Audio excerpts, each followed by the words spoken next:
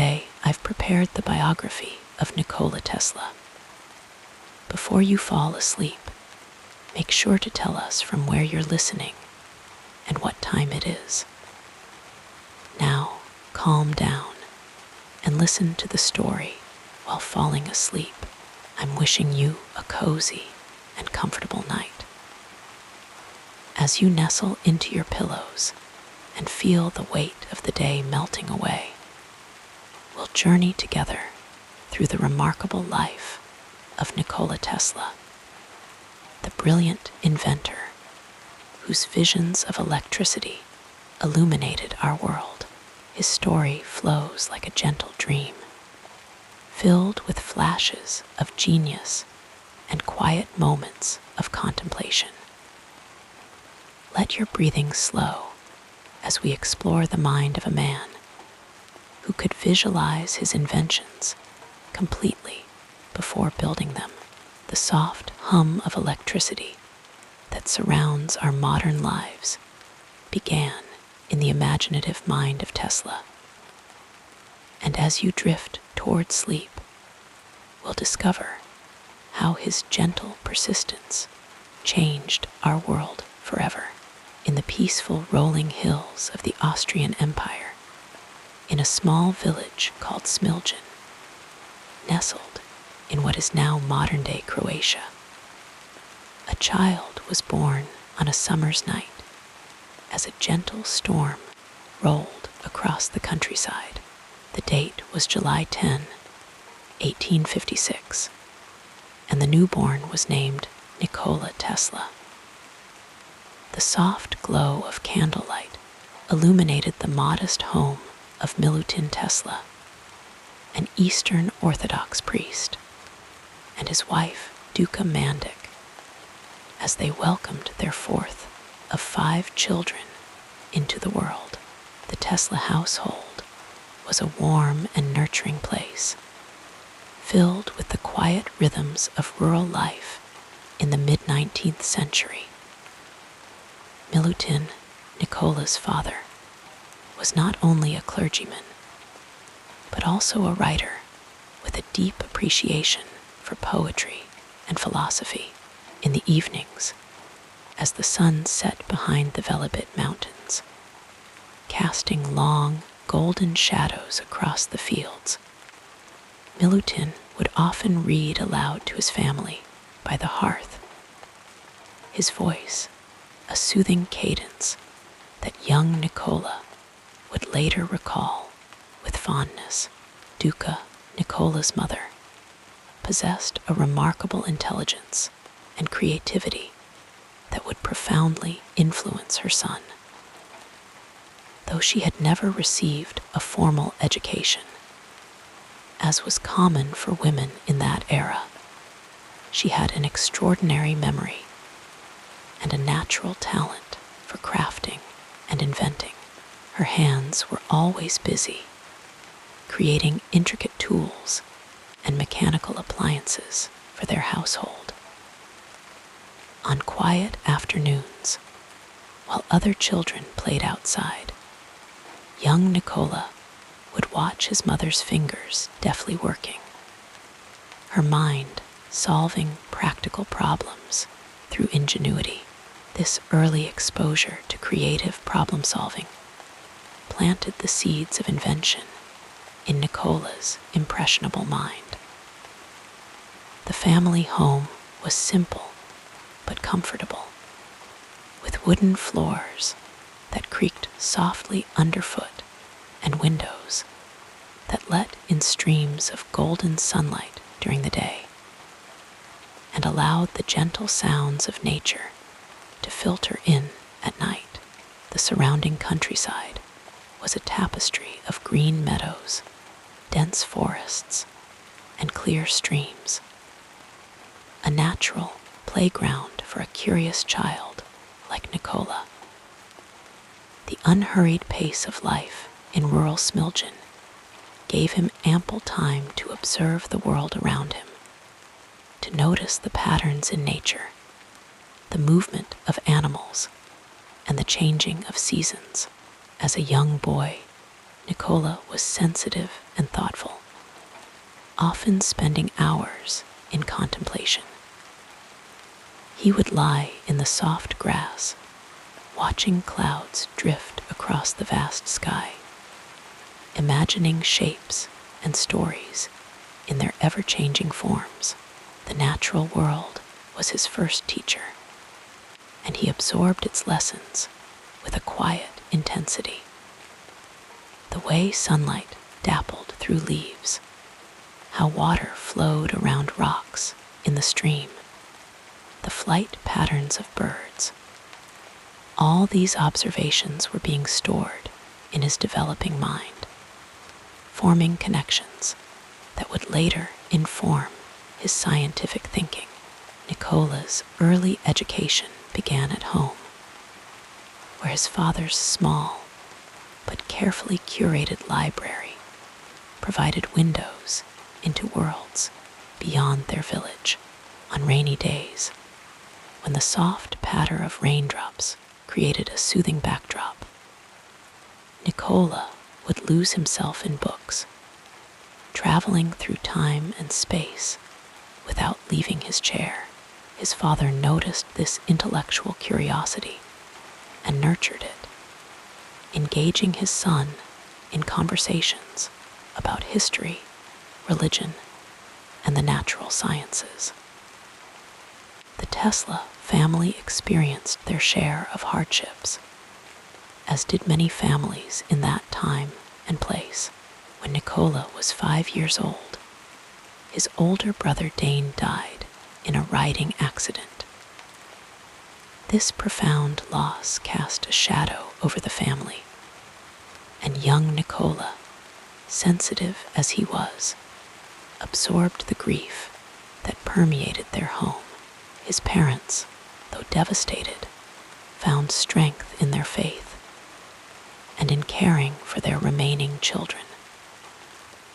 This early encounter with loss perhaps contributed to Nikola's introspective nature and his tendency to find solace in intellectual pursuits rather than in boisterous play. As the seasons turned and years passed, Nikola's unique qualities became more apparent. He possessed an extraordinary memory, much like his mother's, and could visualize complex images in his mind with remarkable clarity. This ability, which would later enable him to design intricate machines without drawing blueprints, first manifested in childhood games and daydreams. He could construct entire worlds in his imagination, complete with moving parts and logical systems. When Nikola was 7 years old, the family moved to Gospic, a larger town where his father had been assigned a new parish. The move from their quiet village to a more bustling environment expanded Nikola's horizons. The town had a small school where he was enrolled and where his academic gifts quickly became evident. His teachers noticed his unusual ability to perform complex mathematical calculations in his head, solving problems that challenged even older students. In Gospic, Nikola encountered mechanical devices that fascinated him. Clocks with their precise movements, water wheels turning at the mill, and simple machines that made work easier. He would often sit by the town clock, listening to its steady ticking, trying to understand the mechanisms hidden behind its face. Sometimes, in the gentle quiet of early morning, before the town awakened, he would sneak out to watch the mill wheel begin its day's work. Mesmerized by the transformation of flowing water into useful mechanical energy, the Tesla home in Gospic was filled with books, conversation, and music. In the evenings, Nikola's sisters would sometimes sing folk songs, their harmonies blending with the crackling of the fire and the soft murmur of night insects outside. These peaceful domestic scenes provided a foundation of stability and warmth that supported Nikola's intellectual explorations. As he approached adolescence, Nikola's interests became more focused on mathematics and physics. He devoured every book on these subjects that he could find, often reading by candlelight long after the rest of the family had gone to sleep. The dancing flame would cast shifting shadows on the walls as he lost himself in equations and theories, the hours slipping by unnoticed in the gentle cocoon of night. When Nikola was 15, his family decided that he should pursue higher education. He enrolled at the Realschule in Karlovac, a school that emphasized technical subjects. The separation from his family was difficult for the sensitive young man, but he found comfort in his studies and in the structured environment of the school. His room was simple, a narrow bed, a small desk by the window, a shelf for his few books, but it became a sanctuary where he could think and dream without interruption. The curriculum at the Realschule was demanding, covering mathematics, physics, and languages. Nikola excelled in these subjects, often completing his assignments well ahead of his classmates and using the extra time to conduct his own experiments or read advanced texts. His teachers recognized his exceptional abilities and sometimes provided him with additional materials or problems to solve, which he would approach with quiet determination. During this period, Nikola began to experience what would become a lifelong pattern of intense periods of work followed by illness. He would become so absorbed in his studies that he would forget to eat or sleep, pushing his young body beyond its limits. Then, inevitably, he would succumb to exhaustion or illness, forcing a period of rest and recovery. This cycle reflected his passionate nature and his difficulty in moderating his intellectual pursuits.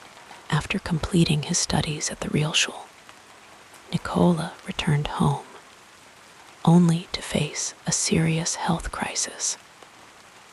He contracted cholera, a disease that was often fatal in the 19th century. For months, he lay in bed, his body weakened, drifting in and out of consciousness as his worried family tended to him. The room was kept dark and quiet, with only the soft sounds of his mother's footsteps and the occasional whispered prayer breaking the silence. During this long convalescence, Nikola had ample time for reflection.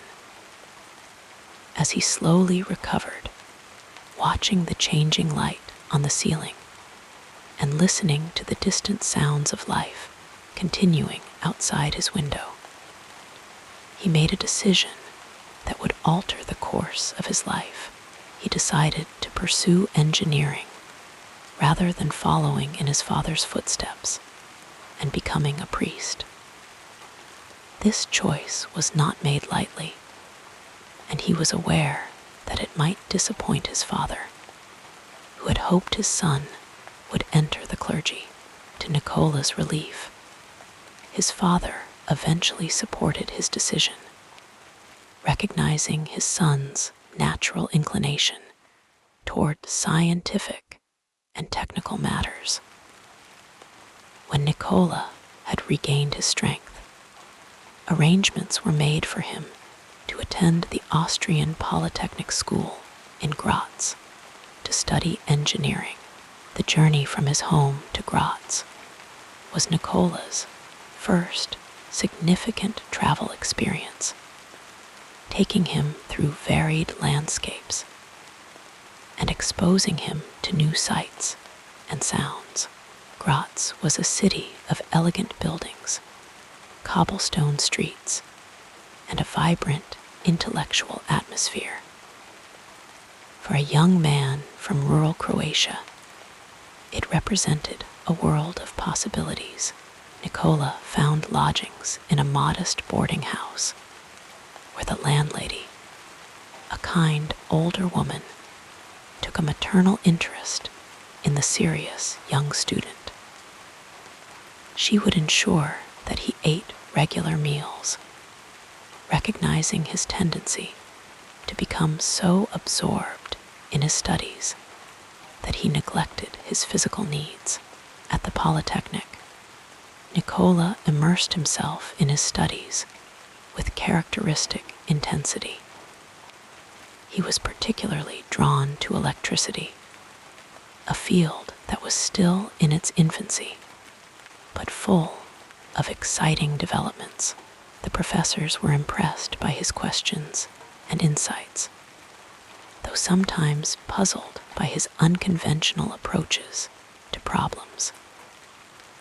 In lectures, Nikola would sit quietly, absorbing information, his mind already racing ahead to applications and possibilities beyond what was being taught.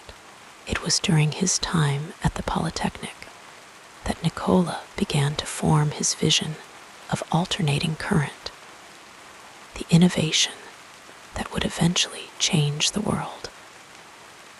The idea came to him not in a laboratory or classroom, but during a walk in a city park on a gentle summer evening as he watched the sunset painting the sky in gradients of color. The concept of a more efficient system for generating and transmitting electricity crystallized in his mind with sudden clarity. Despite his academic brilliance, Nikola's time at the Polytechnic was not without challenges. Financial difficulties were a constant concern, as his family could barely afford his tuition and living expenses. He lived frugally, often skipping meals to save money for books or equipment for his experiments. Additionally, his intensity and singular focus sometimes made it difficult for him to form close friendships with his peers, who found him somewhat enigmatic and aloof. After 2 years at the Polytechnic, Nikola's funds were depleted, and he was forced to leave without completing his degree.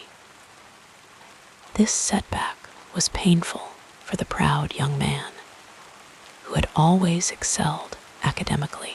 For a time, he drifted, taking odd jobs and continuing his self-education whenever possible. He spent some time in Prague, where he attended lectures at the university as a non-matriculated student, absorbing knowledge like a sponge. Eventually, Nikola found employment with a telegraph company in Budapest.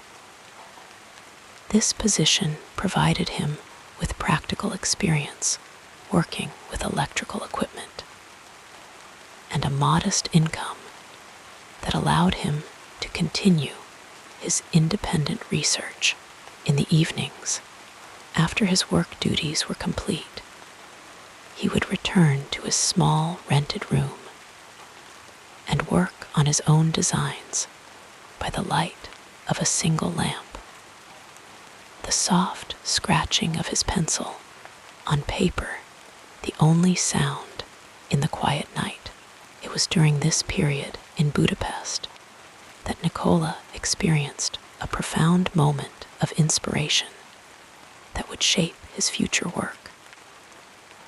While walking in a city park with a friend as the sun was setting, reciting poetry and watching the changing colors of the sky, he had a sudden vision of a rotating magnetic field, the principle that would lead to his development of the alternating current motor.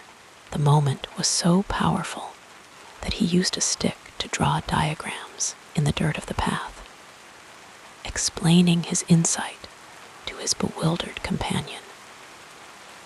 These formative years, from his peaceful childhood in Smiljan to his struggles and breakthroughs as a young man in Budapest, laid the foundation for the extraordinary career that would follow. The sensitive boy who watched his mother's inventive hands, who lay in meadows contemplating the sky, who pushed himself to illness in pursuit of knowledge, was becoming the visionary inventor who would harness electricity in ways previously unimagined. Throughout these early years, certain qualities remained constant in Nikola Tesla's character. His intense curiosity, his remarkable powers of visualization, his persistence in the face of obstacles, and his willingness to pursue ideas that others dismissed as impossible. These traits, nurtured in the gentle surroundings of his childhood home and tested through the challenges of his education and early career, would serve him well as he moved forward into a life of groundbreaking invention and discovery. Let us drift further into the story as we explore the next part of this fascinating journey. In the quiet hills of Lika, a region nestled within what was once the Austrian military frontier of the Habsburg Empire, now part of modern-day Croatia, a child was born into a world of contrasts on a summer night in 1856. This child, Nikola Tesla, entered life during a fierce thunderstorm as lightning illuminated the small village of Smiljan. His mother, Duca Mandic, would later tell him that the midwife had considered this a bad omen. But his mother disagreed, whispering that her son would be a child of light. The Tesla family tree stretched back through generations of proud people who had made their home in this mountainous region. Nikola's father, Milutin Tesla, was an Eastern Orthodox priest, a man of deep faith and intellectual curiosity. Milutin came from a long line of Serbian Orthodox clergymen, men who served their communities not only as spiritual guides, but as educators and preservers of culture. During times when their people lived under foreign rule, the Tesla surname, some family stories suggested, may have originated from an ancestor who had distinctive protruding front teeth, as the word Tesla in their language referred to an adze or small axe. Milutin had a remarkable memory and could recite lengthy Serbian epic poems by heart, a tradition he passed down to young Nikola during long winter evenings when the family gathered around the warm hearth of their modest home. These poems, filled with tales of heroes and struggles for freedom, connected the Tesla family to their cultural heritage, and instilled in Nikola a sense of belonging to something greater than himself as snowflakes drifted softly past frosted windows. Milutin's deep voice would rise and fall, painting pictures of ancient battles and noble deeds in the mind of his imaginative son. Nikola's mother, Duka, came from the Mandic family, known for their intelligence and inventiveness. Unlike many women of her time, Duka was literate and possessed a remarkable mechanical aptitude despite having no formal education. In the gentle glow of oil lamps, she would create intricate appliances and tools for their household, her nimble fingers crafting useful items from seemingly nothing. Young Nikola would watch, mesmerized, as she invented small household tools and mechanical devices to make their daily life easier. Her hands, always in motion, seemed to possess a wisdom all their own. The Mandic family was known throughout the region for producing exceptionally clever individuals, with many becoming artisans, craftspeople, and inventors of practical devices. Family lore spoke of Duka's father creating an entire water supply system for his village, using only locally available materials, and his intuitive understanding of how water flows. This inventive spirit flowed through the generations like a quiet stream, eventually pooling in young Nikola, where it would later surge forth as a torrent of innovation. The Tesla household included Nikola's 3 sisters, Milka, Angelina, and Marika, and his older brother Dane. The family lived in a traditional stone house with wooden floors worn smooth by generations of footsteps. The home sat beside the parish church where Milutin preached, surrounded by rolling meadows that sloped gently toward distant mountains. In spring, these meadows became carpets of wildflowers, their sweet scent drifting through open windows as the Tesla children completed their daily lessons. Life followed the rhythms of the seasons and the church calendar in this rural setting. Each season brought its own traditions, passed down through generations.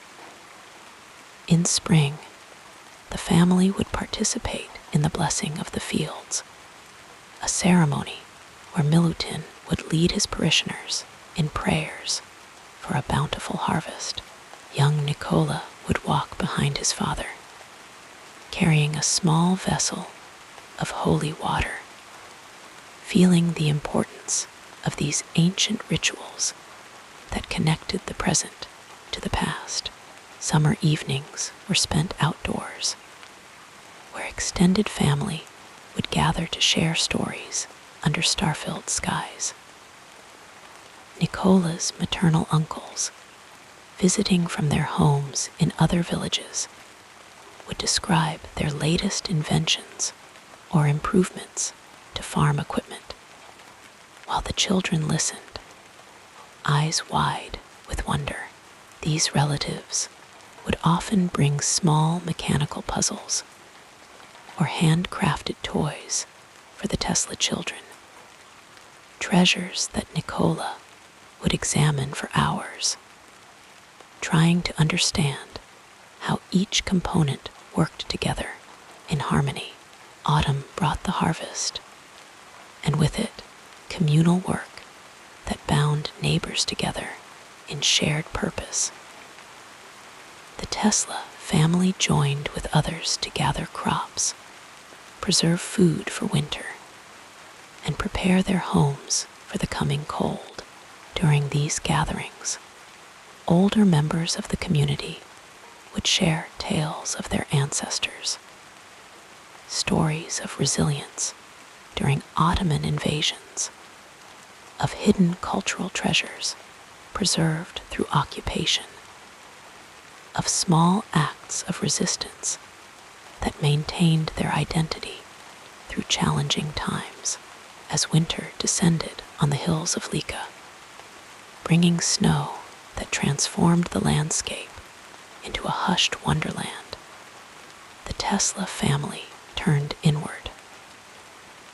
Long evenings were spent in activities that nourished both mind and spirit. Milutin would read aloud from his extensive library, introducing his children to philosophy, literature, and scientific texts that expanded their understanding of the world beyond their small village. Duca taught her children practical skills: how to repair household items, how to create something useful from discarded materials, how to observe the world with curious eyes. This blend of practical knowledge and intellectual pursuit created a rich environment for young Nikola's developing mind. From his father, he gained a love of language, poetry, and abstract thinking. From his mother, he inherited an intuitive understanding of mechanics and a belief that problems could be solved through careful observation and creative thinking. This dual inheritance would later manifest in Tesla's unique approach to invention, combining theoretical brilliance with practical application in ways that would change the world. The Tesla family's Serbian Orthodox faith provided another layer of influence on Nikola's developing worldview. The rituals of the church, with their emphasis on mystery and transcendence, awakened in him a sense that the universe contained forces beyond ordinary perception. The incense-filled services, with their ancient chants and golden icons reflecting candlelight, suggested a world where the visible and invisible existed in constant interplay. This early exposure to concepts of unseen energies would later influence his work with electricity, that mysterious force that could not be seen, but whose effects could transform the material world. Family stories told of young Nikola's unusual sensitivity and perception. His grandmother, a wise woman with knowledge of traditional healing plants, noticed how the boy seemed affected by certain sounds and lights in ways others were not. She would take him on slow walks through meadows filled with medicinal herbs, teaching him to identify plants by their scent and appearance. During these gentle rambles, she shared old folk wisdom about the interconnectedness of all living things, ideas that resonated with Nikola's intuitive understanding of the world as a system of related forces. The cultural context of Tesla's childhood was one of transition and multiple influences. The region where the Tesla family lived had been a borderland for centuries, a place where Eastern and Western traditions met and mingled. The Habsburg Empire brought Germanic influences, while the family's Serbian Orthodox faith connected them to Eastern traditions. This borderland existence created a cultural identity that was complex and layered, comfortable with with seeming contradictions, and open to diverse perspectives. In this cultural crossroads, languages flowed together like streams joining a river. Young Nikola grew up hearing not only his native Serbian, but also German, the administrative language of the empire. In their home, Milutin kept books in several languages, believing that to understand different tongues was to gain access to different ways of thinking. This early exposure to multiple languages helped shape Tesla's later ability to think flexibly, approaching problems from various angles until a solution emerged. Family gatherings were occasions for maintaining cultural traditions that had been preserved through centuries. During Slava, the celebration of the family's patron saint, relatives would travel from far and wide to the Tesla home. These gatherings included ritual foods, prepared according to recipes unchanged for generations. Dishes that connected the living family to their ancestors through the shared experience of taste and smell. The Slava bread, decorated with symbolic designs and blessed by Milutin, would be broken and shared among all present, a tangible reminder of their shared heritage. Music filled the Tesla home during these celebrations and in everyday life. Traditional instruments like the gussel, a single-stringed instrument used to accompany epic poetry, could be heard on winter evenings as visiting relatives shared songs that told the history of their people. Nikola's mother had a beautiful singing voice and would often sing folk songs while working at her loom or preparing meals. These melodies, with their distinctive scales and rhythms, became part of the soundtrack of Tesla's childhood, their patterns perhaps influencing his later thinking about waves and frequencies. As Nikola grew older, the influence of his family's traditions and heritage continued to shape his developing personality. From his father, he inherited a phenomenal memory and linguistic ability. From his mother, mechanical intuition and spatial reasoning. From both parents, he gained a deep appreciation for knowledge and a belief that understanding the world was a worthy pursuit in itself. The stories of ancestors who had survived difficult times, Ottoman invasions, military border conflicts, harsh winters with limited resources, instilled in Tesla a quiet resilience. Family tales spoke of great-grandparents who had hidden sacred books during times when their culture was suppressed, of relatives who had walked hundreds of miles to find better opportunities while maintaining connections to their homeland. These narratives of persistence became part of Tesla's inheritance, perhaps contributing to his later ability to continue pursuing his visions despite numerous setbacks. When Nikola was 7 years old, tragedy struck the family with the death of his older brother Dane in a riding accident. This loss cast a shadow over the previously happy household and created subtle changes in family dynamics. Nikola, now the only son, felt the weight of his parents' expectations more keenly. His mother, in particular, seemed to transfer her hopes for Dane to young Nikola.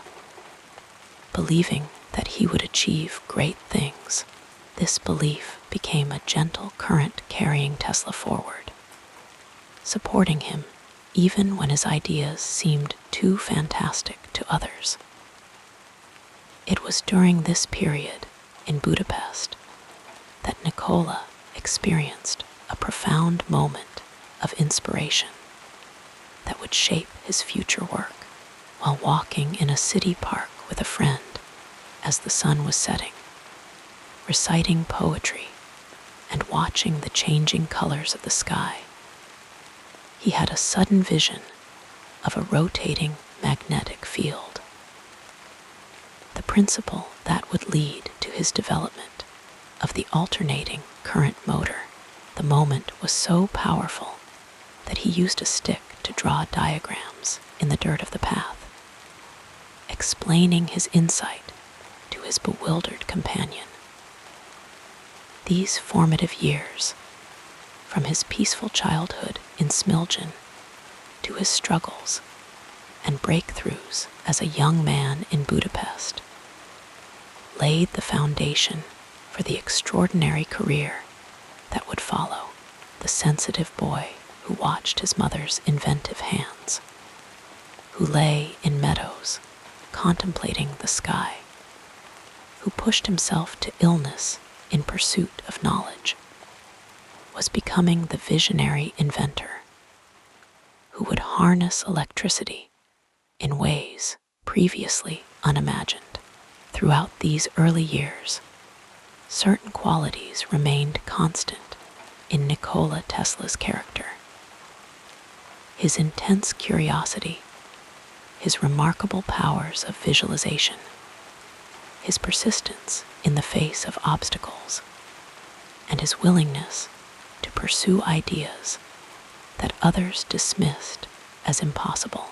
These traits, nurtured in the gentle surroundings of his childhood home and tested through the challenges of his education and early career, would serve him well as he moved forward into a life of groundbreaking invention and discovery.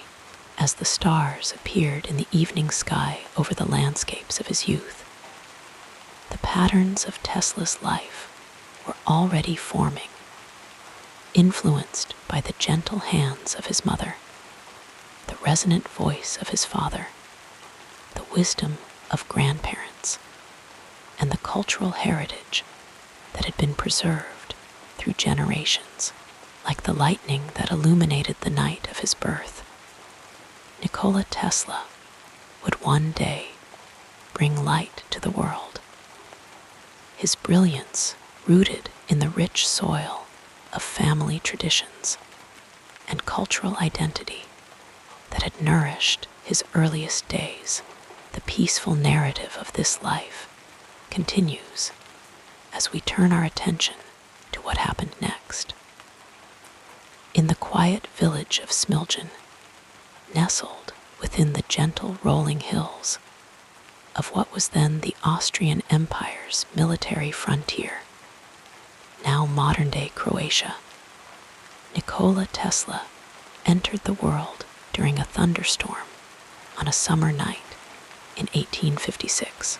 The landscape that would shape his formative years was one of serene natural beauty, a canvas of soft green meadows stretching toward distant mountains, with clear streams winding their way through valleys, where shepherds guided their flocks across ancient pathways worn smooth by centuries of passage. The Tesla family home stood modest, yet dignified against this pastoral backdrop. It was a traditional stone house with thick walls that kept the interior cool during the warm summer months and held the heat of the hearth during the snow-laden winters. The roof was covered with locally made clay tiles, weathered to a warm terracotta hue by years of sunshine and rain. Surrounding the house was a garden where Tesla's mother, Duca, tended vegetables and herbs, their fragrances mingling in the air, the sharp clarity of rosemary, the sweet earthiness of tomato vines, the delicate perfume of wild roses climbing along a simple wooden fence. Inside the home, the rooms were sparsely furnished but comfortable.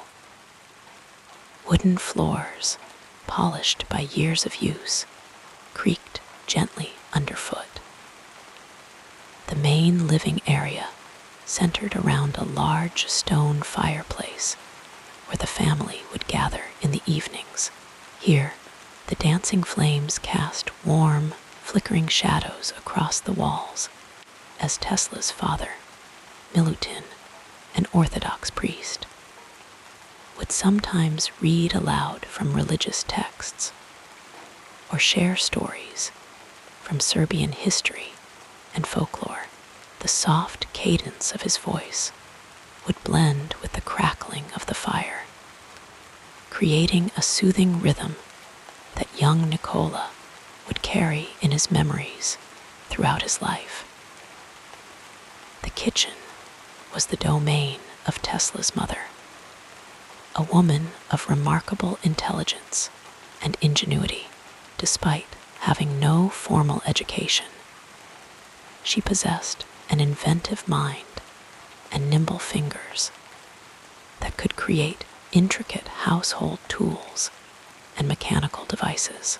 The kitchen was filled with the comforting aromas of traditional Serbian dishes, the yeasty scent of fresh bread baking in the stone oven, the rich fragrance of paprika-spiced stews simmering slowly in heavy pots, the sweet smell of honey and nuts in homemade pastries cooling on wooden boards.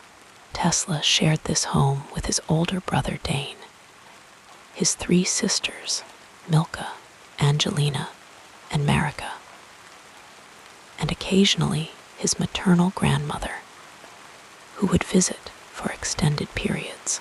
The house, though not large, was always filled with the gentle murmur of conversation, the soft laughter of children at play, and the rhythmic sounds of daily work, the sweep of a broom across stone floors, the clatter of wooden spoons against cooking pots, the steady click-clack of his mother's loom as she wove cloth for the family's clothing.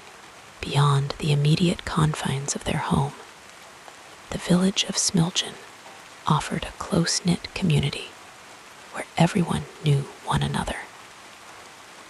The center of village life was the small Orthodox church where Tesla's father served as priest. The church stood on a slight rise, its simple white bell tower visible from most points in the village. On Sunday mornings, the melodious tolling of the church bell would ripple across the countryside, calling the faithful to worship. The sound would float through open windows, mingling with the scent of Sunday meals being prepared to be enjoyed after services. The natural world that surrounded young Nikola was a constant source of wonder and inspiration.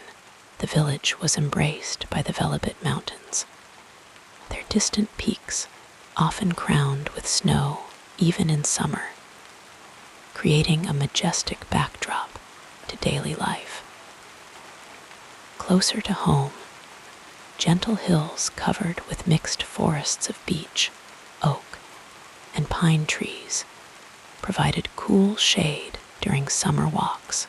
These woods were alive with sound, the soft rustling of leaves in the breeze, the melodic calls of songbirds, the occasional startling crack of a branch as a deer moved through the underbrush. In spring, the meadows around Smiljan transformed into carpets of wildflowers, daisies, buttercups, and cornflowers nodding their heads in the gentle breeze. Tesla would often lie in these meadows, the soft grass cushioning his back as he gazed up at the vast sky above, watching clouds drift by informing shapes in his imagination.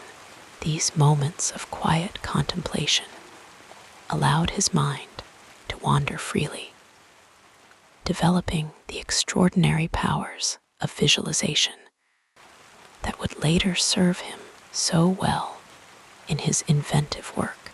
The changing seasons brought their own rhythms to village life. Summer days were long and filled with light, the air humming with insects and fragrant with the scent of sun-warmed earth and flowering plants. Children would play outside until dusk, their voices carrying across the fields as they engaged in simple games with hoops, sticks, and balls made from tightly wound rags. Tesla, often more interested in observing than participating, would sometimes construct small water wheels in the nearby stream, watching with fascination as the current turned his crude wooden devices. Autumn brought a time of harvest when the entire village would work together to gather crops before the first frost. The air would fill with the earthy smell of freshly turned soil as fields were cleared, and smoke from bonfires of dried corn stalks and fallen leaves would drift lazily skyward. Apples and plums would be gathered from orchard trees, some preserved for winter, and others fermented into strong rakuja, the traditional fruit brandy that would warm villagers during the cold months ahead. Winter transformed Smiljan into a quiet wonderland. Snow would blanket the landscape, muffling sounds and reflecting moonlight in a soft, silvery glow. On clear nights, stars seemed to hang impossibly close in the crisp air. Inside the Tesla home, the family would gather closer to the hearth, where Tesla's grandmother might spin wool into yarn while sharing old Serbian legends and folk tales. These stories, filled with heroes, magical beings, and moral lessons, fed young Nikola's imagination and connected him to a cultural heritage that stretched back centuries. The social environment of Tesla's childhood was shaped by the traditions and customs of Serbian Orthodox culture. Religious observances marked the passage of time throughout the year, the solemnity of Lent giving way to the joyous celebration of Easter, the ritual lighting of candles on Christmas Eve, the blessing of homes with holy water on Epiphany.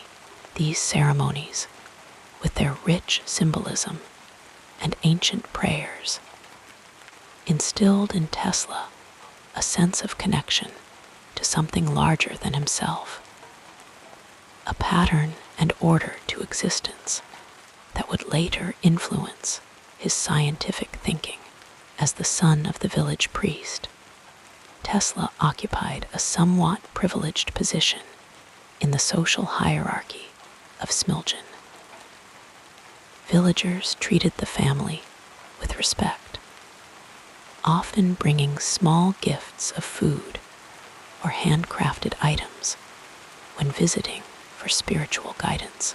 This status brought with it certain expectations. The Tesla children were expected to behave properly at all times, to excel in their studies, and to set an example for others. For the sensitive and thoughtful Nikola, these expectations sometimes felt like a burden. Yet, they also instilled in him a sense of responsibility and purpose that would guide him throughout his life. Education began at home for Tesla, with his mother teaching him letters and numbers even before he attended the local school. She recognized his quick mind and encouraged his curiosity, answering his endless questions with patience and often demonstrating practical applications of knowledge. His father, though sometimes stern, maintained a small library of books that provided young Nikola with windows into worlds beyond Smiljan, histories, religious texts, and even some scientific works that had found their way into this remote corner of the empire. The formal schooling available in Smiljan was basic but foundational. In a simple one-room schoolhouse, children of various ages learned reading, writing, arithmetic, and religious studies. The schoolmaster, strict but fair, recognized Tesla's unusual intelligence and recommended to his parents that he receive more advanced education when he was older. The classroom itself was sparsely furnished with wooden benches and desks scarred by generations of students. Sunlight filtered through small windows, illuminating motes of dust in the air as children recited their lessons in sing-song voices. The rhythm of daily life in this rural setting followed the rising and setting of the sun, the changing of seasons, and the requirements of agricultural work. Days began early, with roosters announcing dawn from farmyards throughout the village. Tesla's mother would be the first awake, stirring the banked embers of the previous night's fire to life, preparing a simple breakfast of bread, cheese, and perhaps eggs gathered from their small henhouse. The family would eat together before dispersing to their daily tasks. Tesla's father to his clerical duties, his mother to household management, and the children to school or chores appropriate to their ages. Water played an important role in daily life, with the village well serving as both a practical necessity and a social gathering place. Women would meet there with wooden buckets and earthenware jugs, exchanging news and observations as they drew the cool, clear water from deep underground. The sound of water splashing into containers and the creaking of the well's wooden mechanism formed part of the village's ambient soundtrack. For Tesla, the well represented an early encounter with physics, the principles of the pulley system, the weight of water, the concept of mechanical advantage, practical lessons that would later inform his theoretical understanding. The natural forces that surrounded Tesla in childhood seemed to speak to him in ways they did not to others. Lightning storms, rather than frightening him, fascinated him with their raw electrical power. His mother had told him the story of the lightning that struck during his birth, perhaps planting the seed of his lifelong relationship with electricity. During summer thunderstorms, while others sought shelter, young Nikola would watch from windows or protected doorways, mesmerized by the branching patterns of lightning against dark clouds, counting the seconds between flash and thunder to calculate the storm's distance. As Tesla grew older, the landscape of his childhood became a laboratory for his developing mind. He observed the flight patterns of birds with analytical interest, noting how they used air currents to soar with minimal effort. He studied the behavior of insects, particularly the iridescent dragonflies that hovered above the stream near his home. The natural world offered endless phenomena to observe and contemplate. The way water flowed around obstacles in the stream, forming eddies and ripples, the precise hexagonal structure of honeycomb in the beehives kept by a neighbor, the perfect mathematical spiral of a snail's shell found in the garden. The soundscape of Tesla's childhood was far removed from the mechanical noise that would later dominate urban environments. Instead, he grew up hearing the gentle symphony of nature, wind sighing through pine needles, rain pattering on roof tiles, the distant lowing of cattle in pastures, the melodious calls of cuckoos in spring. Human sounds were softer too, conversation rather than shouting, singing rather than mechanical reproduction of music, the rhythmic sounds of manual labor, chopping wood, grinding grain, the soft swish of scythes through tall grass during haying season. Night brought its own sensory experiences. Without electric lighting, darkness was deeper and more complete than in our modern world. Oil lamps and candles created islands of warm golden light within the home, their flames responding to the slightest air movement.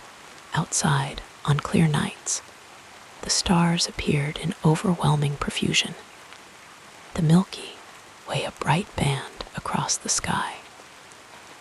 These night skies, unsullied by light pollution, allowed Tesla to develop an early appreciation for the vastness of the universe and humanity's small place within it. The foods that nourished Tesla's growing body and mind were simple but nutritious, drawn largely from what could be grown locally or traded with neighboring villages.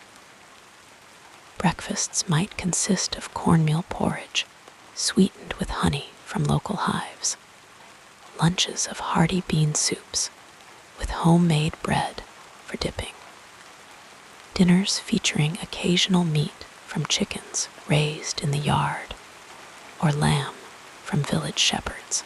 Special occasions called for more elaborate dishes, roasted meats, stuffed cabbage leaves, and sweet pastries filled with nuts and dried fruits.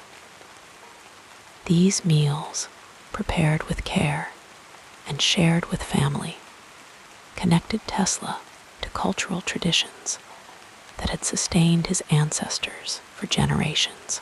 As you relax deeper, let us now softly explore the next chapter of this soothing biography. In the gentle glow of adolescence, young Nikola Tesla's mind began to unfurl like a delicate flower reaching toward the sun. His formal education commenced in the village school of Smiljan, where the classroom was simple, wooden desks worn smooth by generations of students, tall windows that let in shafts of golden light, and the comforting smell of chalk dust hanging in the air. Here, Tesla first encountered the structured world of numbers and letters. His quick mind absorbing knowledge as readily as the soil drinks in spring rain. The rhythms of learning followed the natural cycles of the day. Mornings were for arithmetic, when minds were fresh and alert. Tesla would sit, his small fingers tracing the shapes of numbers on slate, the soft, scratching sound blending with birdsong from outside. The teacher, noticing his unusual aptitude, would sometimes smile quietly as the young boy solved problems meant for children several years older. These early successes were like gentle raindrops, nourishing the seeds of confidence within him. As Tesla grew, his father decided the boy should follow in his footsteps and enter the clergy. The family moved to Gospic, where Tesla continued his education at a slightly larger school. The building itself was made of weathered stone, cool to the touch even on warm days. Inside, Tesla would sit near windows when possible, watching the play of clouds across the sky, while his mind explored realms of knowledge. He excelled in mathematics and physics, subjects that seemed to speak to him in a language both mysterious and familiar. The evenings after school found Tesla reading by lamplight, the soft yellow glow creating a cocoon of warmth around him. Books became his companions, their pages whispering secrets of the universe. His father's modest library contained volumes on theology and philosophy, which Tesla read with respectful interest. But it was when he discovered books on science and mathematics that his soul seemed to expand, as if finding its true home among equations and principles. When Tesla was 15, another move brought the family to Karlovac. Here, he attended the Higher Real Gymnasium, a school of greater prestige, with teachers who had studied at universities in Vienna and Budapest. The school building stood dignified and serene, its corridors echoing with hushed footsteps and murmured conversations about ideas. Tesla's dormitory room was spare but comfortable, a narrow bed, a desk beneath a window, a shelf for books. In this tranquil space, he would often study late into the night, the moon casting silver patterns across his papers. One teacher in particular, Professor Martin Sekulic, recognized something extraordinary in the quiet, intense young man with kind patience. Sekulic introduced Tesla to advanced mathematics and demonstrations of physical principles. During these lessons, time seemed to slow and soften around them. The professor would set up simple experiments, perhaps a pendulum swinging in perfect arcs, or prisms splitting light into rainbow bands. And Tesla would watch, his dark eyes reflecting both the phenomena and the dawning understanding of the principles behind them. It was during these formative years that Tesla first exhibited his remarkable ability to visualize complex mechanisms in his mind. While other students struggled with diagrams on paper, Tesla could close his eyes and see complete machines operating in 3 dimensions, every part moving in perfect harmony. This gift came to him naturally, like breathing, though he didn't yet understand how unusual it was. In the peaceful moments before sleep, he would often visualize beautiful mechanisms, their movements lulling him into dreams filled with turning gears and flowing energy. Tesla's intellectual hunger was matched by his physical discipline. Each morning, he rose with the first light, washing in cool water that awakened his senses gently. His routine included long walks through fields and woods, where the rhythm of his footsteps and the soft sounds of nature became a meditation that cleared his mind. These walks were not merely exercise, but a form of communion with the natural world. His observations of patterns in plants and animals subtly informing his understanding of mathematics and physics. The curriculum at the gymnasium was rigorous but balanced, embracing both sciences and humanities. Tesla studied Latin and Greek, their ancient syllables rolling like smooth stones in his mouth. He read literature that transported him to distant times and places, all while mathematics and physics remained his true passion. His notebooks from this period reveal meticulous handwriting, each equation set down with care, each diagram precise. These pages were not merely schoolwork, but expressions of a mind finding joy in order and elegance. In 1875, Tesla enrolled at the Austrian Polytechnic School in Graz, his heart full of quiet anticipation. The journey from his homeland was long and contemplative, the landscape gradually changing from the familiar mountains of his childhood to the rolling hills surrounding Graz. The city itself was a gentle introduction to urban life, larger than any place Tesla had known, yet still maintaining a connection to nature with its parks, and the Mur River flowing peacefully through its center. The Polytechnic School was an institution of quiet prestige, its buildings arranged around courtyards where students gathered between classes, discussing ideas in hushed, earnest tones. Tesla's dormitory room was similar to the one he had left behind, though now the shelf held textbooks on engineering and physics. From his window, he could see the red-tiled roofs of the city stretching toward distant hills, a view that reminded him that beyond the immediate world of study lay a vast universe waiting to be understood.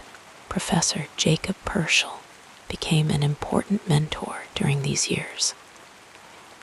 A man of calm demeanor and deep knowledge, Purcell taught physics with a methodical approach that appealed to Tesla's orderly mind. During laboratory sessions, the professor would move quietly among the students, offering guidance with a gentle word or a thoughtful question. He noticed Tesla's unusual ability to solve problems through mental visualization and encouraged this gift, understanding its value in engineering. It was Professor Purcell who first introduced Tesla to the wonders of electricity during a demonstration of a Gram dynamo. The machine was not large, perhaps the size of a small barrel, but its significance in Tesla's life would prove immeasurable. As the professor turned the crank, the dynamo hummed softly, converting mechanical energy to electricity, which then powered a small motor. Tesla watched, transfixed, as this elegant transfer of energy took place, the motor spinning with a barely audible whir. That night, Tesla lay awake in his narrow bed, the moonlight casting soft shadows across his room. In his mind, he turned over and over the principles he had observed, feeling that something was not quite right with the design. The commutator, with its sparking brushes, seemed inefficient, inelegant. There must be a better way, a way to create a motor without these flawed components. This thought followed him into dreams, where electrical currents flowed like gentle streams through perfectly designed machines. During his second year at the Polytechnic, Tesla devoted himself to study with an intensity that concerned his friends. He would work from 3 in the morning until 11 at night, taking only brief breaks for meals. The rhythm of his days became a soothing routine. The pre-dawn hours spent in reading morning lectures, where professors' voices blended with the soft scratching of pens on paper.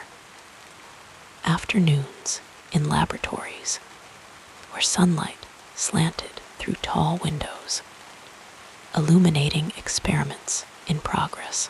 Despite his academic success, financial difficulties and disagreements with professors led Tesla to leave the Polytechnic without completing his degree. This period brought a gentle melancholy into his life, a time of questioning and uncertainty. He spent some months in Maribor, working as a draftsman, his days filled with the peaceful activity of creating precise technical drawings. The scratch of pencil on paper, the clean lines emerging under his careful hand, provided a form of meditation that helped heal his disappointed spirit. In 1880, Tesla's uncle helped him secure a position at the Central Telegraph Office in Budapest. The city embraced him with its elegant architecture and the soothing presence of the Danube River flowing through its heart. His work involved improving telephone equipment, a task that engaged his creative mind while providing structure to his days. The telegraph office itself was a place of quiet industry. The soft clicking of keys, the rustle of paper messages, the low murmur of operators' voices creating a backdrop for Tesla's thoughts. It was during a walk in the city park of Budapest, as the late afternoon sun filtered through linden trees, that Tesla experienced a moment of profound insight. The solution to the problem of the commutator in electric motors came to him suddenly, complete and perfect. He visualized a rotating magnetic field that could drive a motor without the need for troublesome brushes and commutators.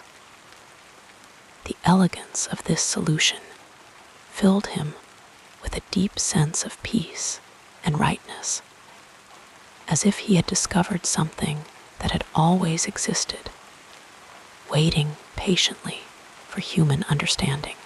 In the following months, Tesla developed this concept further, working in the evenings after his duties at the telegraph office were complete. His small apartment became a sanctuary of creativity, the table covered with calculations and diagrams. He built simple models to test his ideas, the components arranged with careful precision. When these models worked as he had envisioned, confirming his mental calculations, Tesla experienced a quiet joy, a satisfaction deep and nourishing to his soul. In 1882, Tesla moved to Paris to work for the Continental Edison Company. The city welcomed him with its broad boulevards and gentle beauty, so different from the landscapes of his youth, yet somehow familiar in its harmony. His work involved installing and troubleshooting lighting systems, tasks that took him to various parts of the city and beyond. These journeys provided time for reflection, his mind continuing to develop ideas for improved electrical systems. As he traveled by train through the French countryside, watching the rhythmic passing of fields and villages during evenings in Paris, Tesla would sometimes sit in quiet cafes, sipping coffee and observing the flow of life around him. These moments of peaceful observation nourished his creative spirit. He made few close friends, preferring solitude that allowed his thoughts to unfold without interruption. Yet, he was not lonely. His mind was always engaged in conversation with ideas, his imagination populated with inventions taking shape in the workshop of his thoughts. Throughout these years of education and early professional experience, Tesla was developing not just knowledge, but a unique approach to invention. His ability to visualize complete machines in his mind, testing and refining them without physical models, set him apart from other engineers. This process was deeply intuitive, almost dreamlike in its flow, yet guided by rigorous understanding of mathematical and physical principles. Like a river finding its path to the sea, Tesla's mind moved naturally toward solutions of elegant simplicity. The foundation laid during these formative years, the knowledge gained through formal education, the insights developed through observation and contemplation, the technical skills honed through practical work, would support the remarkable achievements of Tesla's later career. Yet perhaps most important was the development of his patient, methodical approach to problem solving. His ability to hold complex concepts in mind while allowing solutions to emerge naturally, like stars appearing one by one in the evening sky. Our soothing biography continues with a look at the next important period in this incredible life. In the gentle glow of a Hungarian sunset, a young Nikola Tesla sat beside his father, Milutin Tesla, an Orthodox priest whose sermons echoed with the same rhythmic cadence that would later characterize his son's thoughts. On alternating current, Milutin's hands, weathered by time and prayer, would often rest on Nikola's shoulder as they watched the day surrender to evening. These quiet moments between father and son formed the first brushstrokes on the canvas of Tesla's developing mind. Milutin, though devoted to his religious calling, possessed an appreciation for poetry and literature that he passed to his son like a cherished heirloom, teaching him that beauty existed in the patterns of words, just as it would later reveal itself in the patterns of electricity flowing through Tesla's inventions. As twilight deepened into night, it was often Tesla's mother, Duca, who would continue these lessons in a different form. A woman of remarkable intelligence and inventiveness, she created household tools and mechanical appliances without formal education, relying instead on an intuitive understanding that seemed to flow through her fingertips. In the soft lamplight of their home, young Nikola would watch his mother's hands as they moved with purpose and grace, crafting solutions to everyday problems. Her creativity wasn't bound by convention or limitation, a trait that would later define her son's approach to the mysteries of electricity. Years later, when Tesla stood before audiences of scientists and investors, he would sometimes feel his mother's presence beside him, her quiet confidence flowing into his words. The whispers of influence came not only from his parents, but also from his childhood teachers, whose patience allowed Tesla's unique mind to unfold at its own pace.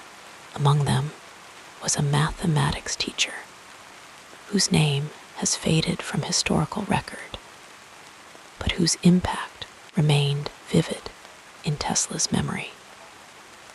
This teacher recognized something special in the way young Nikola approached problems, not with the straightforward logic of his peers, but with a dreamy contemplation that somehow arrived at solutions through pathways invisible to others. Instead of forcing Tesla to adopt conventional methods, this teacher would sit with him as afternoon light filtered through classroom windows, speaking softly about the poetry hidden within numbers, the music concealed in equations. These conversations, unhurried and thoughtful, planted seeds that would later bloom into Tesla's distinctive approach to scientific challenges. As evening shadows lengthened across Tesla's adolescence, he found himself drawn to the works of Mark Twain, whose stories transported him beyond the boundaries of his experiences. Tesla didn't know then that years later, in the warm glow of his New York laboratory, he would welcome the author himself, forming a friendship that would nourish both men's spirits. Twain, with his flowing white hair and resonant voice, would sit for hours watching Tesla's experiments with childlike wonder, asking questions that sometimes led Tesla to new insights. Their conversations would often continue late into the night, two minds exploring the landscapes of possibility as the city outside grew quiet. Twain's humor and humanity offered Tesla a counterbalance to the intensity of his scientific pursuits, reminding him that invention should ultimately serve the gentle improvement of human experience. The path of influence continued to unfold as Tesla entered technical school in Graz, Austria, where Professor Jakob Purcell became a guiding presence in his development. Purcell, noticing Tesla's unusual ability to visualize complex mechanisms, would often invite the young student to remain after class. The afternoon light growing softer as they discussed the principles of electromagnetism. The professor's voice, steady and reassuring, created a space where Tesla's ideas could emerge without judgment. It was Herschel who first showed Tesla a Graham dynamo, the device that would later inspire his insights into alternating current as the machine hummed and sparked in the quiet classroom. Tesla felt something awakening within him, a recognition, perhaps, of his life's purpose taking shape like a distant landscape emerging from morning mist during his time at the telephone exchange in Budapest. Tesla found another significant mentor in Ferenc Puskás, a telecommunications pioneer whose gentle guidance helped shape Tesla's professional development. Puskás, recognizing Tesla's extraordinary potential, would often walk with him through the city parks in the early evening, discussing not just technical matters, but philosophy and the responsibility that came with innovation. These conversations, unfolding at the unhurried pace of their footsteps on gravel paths, helped Tesla understand that invention was not merely a technical achievement, but a contribution to humanity's story. Puskás taught him that the most meaningful work happens in the space where technical brilliance meets human need. A lesson Tesla carried with him like a compass through the landscapes of his career. Perhaps the most complex relationship in Tesla's life was with Thomas Edison, who began as an employer and potential mentor, but whose influence manifested in unexpected ways. Their first meeting took place in Paris, where Tesla was working for the Continental Edison Company. Edison, already famous and confident in his direct, current approach to electricity, listened with partial attention as the young engineer described his ideas. The seeds of their later disagreement were present even then, though neither man could see the full shape of what would grow from that moment. When Tesla arrived in America with a letter of introduction to Edison, he found himself working alongside the famous inventor in the warm, humming atmosphere of Edison's laboratory. Edison's approach, practical, persistent, focused on immediate results, contrasted with Tesla's more contemplative method. Edison's influence on Tesla came not through mentorship, but through contrast, helping Tesla define his own path by showing him an alternative approach. Their eventual parting, precipitated by disagreements, both professional and philosophical, sent Tesla floating into a period of difficulty that would ultimately lead to his most productive years.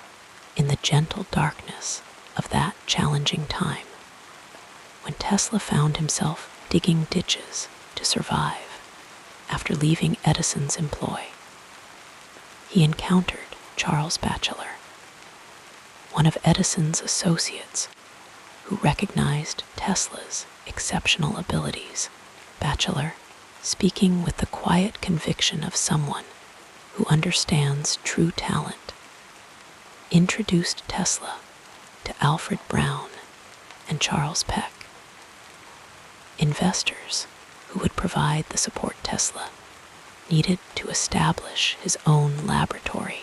Their faith in Tesla's vision, offered during evening meetings where city sounds faded into the background of their conversations, provided not just financial backing, but a restoration of confidence that allowed Tesla's creativity to flow once again.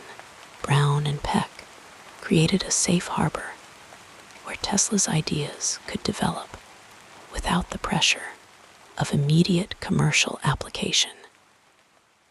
A rare gift in the competitive world of American invention. As Tesla's reputation grew, he formed a significant relationship with George Westinghouse, whose belief in alternating current aligned with Tesla's own vision. Westinghouse, unlike Edison, approached Tesla with respect for his theoretical understanding, creating a partnership based on mutual appreciation rather than hierarchy. Their collaboration unfolded through long letters and occasional visits, during which Westinghouse's calm, steady demeanor complemented Tesla's more intense nature. When financial difficulties threatened their work together, Westinghouse approached Tesla with concern rather than demand, explaining the situation with honesty and regret. Tesla, recognizing the importance of their shared vision, tore up his valuable contract, relinquishing his royalties to ensure the continued development of alternating current. This moment of generosity, born from Tesla's understanding that his work's significance extended beyond personal gain, revealed the depth of influence Westinghouse had on Tesla's values. Throughout his middle years, Tesla developed a friendship with Robert Underwood Johnson, a poet and editor, and his wife Catherine. Their home became a sanctuary where Tesla could set aside the intensity of his scientific pursuits and engage with literature, music, and conversation that nourished different aspects of his mind. Catherine, with her intelligence and artistic sensibility, drew from Tesla a softer, more reflective side that few others witnessed. During quiet evenings in their home, with lamplight creating pools of warmth in which conversation floated like leaves on still water, Tesla would sometimes recite poetry from memory, his voice taking on a musical quality that surprised those who knew him only as a scientist. The Johnsons' influence reminded Tesla that human connection and cultural appreciation were essential counterbalances to his solitary technical work. As years passed like clouds across the sky of Tesla's life, he found unexpected connection with Stanford White, the architect who designed Tesla's Wardenclyffe Tower facility.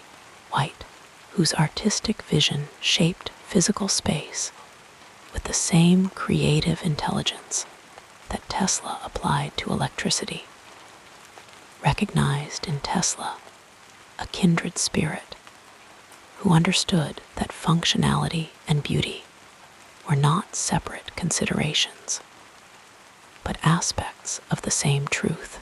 Their conversations, unfolding in White's office with evening light slanting through tall windows, explored the meeting points of art and science, form and function. White's influence helped Tesla see his own work as part of a larger cultural conversation about humanity's relationship with technology and nature.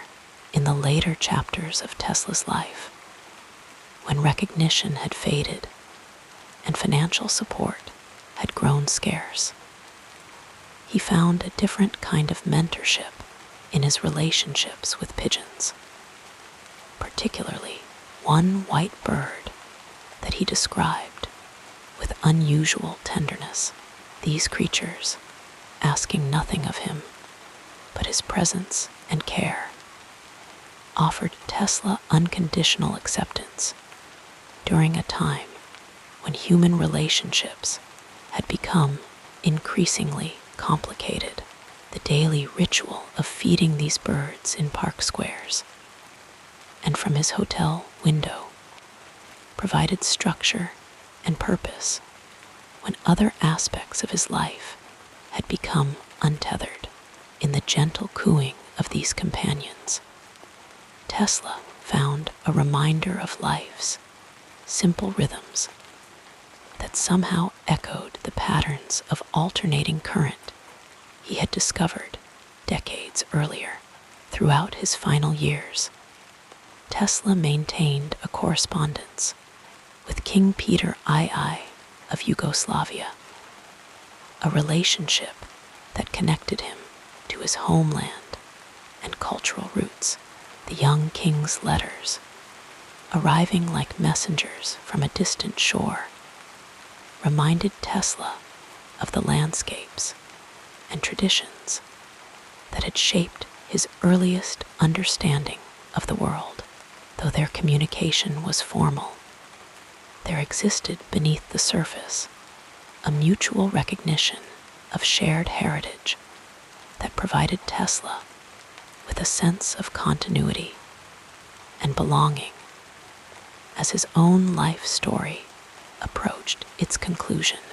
As moonlight silvered Tesla's hair and deepened the lines on his face, he found himself increasingly drawn to solitary contemplation.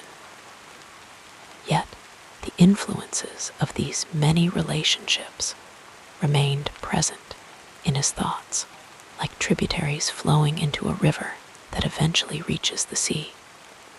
These connections had shaped the course of his life and work in ways both obvious and subtle. The voices of mentors and friends, some long departed, still whispered in the quiet moments between thoughts, their wisdom and care having become so thoroughly integrated into Tesla's understanding that he could no longer separate their influence from his own insights. In the deepest hours of night, when sleep eluded him and memory became more vivid than present experience, Tesla would sometimes feel himself walking again with Ferenc Puskás through Budapest parks, or sitting beside his mother as her clever hands created something useful from ordinary materials.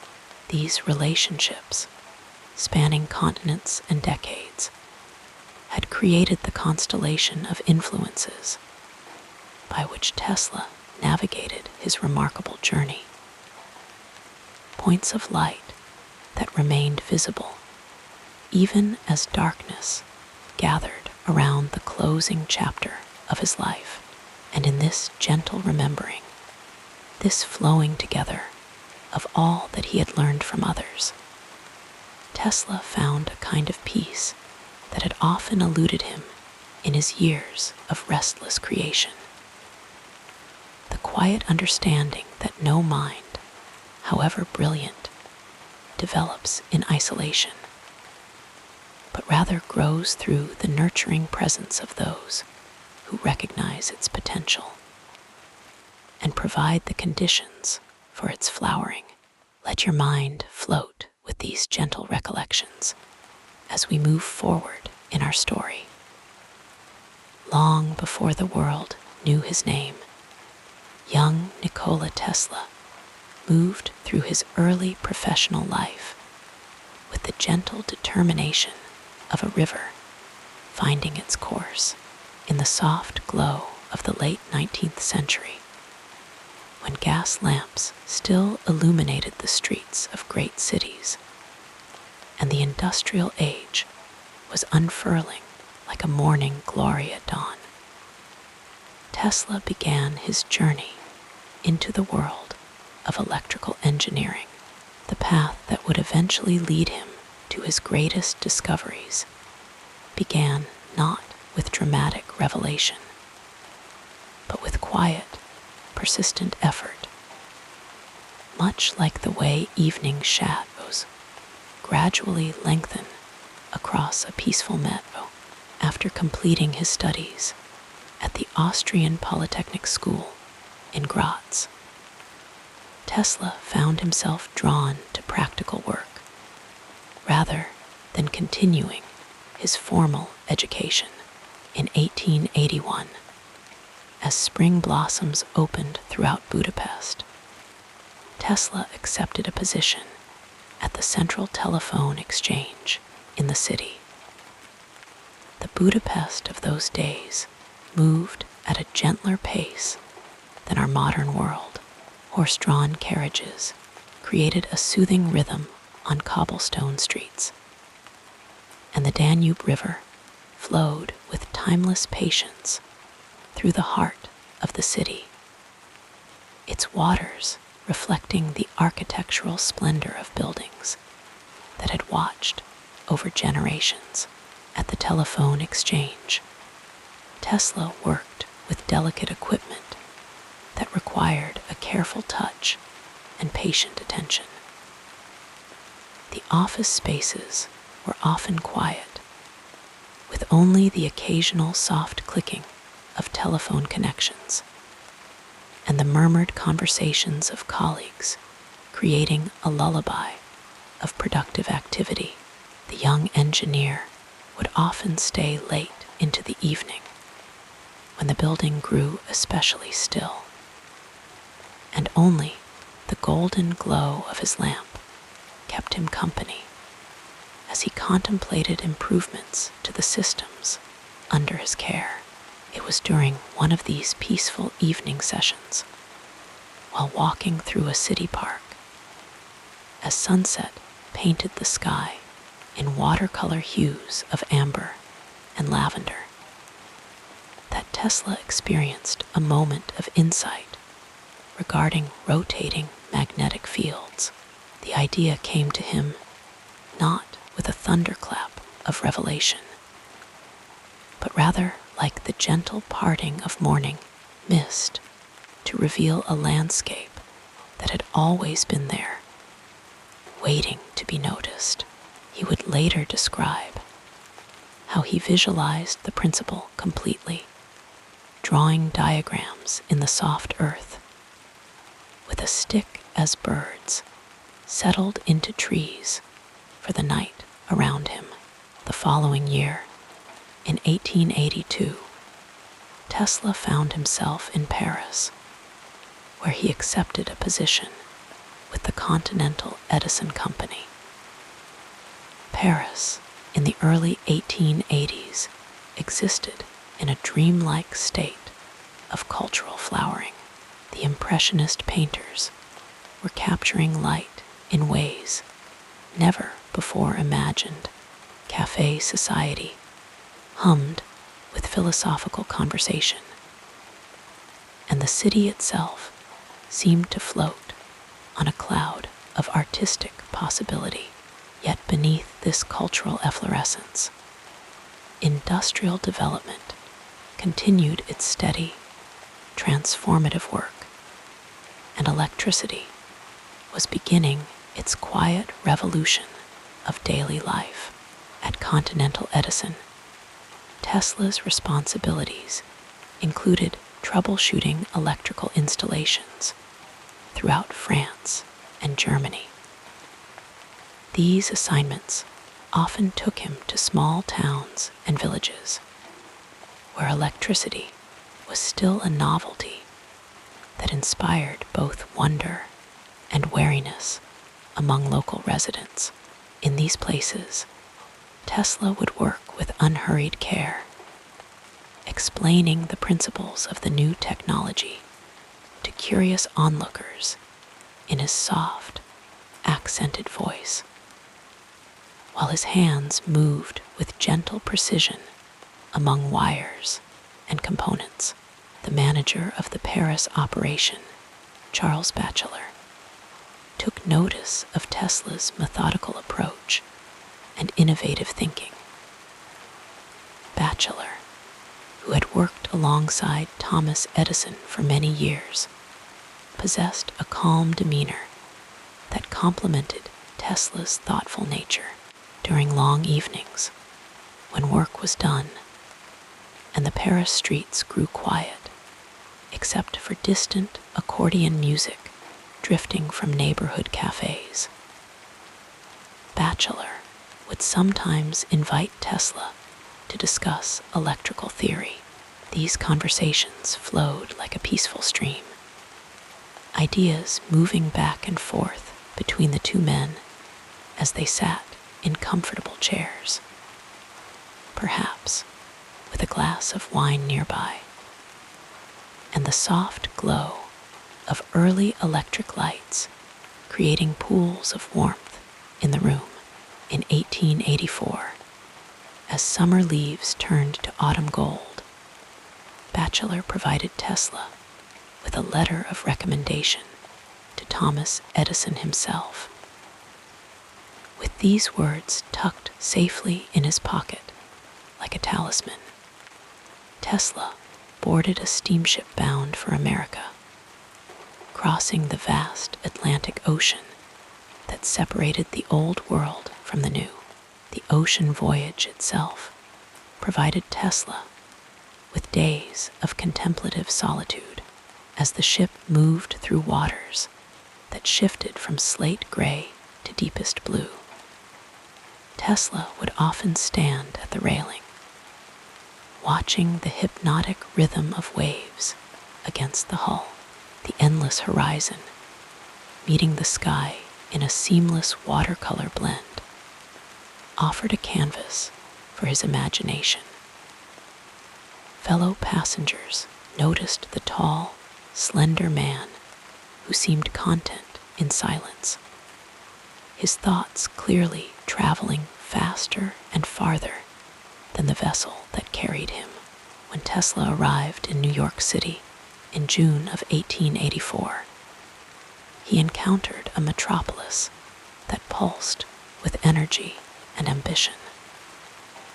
The city streets formed a grid of possibility, though they were often muddy when it rained and dusty when dry. Horse-drawn omnibuses moved along Broadway, their steady clip-clop creating a soothing backdrop to the human activity that flowed around them. The air carried a complex symphony of scents. The saltwater tang from the harbor, fresh bread from bakeries, flowers from street vendors, and the earthy aroma of horses that still provided the primary mode of transportation. Tesla made his way to Edison's workshop on Pearl Street, where America's first commercial power plant had begun operation just 2 years earlier.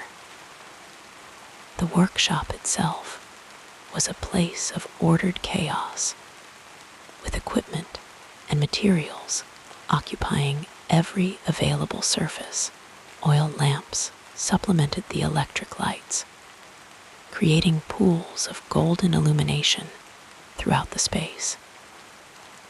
The air hummed with the gentle vibration of motors and generators, a sound that Tesla would come to associate with the creative process itself.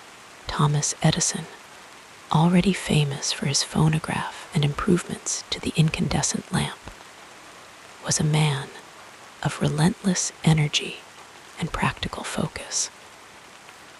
Where Tesla was tall and elegant, Edison was stocky and informal.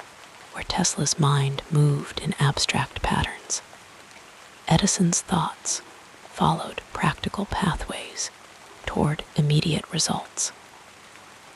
Their differences were as pronounced as night and day. Yet for a brief season, these two remarkable minds shared the same creative space. Edison set Tesla to work on improving direct current generators, a task that required patience and precision. The young engineer applied himself with quiet determination, often working through the night when the workshop grew still, and only the occasional sounds of the city, a distant carriage, the call of a night watchman, the soft hooting of an owl that had made its home in a nearby church steeple, filtered through the windows. During these peaceful night hours, Tesla made significant improvements to Edison's dynamos. The work was detailed and exacting, requiring both theoretical understanding and practical skill. Tesla's long fingers moved with gentle precision among the components, adjusting, testing, and refining with the patience of a craftsman, creating something of lasting value. When morning came, soft light filtering through dusty windows, Tesla would sometimes look up, surprised to find that the night had passed while he was absorbed in his work. The relationship between Tesla and Edison, however, contained the seeds of eventual separation. Edison had promised Tesla a substantial bonus if he successfully redesigned the direct current generators. "There's $50,000 in it for you if you can do it," Edison had said one evening, the words hanging in the air between them like autumn leaves about to fall. Tesla, taking the statement at face value, devoted months to the project, working with the steady persistence of water-smoothing stone. When Tesla finally presented his solutions, proud but not boastful of his accomplishments, Edison's response came as a gentle shock. The promised $50,000 materialized instead as a modest raise of $10 per week, a stream when Tesla had expected a river. This disappointment settled into Tesla's heart, not with anger, but with a quiet sadness, like evening shadows lengthening across a familiar landscape that suddenly seems strange. He continued working for Edison for several more months, the relationship between the two men cooling gradually, like summer giving way to autumn. Their conversations, once flowing with the ease of a meandering stream, became more measured and formal, focusing only on the technical matters at hand rather than the broader possibilities that had initially energized their exchanges. In the spring of 1885, Tesla finally resigned from Edison's employ. The parting was not dramatic, but rather like the gentle separation of two paths that had briefly converged before continuing in different directions. Tesla stepped out onto the streets of New York, suddenly without steady employment, but carrying within his mind the seeds of innovations that would eventually transform the world's relationship with electricity. For a time, Tesla found himself in circumstances that tested his resilience. He took work digging ditches for $2 a day, his educated hands becoming calloused from the wooden handles of shovels and picks. During these months of physical labor, performed beneath skies that alternated between brilliant blue and soft gray, Tesla continued to develop his ideas in the privacy of his thoughts. The rhythm of the work, the lifting of the shovel, the turning of earth, the steady movement forward, provided a meditative backdrop for his continuing mental explorations of alternating current. Fortune's wheel turned again in 1887 when Tesla met Alfred S. Brown, a Western Union superintendent, and Charles F. Peck, a New York attorney. These two men, recognizing the potential in Tesla's ideas, helped him establish the Tesla Electric Company. Their support came not with fanfare, but with the steady reassurance of practical assistance, office space, funding for experiments, and connections to potential investors. The laboratory that Tesla established with their backing became a sanctuary where his ideas could finally take physical form. Located on Grand Street in New York, the space was modest but adequate, with tall windows that admitted generous light during the day and a quietness at night that allowed for undisturbed concentration. Here, surrounded by equipment that he arranged with characteristic precision, Tesla began developing the alternating current motor that would eventually change the course of electrical development. The work progressed with the unhurried certainty of natural growth. Each day, Tesla would arrive at his laboratory as morning light softened the city's hard edges. He would remove his coat, carefully hang it on a wooden rack, and then move to his workbench with the deliberate grace that characterized all his movements. Hours would pass like clouds drifting across a summer sky as he built models, tested principles, and refined designs. In April 1887, when spring was returning to the city and trees in parks were hazed with the first pale green of new leaves, Tesla filed for his first patents related to alternating current motors and power transmission. The patents themselves were written in the precise, formal language required by law, but they described a vision of electrical distribution that flowed with natural elegance, a system that could carry power over distances that direct current could never reach. When Tesla demonstrated his alternating current motor to the American Institute of Electrical Engineers in May 1888, he did so not with theatrical flourish, but with the quiet confidence of someone presenting self-evident truth. The motor, turning smoothly on the demonstration table without the sparking commutators required by direct current designs, spoke more eloquently than words could about the potential of the system Tesla had envisioned. Among those who recognized the significance of Tesla's work was George Westinghouse, a successful inventor and industrialist whose approach to business combined practical acumen with genuine appreciation for innovation.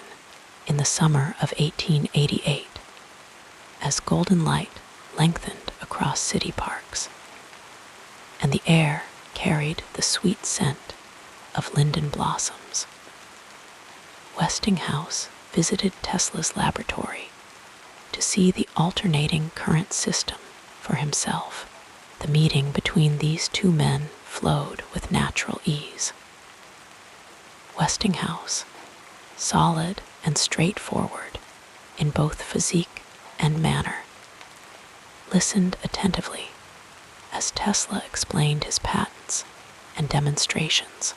There was no need for Tesla to embellish or exaggerate.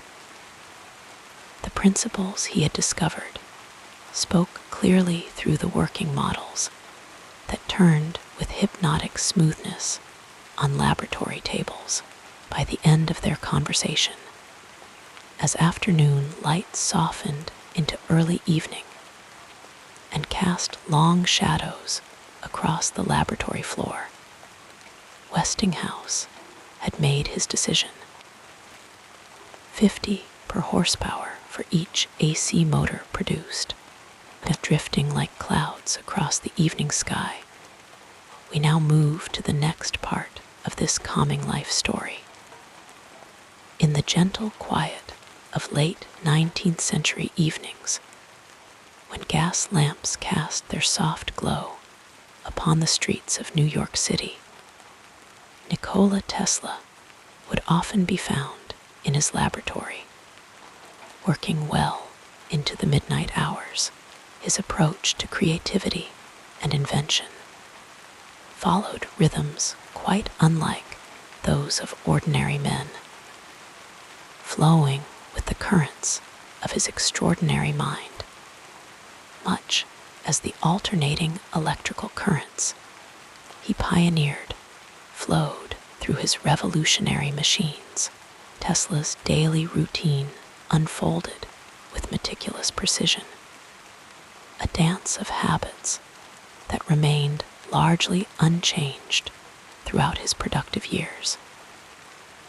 He would rise at precisely 6 in the morning, regardless of when he had retired the night before.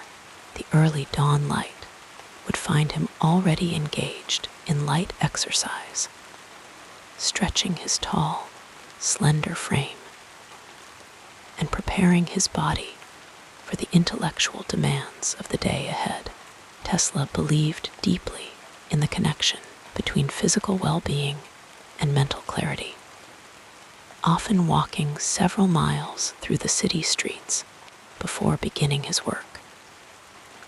Breakfast for Tesla was always a solitary affair, taken at the same cafe near his hotel, where waiters knew to bring him fresh milk, eggs prepared just so, and bread without his needing to order.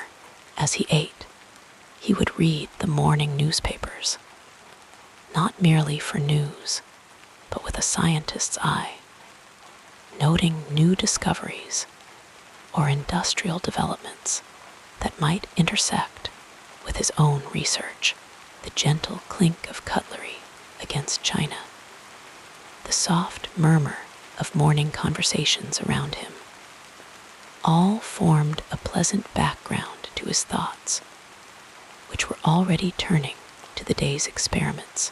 By 8 o'clock, Tesla would arrive at his laboratory, a space arranged according to his precise specifications.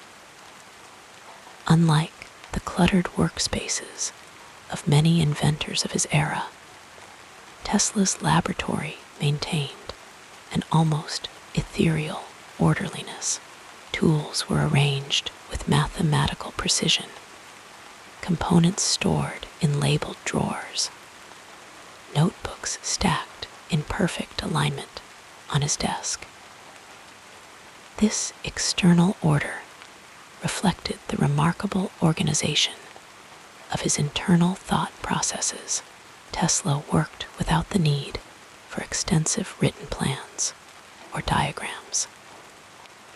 His most extraordinary gift was his ability to visualize complete machines in his mind, turning them this way and that, observing their operation from every angle before ever touching a tool. He would later explain to friends that he could run these mental models for weeks, noting where components might fail or friction might develop, perfecting each invention in thought before creating it in physical form. In the soft light of late morning, Tesla would often be found standing perfectly still, eyes slightly unfocused, engaged in this profound mental creation. Assistants knew not to disturb him During these periods of deep concentration, the room would grow quiet around him, the normal sounds of a working laboratory fading away. As Tesla journeyed through the landscapes of his imagination, when he emerged from these creative trances, Tesla would move with renewed purpose, directing assistants with precise instructions, or beginning to assemble components himself. His long, nimble fingers worked with surprising dexterity, connecting wires, adjusting mechanisms, bringing into physical reality what had moments before existed only in his extraordinary mind. Lunchtime would often pass unnoticed in Tesla's laboratory. Unlike many of his contemporaries who observed strict meal schedules, Tesla frequently worked through the midday hours, sustained by his morning meal and the energizing flow of his creative process. When he did break for nourishment, it was usually for a light meal of vegetables, fruits, and occasionally fish, eaten with the same methodical precision that characterized all his habits. The afternoon hours saw Tesla at his most experimental, testing the devices he had conceptualized and constructed. He approached each test with a curious blend of scientific detachment and almost childlike wonder. When an experiment succeeded, those present might witness a rare smile illuminating his normally serious features. When failures occurred, as they inevitably did in the course of invention, Tesla showed neither frustration nor disappointment, but simply noted the results in his meticulous handwriting before beginning modifications. As evening shadows lengthened across his laboratory floor, Tesla would often receive visitors, fellow scientists, potential investors, or curious journalists drawn by his growing reputation. He received them with unfailing courtesy, explaining his work in terms tailored to their understanding, demonstrating his inventions with a theatrical flair that belied his otherwise reserved nature.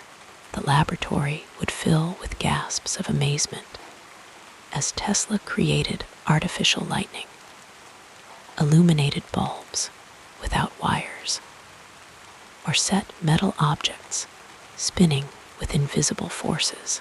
After his visitors departed, as the city outside settled into its nighttime rhythms, Tesla would often experience his most productive hours. The quietude of late evening seemed to harmonize with his thought processes, allowing ideas to flow with particular clarity.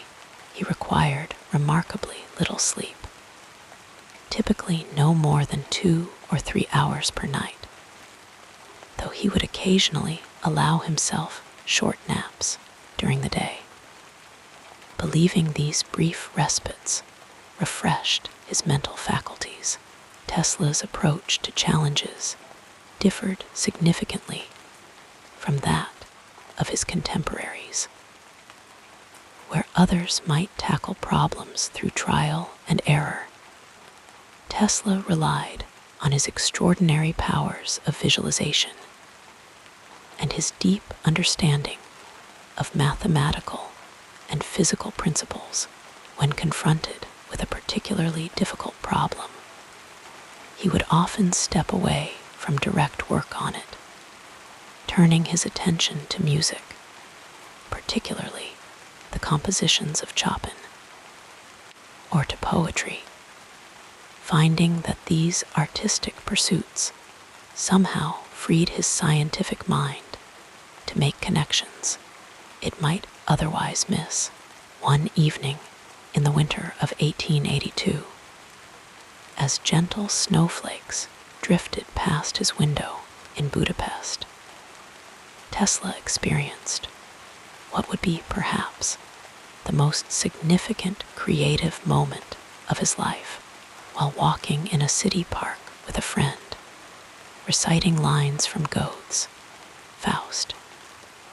The solution to the problem of the rotating magnetic field suddenly appeared to him with perfect clarity.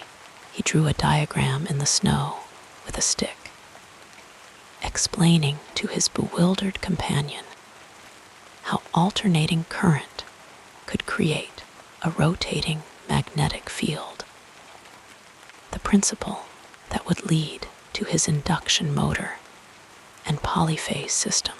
This moment exemplified Tesla's creative process, the solution emerging not from deliberate problem solving, but arriving in a moment of relaxed contemplation, the culmination of deep subconscious work his mind had been performing without his conscious awareness. Throughout his career, Tesla would experience similar moments of sudden insight, often while engaged in seemingly unrelated activities.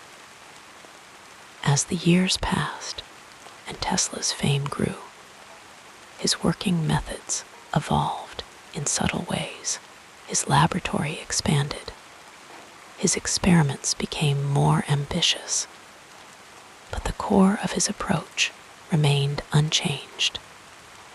That remarkable ability to construct and test complex machinery within the workshop of his mind before bringing it into physical existence.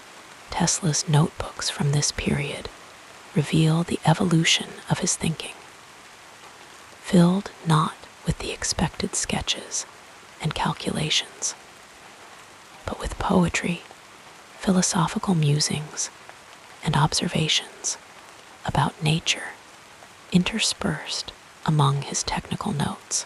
He saw connections between seemingly disparate phenomena.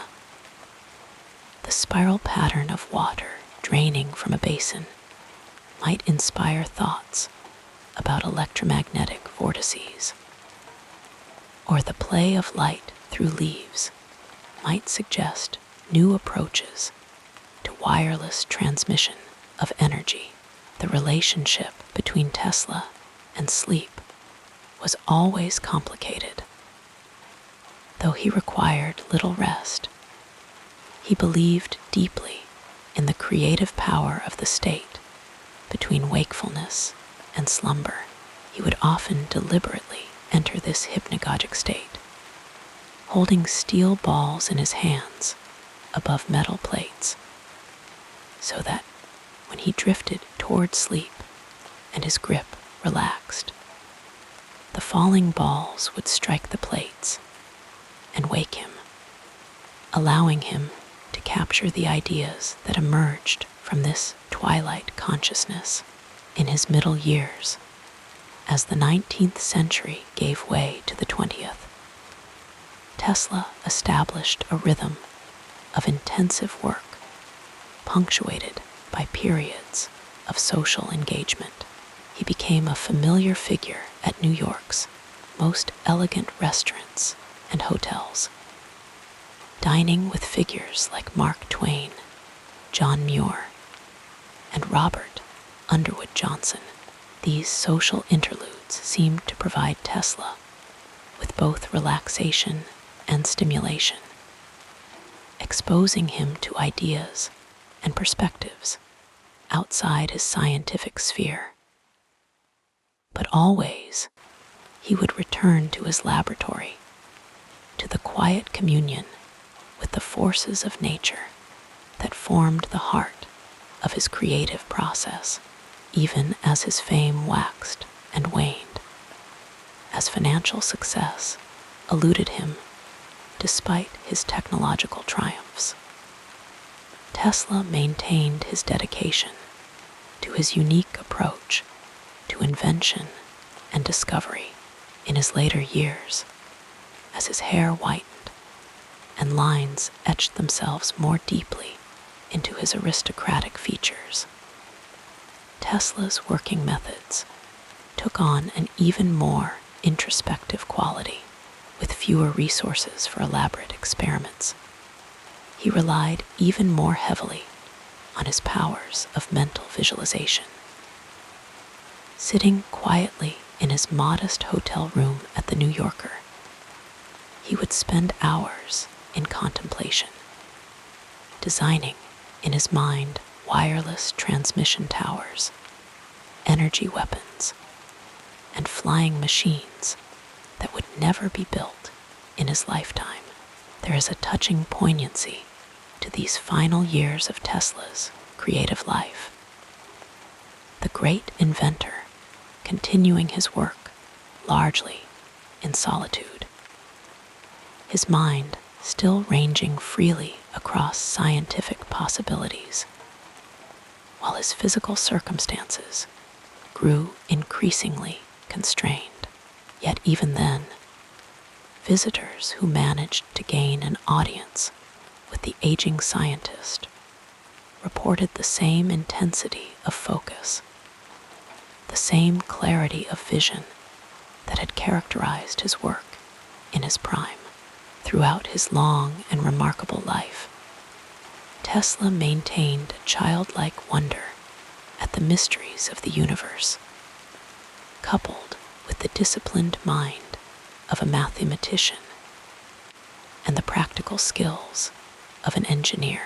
His creative process was unique, not something that could be taught or easily replicated. Flowing from his singular combination of visualization abilities, mathematical insight, and intuitive understanding of natural forces, as we contemplate the quiet rhythm of Tesla's days and nights, the patient unfolding of his creative process across decades of work, we might find ourselves drawn into a similar state of peaceful contemplation. The gentle flow of his thoughts, moving from observation to insight to invention, carries us along like a stream flowing through a summer meadow, bringing us gradually toward the shores of sleep, where perhaps, like Tesla himself, we might glimpse in those moments between wakefulness and dreams some small fragment of the universal patterns he spent his life exploring. As your breathing becomes more regular, let us continue with the next chapter of our biography.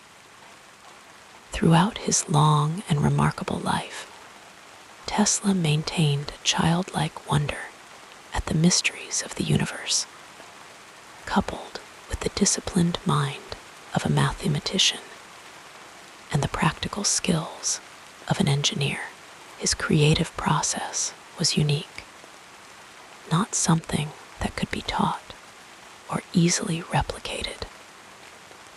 Flowing from his singular combination of visualization abilities, mathematical insight, and intuitive understanding of natural forces, as we contemplate the quiet rhythm of Tesla's days and nights, the patient unfolding of his creative process across decades of work, we might find ourselves drawn into a similar state of peaceful contemplation. The gentle flow of his thoughts, moving from observation to insight to invention, carries us along like a stream flowing through a summer meadow, bringing us gradually toward the shores of sleep, where perhaps, like Tesla himself, we might glimpse in those moments between wakefulness and dreams some small fragment of the universal patterns he spent his life exploring. In the soft glow of evening light, let us drift back back to those formative years when young Nikola first began to sense the extraordinary potential of electricity. Born in 1856 in the small village of Smiljan, in what is now Croatia, Tesla grew up surrounded by the gentle rhythms of rural life. His father, a Serbian Orthodox priest, filled their home with books, while his mother, though lacking formal education, possessed remarkable mechanical ingenuity, creating household inventions that fascinated her young son. The quiet evenings spent watching his mother work, the soft clicking of her tools, the patient way she solved problems. These early experiences planted seeds that would bloom throughout Tesla's life. As a young man studying engineering, Tesla often walked alone through parks and quiet streets, allowing his mind to wander freely among the questions that intrigued him. It was during one such peaceful afternoon stroll in Budapest in 1882, as golden sunlight filtered through the leaves overhead, that Tesla experienced a moment of profound clarity about rotating magnetic fields. The solution to creating an alternating current motor appeared to him not as an abstract concept, but as a fully realized vision that he could see working before his eyes. This extraordinary ability to visualize his inventions in complete detail before building them became Tesla's signature approach to creation. Unlike many inventors who worked through trial and error, Tesla would perfect his inventions in his mind, turning them over and examining them from every angle, making adjustments and improvements in this imagined space before ever touching a physical tool. This meditative practice, this gentle communion between his consciousness and the laws of physics, allowed him to work with remarkable efficiency. The soft hum of electric current became the soundtrack to Tesla's life as he began his professional work.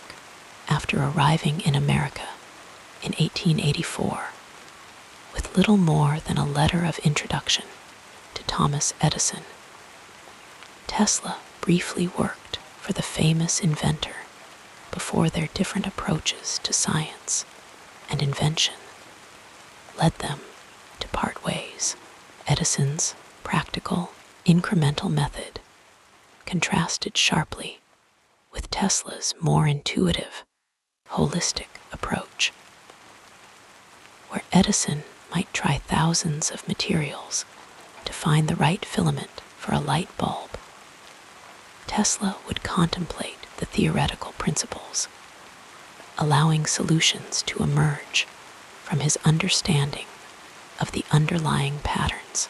In the quiet hours of night, when the world grew still and distractions faded, Tesla often found his most profound insights.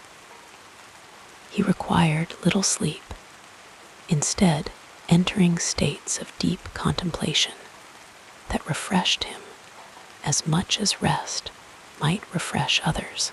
During these peaceful nocturnal hours, the rotating magnetic field principle continued to unfold in his mind, revealing its potential applications with the gentle persistence of waves lapping at a shoreline.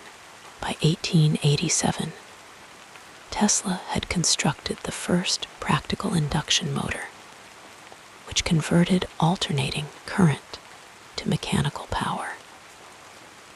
The motor contained no brushes or commutator, those parts that sparked and wore out in direct current motors.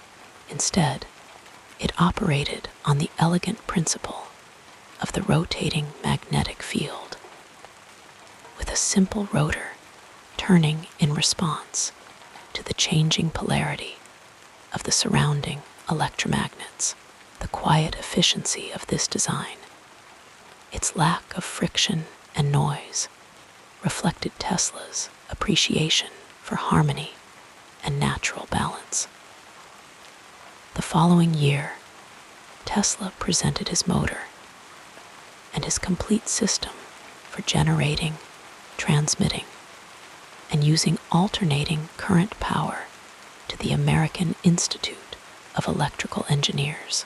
His voice, with its distinctive accent and measured cadence, filled the room as he explained how alternating current could be stepped up to very high voltages, transmitted over long distances with minimal loss, then stepped down again for safe use. The audience listened, some skeptical, others entranced, as Tesla described a future where electricity would flow like water, available to all, powering homes and industries across vast distances. George Westinghouse, himself an inventor and industrialist with a calm, methodical approach to business, recognized the brilliance in Tesla's system. In the warm days of 1888, as summer breezes carried the scent of blooming flowers through open windows, Westinghouse purchased Tesla's patents for the polyphase system of alternating current. Their partnership would eventually bring electricity to homes across America, though the path there would not be without its challenges. Edison, committed to his direct current system, launched what became known as the War of Currents, attempting to discredit alternating current as dangerous. These conflicts troubled Tesla, who preferred the quiet pursuit of knowledge to public disputes. He would often retreat to his laboratory, finding solace in the gentle rhythm of experimentation and discovery. There, surrounded by the soft glow of electric lights and the subtle vibrations of his equipment, he continued to refine his understanding of electromagnetic phenomena. The Chicago World's Fair of 1893 offered a serene validation of Tesla's work. As visitors strolled through the White City in the cool evenings, they marveled at the thousands of lights illuminating the grounds, unaware that they were witnessing the triumph of Tesla's alternating current system. Westinghouse had won the contract to light the exposition, and the success of this massive demonstration helped secure alternating current as the standard for electrical distribution. That same year, Tesla demonstrated wireless transmission of energy, lighting lamps that had no wired connection to a power source. The soft radiance of these wirelessly lit bulbs seemed almost magical to observers. Yet, they operated according to principles that Tesla understood with intimate familiarity. He envisioned a world where energy would flow freely through the air, available anywhere without the need for wires or cables. In the peaceful solitude of his Colorado Springs laboratory in 1899, surrounded by the vast open spaces and clear mountain air, Tesla conducted some of his most ambitious experiments. There, he created artificial lightning bolts over 130 feet long, caused light bulbs to illuminate in his hand without wires, and detected what he believed were signals from other planets.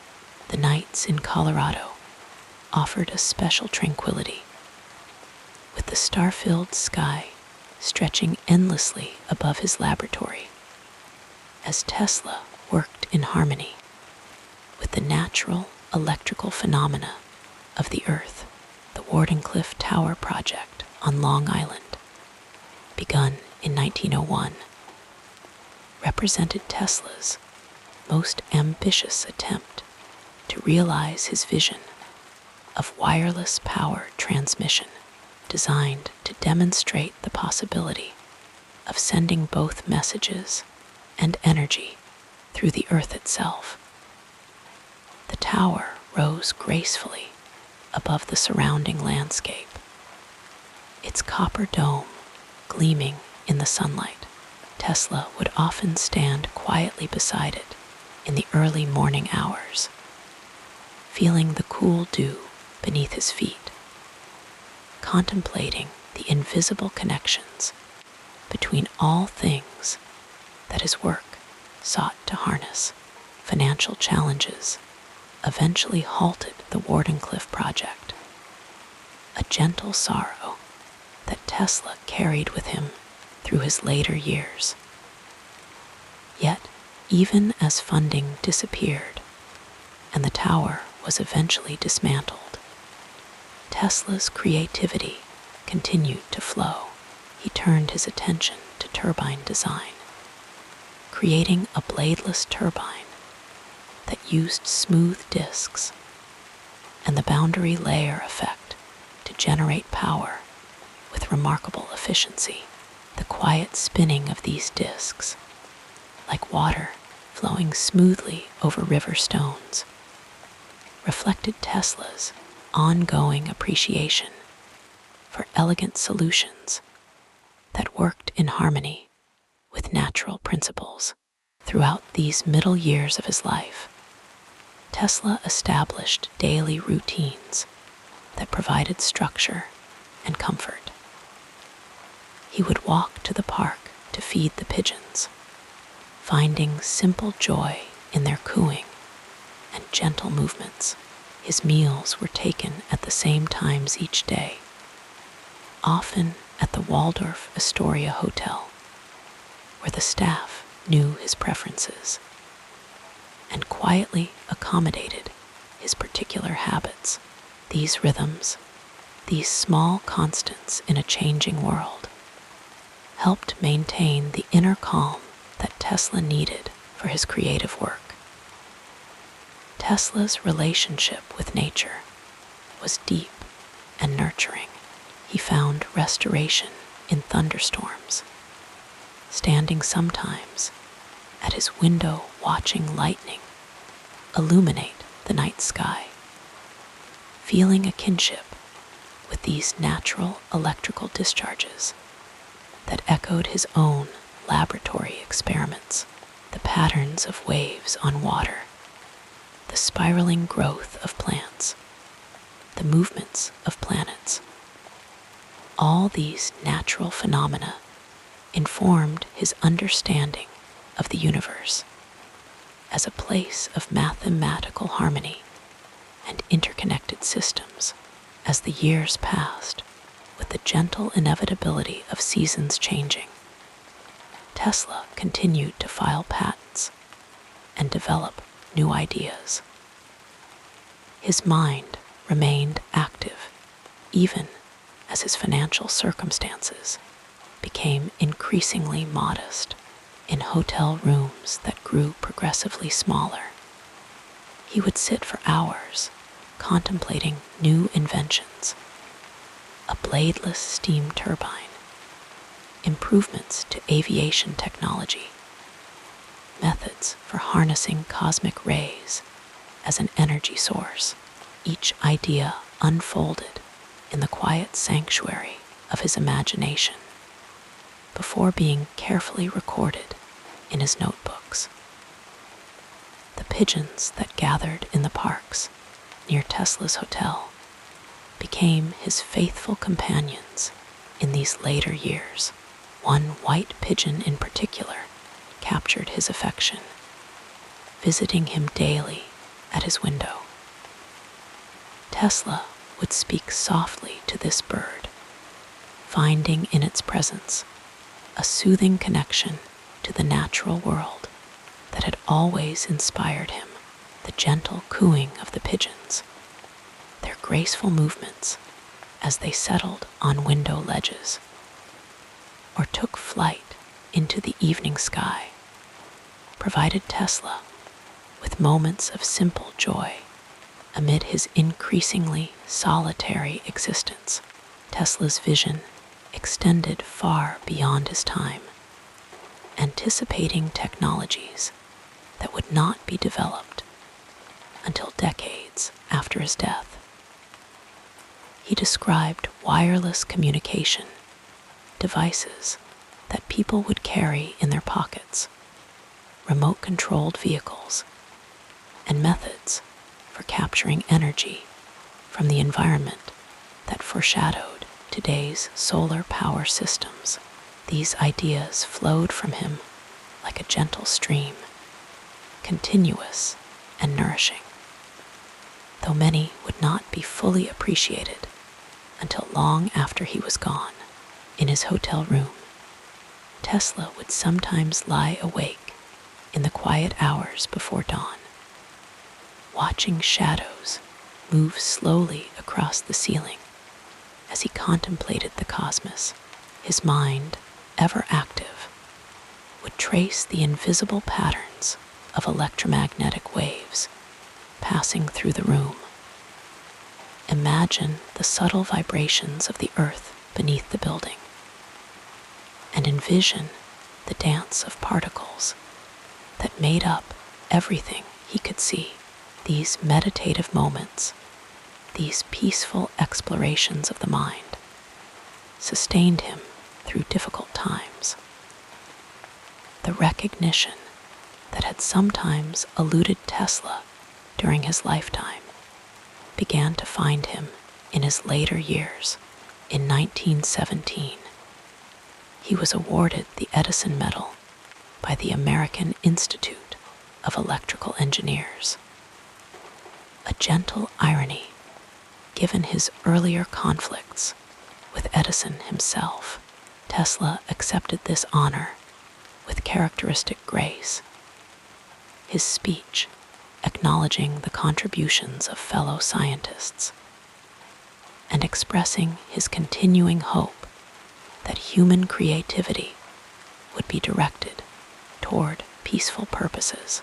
On his birthdays, journalists would sometimes visit Tesla in his hotel room, seeking interviews with the aging genius. He would receive them with old-world courtesy, offering thoughts on current scientific developments, and sometimes sharing predictions about technologies yet to come. His voice, still carrying traces of his European origins, would flow with the measured cadence that had always characterized his speech, drawing listeners into his unique perspective on the universe.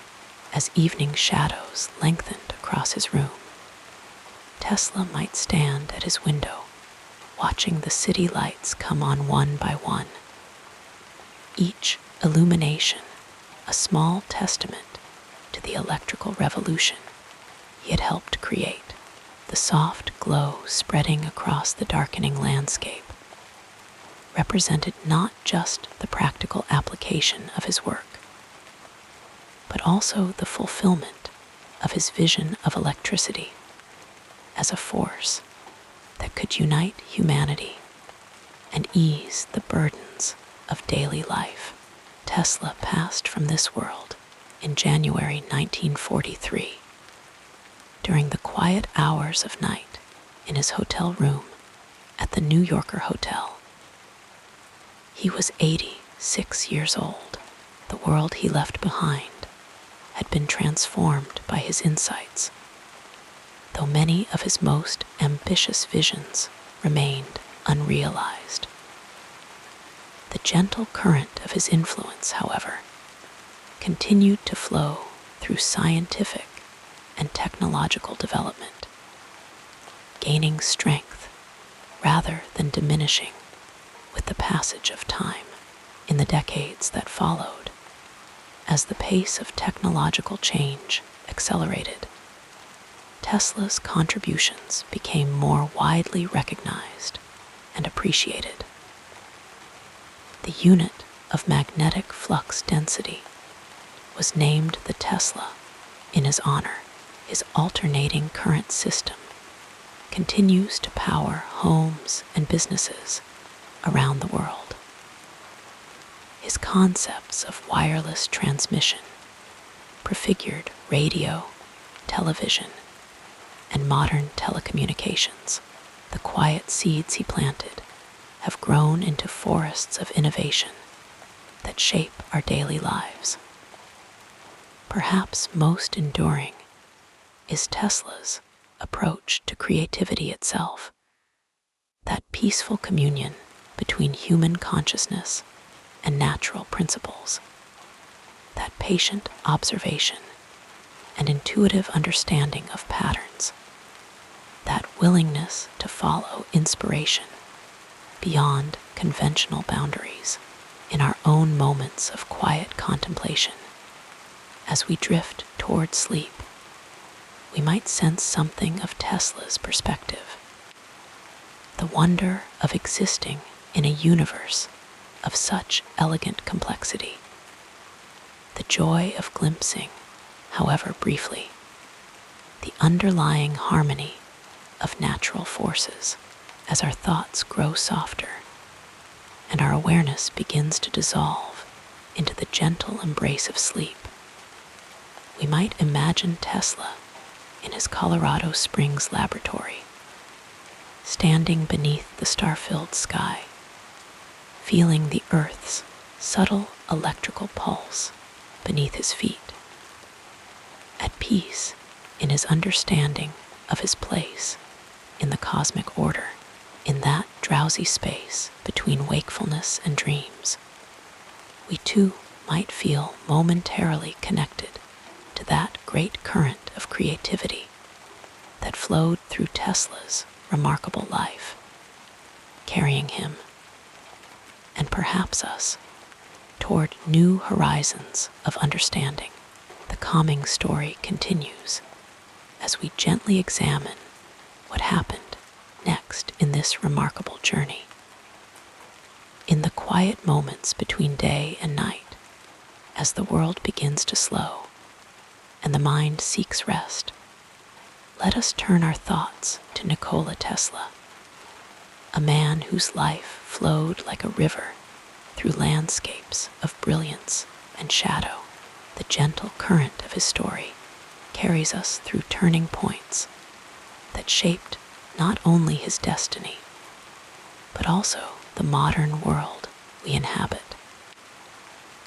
Born during a lightning storm in 1856 in the small village of Smiljan, Croatia, Tesla entered the world with a flash of electricity that seemed to foretell his future.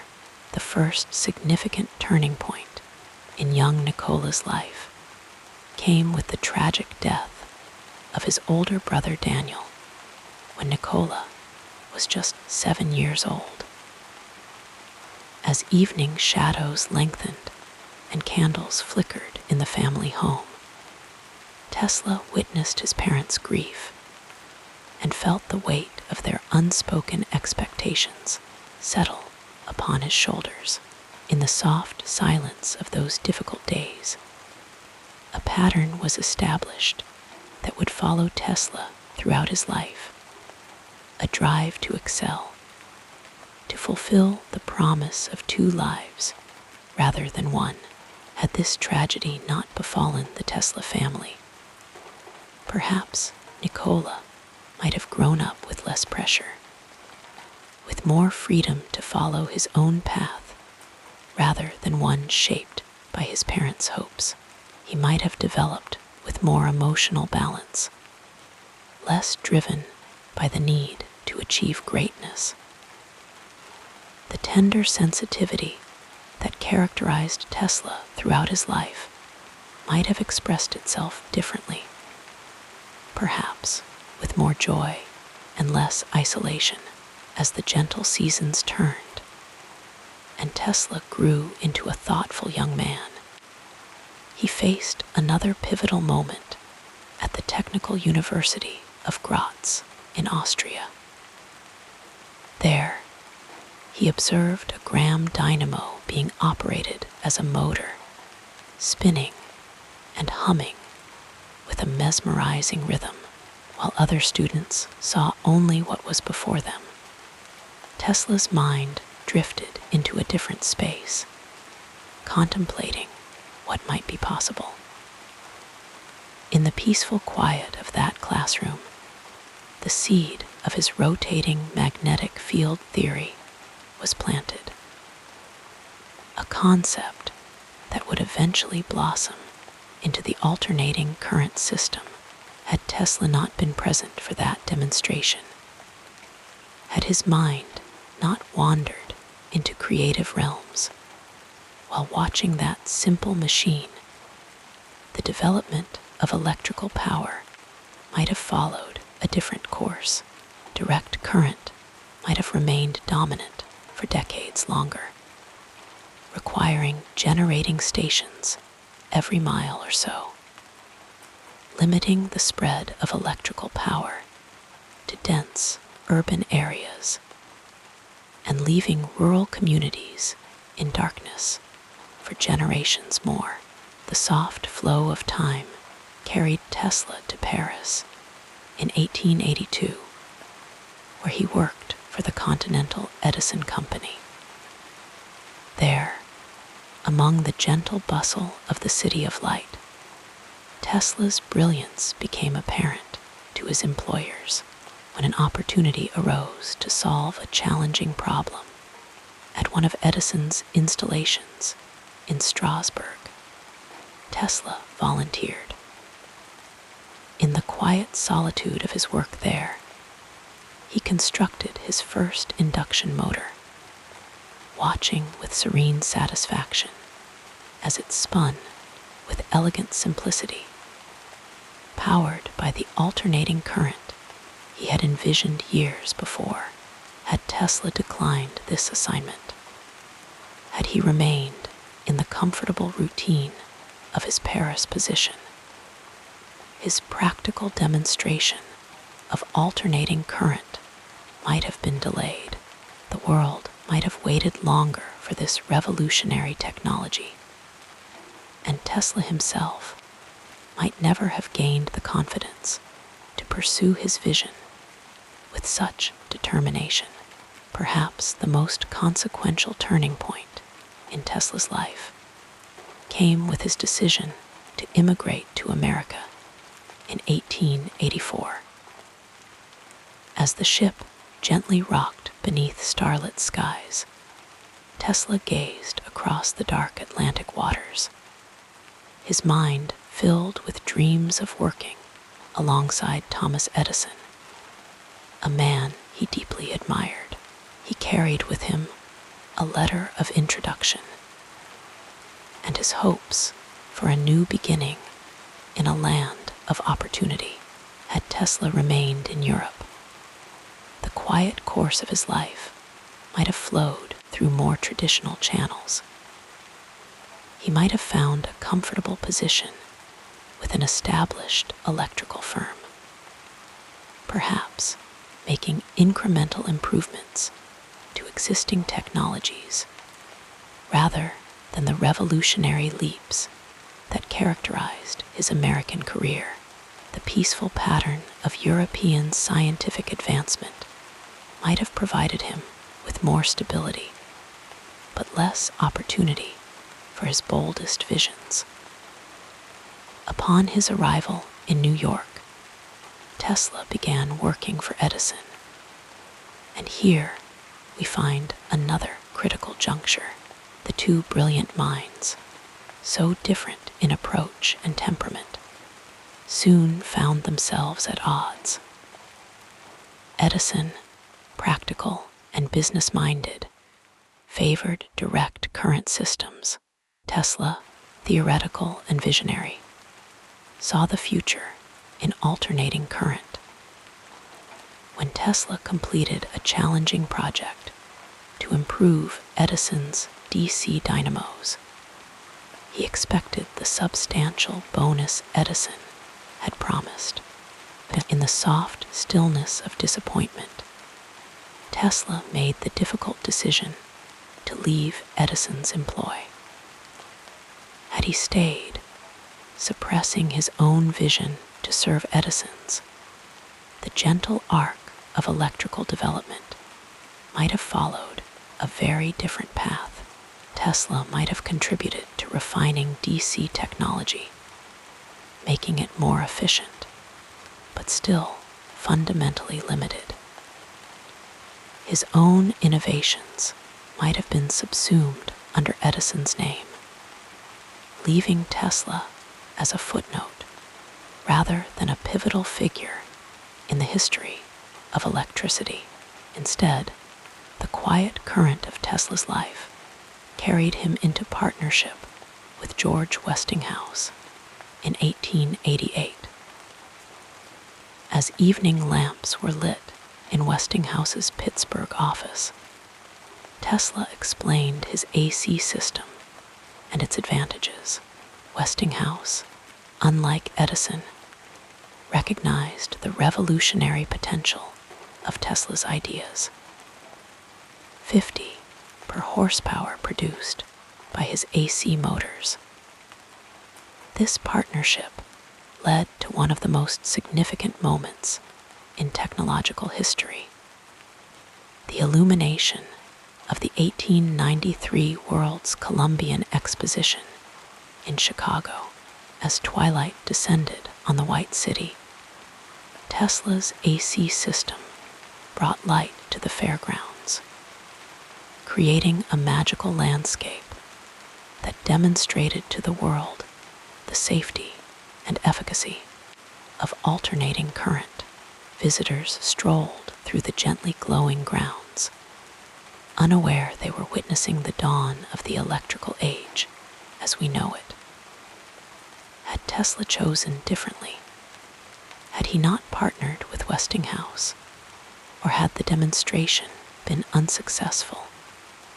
The adoption of alternating current might have been delayed by years or even decades. The soft glow of electric lights might have remained a luxury for the urban few, rather than eventually becoming accessible to all. The flowing river of Tesla's life soon reached another turning point when financial troubles threatened Westinghouse's company during the economic panic of 1893.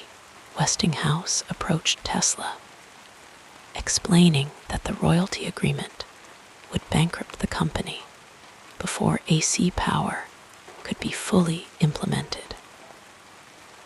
In a moment of extraordinary generosity, Tesla tore up his royalty contract, foregoing what would have amounted to billions in today's currency. As the quiet evening shadows lengthened in that meeting room, Tesla made a decision that prioritized his vision over his financial security. Had he insisted on his contractual rights, he might have become one of the wealthiest men in America. The gentle course of his life might have flowed through channels of financial security, rather than the increasing hardship he would later face. Yet, the development of AC power might have been significantly delayed, changing the peaceful rhythm of technological advancement for decades to come. In the soft glow of his laboratory lights, Tesla continued his work, moving beyond AC power to explore wireless transmission of energy. The year 1899 brought another pivotal moment when Tesla established his experimental station in Colorado Springs. There, beneath the vast canopy of stars, surrounded by the gentle sounds of the night, Tesla conducted some of his most extraordinary experiments. One evening, as darkness settled over the landscape, Tesla's experiments created artificial lightning bolts over 130 feet long, with thunder heard 15 miles away. More significantly, he detected what he believed were signals from another planet, though these were likely natural radio waves from distant cosmic sources. In the quiet wonder of those nights, Tesla's vision expanded beyond Earth to encompass the cosmos. Had Tesla not undertaken this period of isolated experimentation, had he remained focused on more immediately practical applications, the development of radio might have followed a different path. The peaceful progression of wireless technology might have been delayed, and Tesla's own understanding of electromagnetic phenomena might never have reached the depths that informed his later work. Returning from Colorado Springs, Tesla embarked on perhaps his most ambitious project, the construction of Wardenclyffe Tower on Long Island, intended to demonstrate wireless transmission of power across the Atlantic. As gentle summer breezes blew across the construction site in 1901, Tesla watched his dream taking physical form. P. Morgan withdrew support after learning Tesla's true intention was not merely wireless communication, but free energy for all. In the quiet sadness of abandoned dreams, Tesla faced a crossroads. Had he been less forthright about his goals? Had he secured his communication system first before revealing his broader vision? The gentle flow of technological development might have carried humanity toward a very different relationship with energy. Imagine a world where electricity flowed freely through the air, where power lines and electrical grids never dominated our landscapes, where energy scarcity became a forgotten concept. Instead, the construction at Wardenclyffe slowed and eventually halted. The tower stood incomplete, a silent monument to possibilities unrealized. In 1917, it was demolished for scrap. The metal used to support America's effort in World War I. As the tower came down piece by piece, something in Tesla seemed to diminish as well. The years that followed brought increasing financial difficulty and isolation. Tesla moved from hotel to hotel in New York City, leaving when his bills mounted beyond his ability to pay. Yet even in these difficult circumstances, his mind remained active.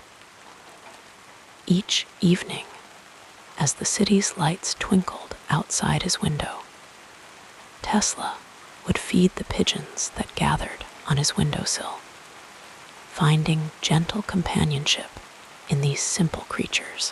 One pigeon in particular, a white bird with gray-tipped wings, became special to Tesla. He claimed a bond with this bird that transcended ordinary understanding. When this beloved pigeon died in his hands, Tesla said something in him died as well. In the soft stillness of that moment, we glimpse the profound loneliness of a man who had given the world so much, but found human connection increasingly difficult. Had Tesla cultivated closer human relationships? Had he married or formed lasting partnerships? The quiet current of his later years might have flowed through warmer channels. His brilliant mind might have found the support, and understanding it needed to continue its remarkable contributions. Instead, his isolation deepened as he aged. On a cold January night in 1943, in room 3327 of the New Yorker Hotel, the gentle flow of Tesla's life came to its end. He was found by a hotel maid, having died alone sometime between January 5th and 7th, at the age of 86. As the soft winter light filtered through his window that morning, it illuminated a room filled with papers, calculations, and dreams still unrealized. Government took possession of his papers. Concerned about possible national security implications of his research, many of these documents remained classified for decades. In the peaceful obscurity that followed, Tesla's contributions were often overlooked, his name fading from public consciousness, while others received credit for innovations he had pioneered. Allow yourself to sink deeper into comfort as we explore the next phase of this soothing biography. In the quiet solitude of his life, Nikola Tesla formed relationships that flowed like gentle currents through the river of his existence. Born on a stormy midnight in 1856 in the small village of Smiljan, in what is now Croatia, Tesla's earliest and perhaps most profound connections were with his family. His father, Milutin Tesla, was an Orthodox priest with a stern but loving presence. On peaceful evenings, young Nikola would listen to his father recite Serbian poetry and religious texts, the cadence of those words later influencing the rhythm of Tesla's own thoughts. His mother, Duka, possessed an inventive mind that seemed to dance with creative energy. She crafted small household appliances from memory, her nimble fingers weaving together practical solutions to everyday problems.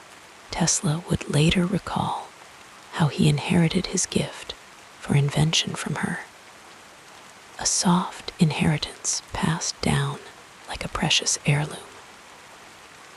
The Tesla household breathed with the gentle harmony of 5 children. Nikola shared his childhood with his older brother Dane and his 3 sisters, Milka, Angelina, and Marika. Their laughter would echo through the stone walls of their home, creating a tapestry of sound that would remain in Tesla's memory throughout his life. But this harmony was interrupted by tragedy when Nikola was just 7 years old. His beloved brother Dane died in a riding accident, a loss that cast a long shadow over the family. Young Nikola witnessed his parents' grief unfold like a slow, sorrowful melody.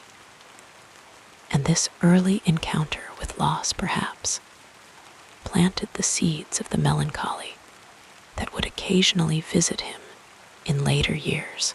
In the soft glow of childhood, Tesla formed a special bond with his maternal uncle, Petr Mandic. Uncle Petr a retired colonel, introduced Tesla to the wonders of mathematics and science, often taking the curious boy on long walks where they would discuss the mysteries of the natural world. These conversations unfolded like gentle dreams, expanding Tesla's imagination and nurturing his innate curiosity. The relationship with his uncle provided a sanctuary of understanding, a place where Tesla's unusual mind could unfurl its wings without judgment. As Tesla moved into his educational years, he formed connections with teachers who recognized the unique quality of his intellect. At the Realschule in Karlovac, Professor Martin Sekulik noticed how Tesla could perform integral calculus in his head, watching with quiet amazement as the young man solved complex problems with an almost dreamlike ease. Later, at the Technical University in Graz, Austria, Professor Perschel became a figure of inspiration. During one lecture, as the soft afternoon light filtered through the classroom windows, Professor Perschel demonstrated a Graham dynamo operating as a motor. Tesla gazed at the spinning apparatus, his mind drifting into a reverie about improvements that could be made. This moment, shared between student and teacher, would later blossom into Tesla's revolutionary ideas about alternating current. The tapestry of Tesla's life was woven with professional relationships that shaped the course of his work. Perhaps none was more significant than his connection with Thomas Edison, a relationship that began with promise, but eventually unraveled like a slowly unwinding thread. In 1884, Tesla arrived in New York with a letter of recommendation from Charles Batchelor, one of Edison's business associates. Edison, impressed by Tesla's European education and innovative ideas, welcomed him into his company. In those early days, Tesla and Edison would work side by side in the warm glow of Edison's laboratory, their conversations flowing from practical engineering challenges to philosophical musings about the nature of electricity. Tesla admired Edison's practical approach and determination, while Edison appreciated Tesla's theoretical brilliance. But beneath this harmony lay fundamental differences in their approach to invention and to life itself. Edison was pragmatic, focused on what would sell, while Tesla dreamed of systems that would benefit humanity regardless of profit. Their relationship began to cool, like an autumn evening turning to winter. The final fracture came over a matter of payment. Edison had allegedly promised Tesla $50,000 if he could improve Edison's direct current generators. Instead of the promised sum, Edison offered a modest raise of $10 per week. Tesla, his trust broken like a delicate crystal, resigned immediately. This parting of ways was not dramatic, but rather a quiet dissolution, like mist dissipating in morning light. Years later, Tesla would speak of Edison with a mixture of respect and resignation, acknowledging his contributions while lamenting his narrow vision. After leaving Edison's employ, Tesla found a more nurturing professional relationship with George Westinghouse, the founder of the Westinghouse Electric Company. Westinghouse, unlike Edison, immediately recognized the value of Tesla's alternating current system. Their first meeting unfolded in a hotel room in New York, where Tesla carefully explained his vision for transmitting electrical power over long distances. As he spoke, Westinghouse listened with genuine interest, his eyes reflecting understanding. 50 per horsepower generated. The partnership between Tesla and Westinghouse flowed with mutual respect and shared vision. Westinghouse provided the financial support and practical manufacturing expertise that Tesla needed to bring his ideas to life, while Tesla offered Westinghouse the revolutionary technology that would eventually triumph in the war of currents against Edison's direct current system. Their collaboration reached its zenith with the illumination of the 1893 World's Columbian Exposition in Chicago, where Tesla's alternating current system bathed the fairgrounds in a gentle, magical glow that amazed visitors from around the world. Yet even this harmonious partnership faced challenges. When Westinghouse's company later struggled financially, Tesla made a decision that revealed the depth of his character. Rather than demand the full royalties owed to him, which would have bankrupted Westinghouse, Tesla tore up the contract, relinquishing his claim to millions of dollars in future payments. "Mr. Westinghouse," Tesla reportedly said in his soft, accented voice, "you have been my friend. You believed in me when others had no faith."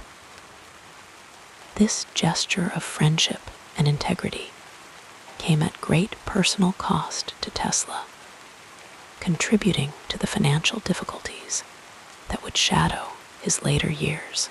Throughout his life, Tesla formed connections with financial backers who were drawn to his visionary ideas.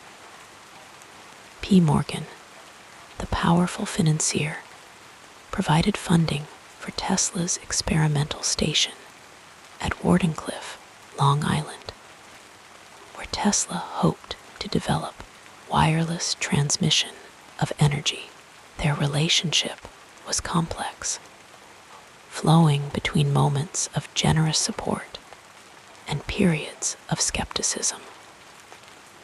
Morgan, pragmatic and focused on return on investment, eventually withdrew his backing when he couldn't see immediate commercial applications for Tesla's work. As Morgan's interest cooled like an evening breeze, Tesla wrote him increasingly desperate letters, trying to reignite his enthusiasm for the project. The gradual withdrawal of Morgan's support was like a slowly ebbing tide, leaving Tesla's dreams stranded on the shore of financial reality. Despite his genius and charisma, Tesla never married or formed a lasting romantic partnership. His relationships with women existed in a realm of respectful admiration rather than intimate connection. He once explained his choice to remain single by saying that he could not be both a devoted inventor and a devoted husband. "I do not think you can name many great inventions that have been made by married men," he once remarked with gentle humor. Yet Tesla was not without female companionship or admiration. Katherine Johnson, a mathematician, and one of the few women in Tesla's professional circle, shared with him a love of numbers and abstract thinking. Their friendship unfolded through conversations about mathematical problems and the poetry of science.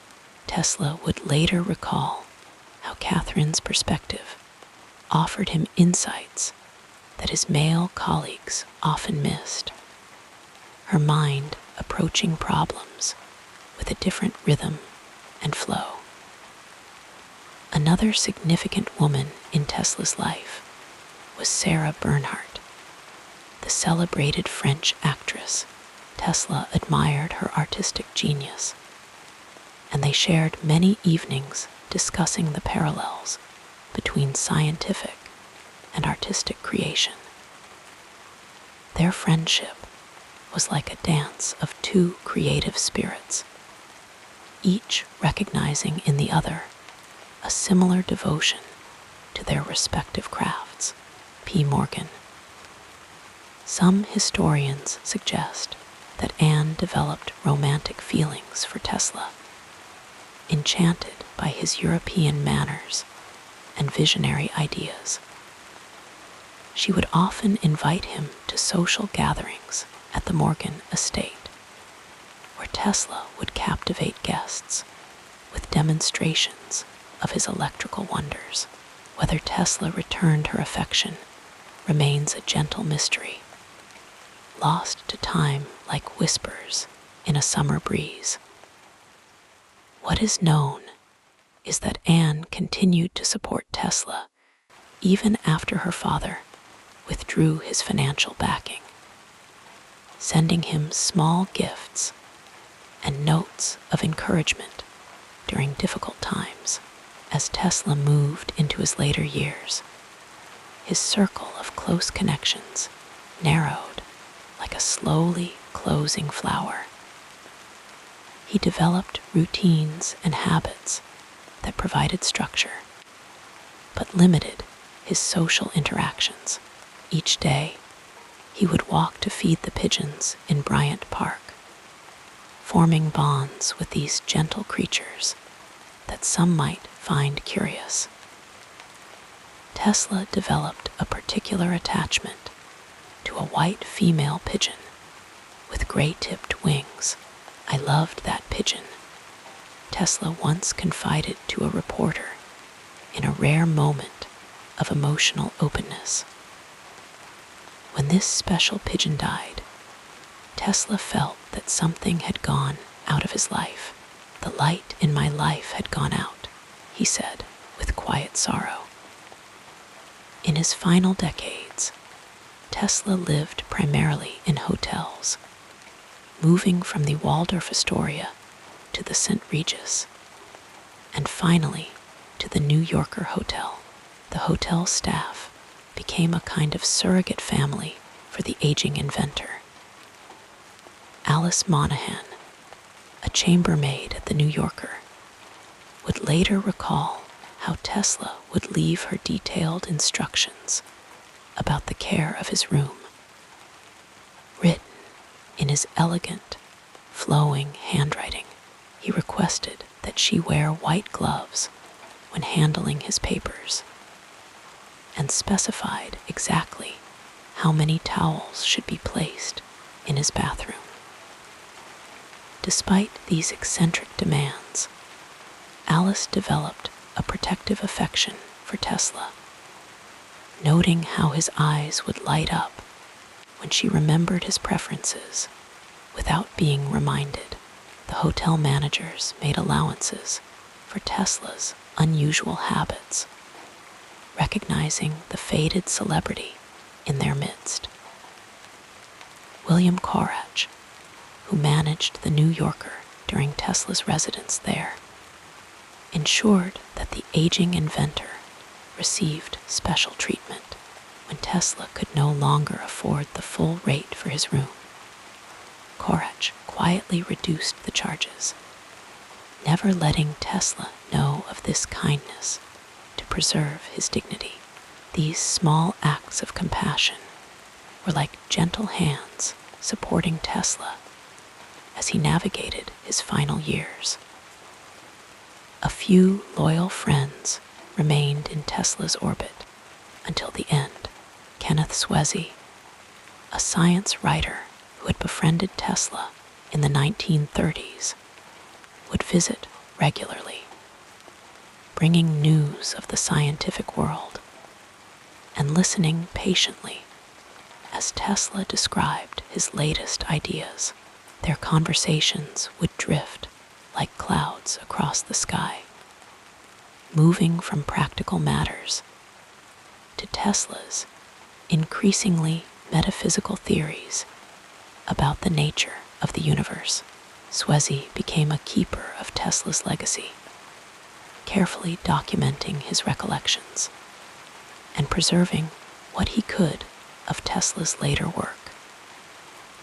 Another faithful friend was Robert Underwood Johnson, the editor of Century magazine, and his wife, Catherine. The Johnsons had welcomed Tesla into their home since his early days in America, providing him with a space where he could relax and be himself. Their dining room had witnessed countless evenings of stimulating conversation, with Tesla entertaining their guests with his wit and knowledge. As Tesla aged and his fame diminished, the Johnsons maintained their friendship, inviting him to dinner even when he was no longer the toast of New York society. Their loyalty was like a steady flame, providing warmth when the chill of obscurity began to settle around Tesla. As the gentle current of Tesla's life flowed toward its conclusion, one wonders how different his journey might have been had he formed deeper, more intimate connections, perhaps with a life partner to ground his brilliant, but sometimes scattered mind.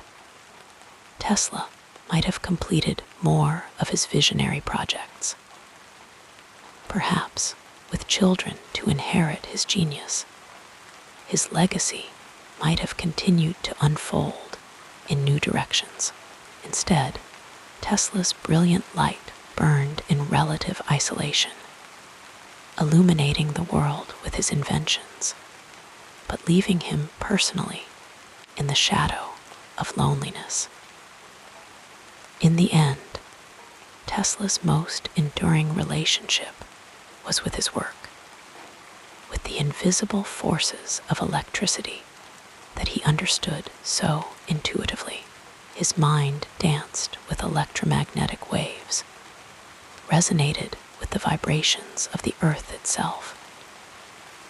Perhaps this communion with the fundamental energies of the universe provided him with a connection that human relationships could not match.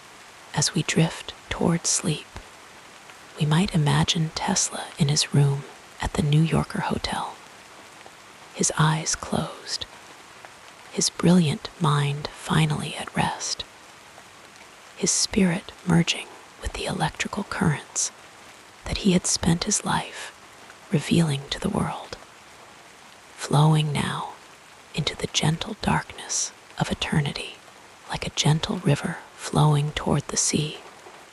Our story continues with the next meaningful chapter. Another faithful friend was Robert Underwood Johnson, the editor of Century magazine, and his wife, Catherine. The Johnsons had welcomed Tesla into their home since his early days in America, providing him with a space where he could relax and be himself. Their dining room had witnessed countless evenings of stimulating conversation, with Tesla entertaining their guests with his wit and knowledge. As Tesla aged and his fame diminished, the Johnsons maintained their friendship, inviting him to dinner even when he was no longer the toast of New York society. Their loyalty was like a steady flame, providing warmth when the chill of obscurity began to settle around Tesla. The quiet rhythms of Tesla's daily life reflected a man of precise habits and careful routines.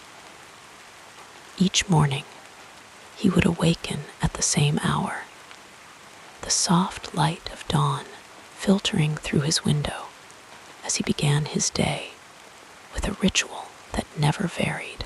He would take a brisk walk through the park, observing the gentle movements of nature around him, finding inspiration in the patterns of leaves swaying in the morning breeze.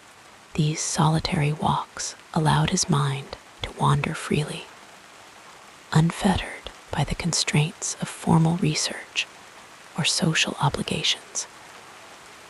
Tesla's relationship with food was as methodical as his approach to science. He dined alone most evenings, preferring the peaceful solitude of his own company to the chatter of crowded restaurants. His meals were simple yet precise affairs. He would carefully fold his napkin into perfect squares between courses, a small gesture that revealed his need for order in all aspects of his life. The waiters at the hotels where he resided came to know his preferences intimately. Clear soups, white fish, and vegetables, all prepared without excessive seasoning that might distract from their natural essence. In the tranquil hours of evening, Tesla would often retire to his room to read poetry. He found particular solace in the verses of Goethe, whose words seemed to resonate with something deep within his soul. As his eyes traced the gentle flow of poetic language, Tesla would sometimes pause, gazing out at the night sky, contemplating the vast universe and his place within it.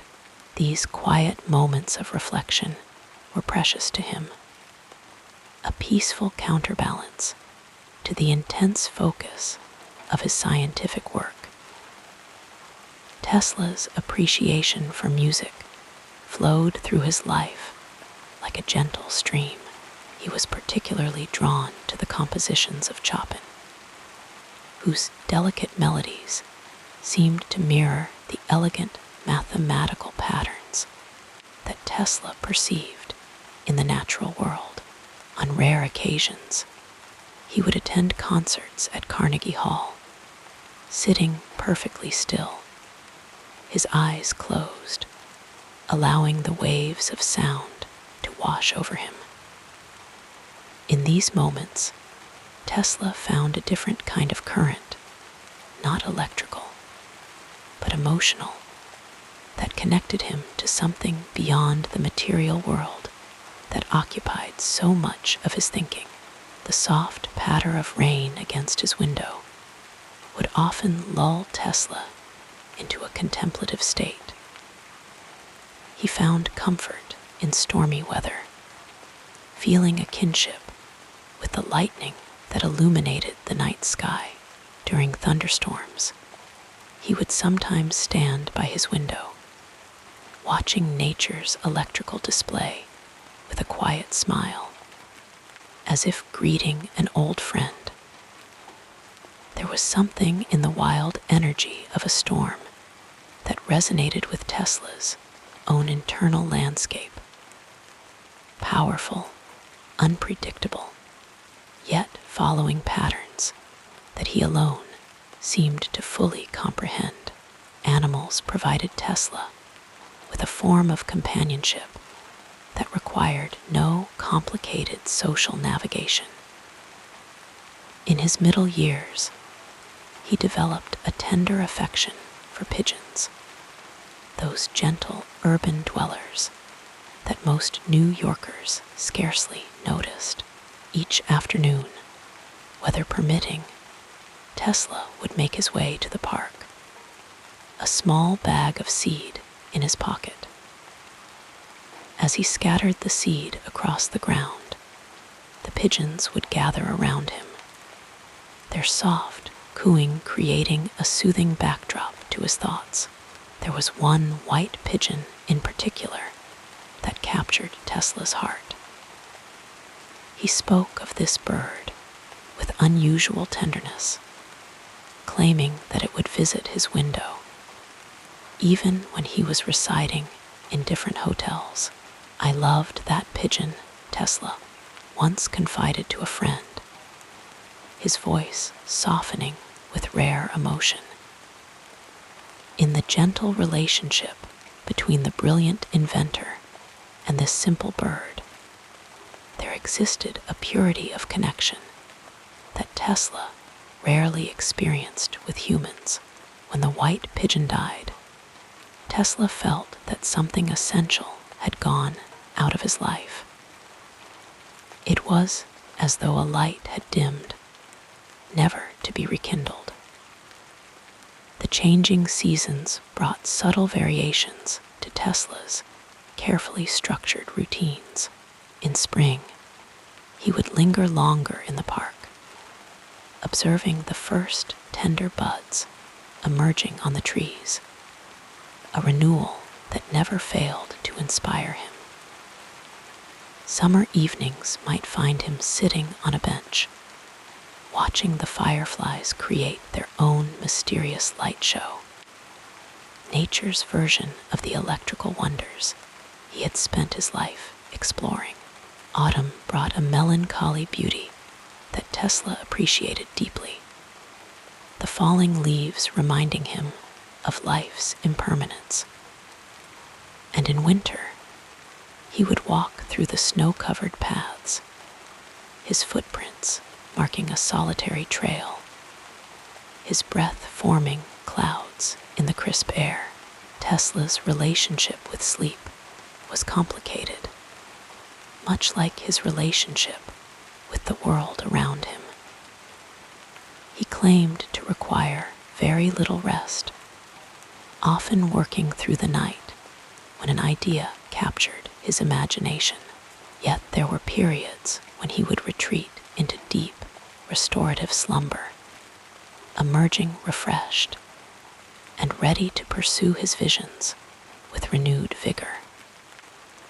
Perhaps in sleep, his remarkable mind continued its work, solving problems and generating insights that would later emerge into his conscious awareness. The hotels where Tesla resided became more than mere places of accommodation. They were his homes, his sanctuaries.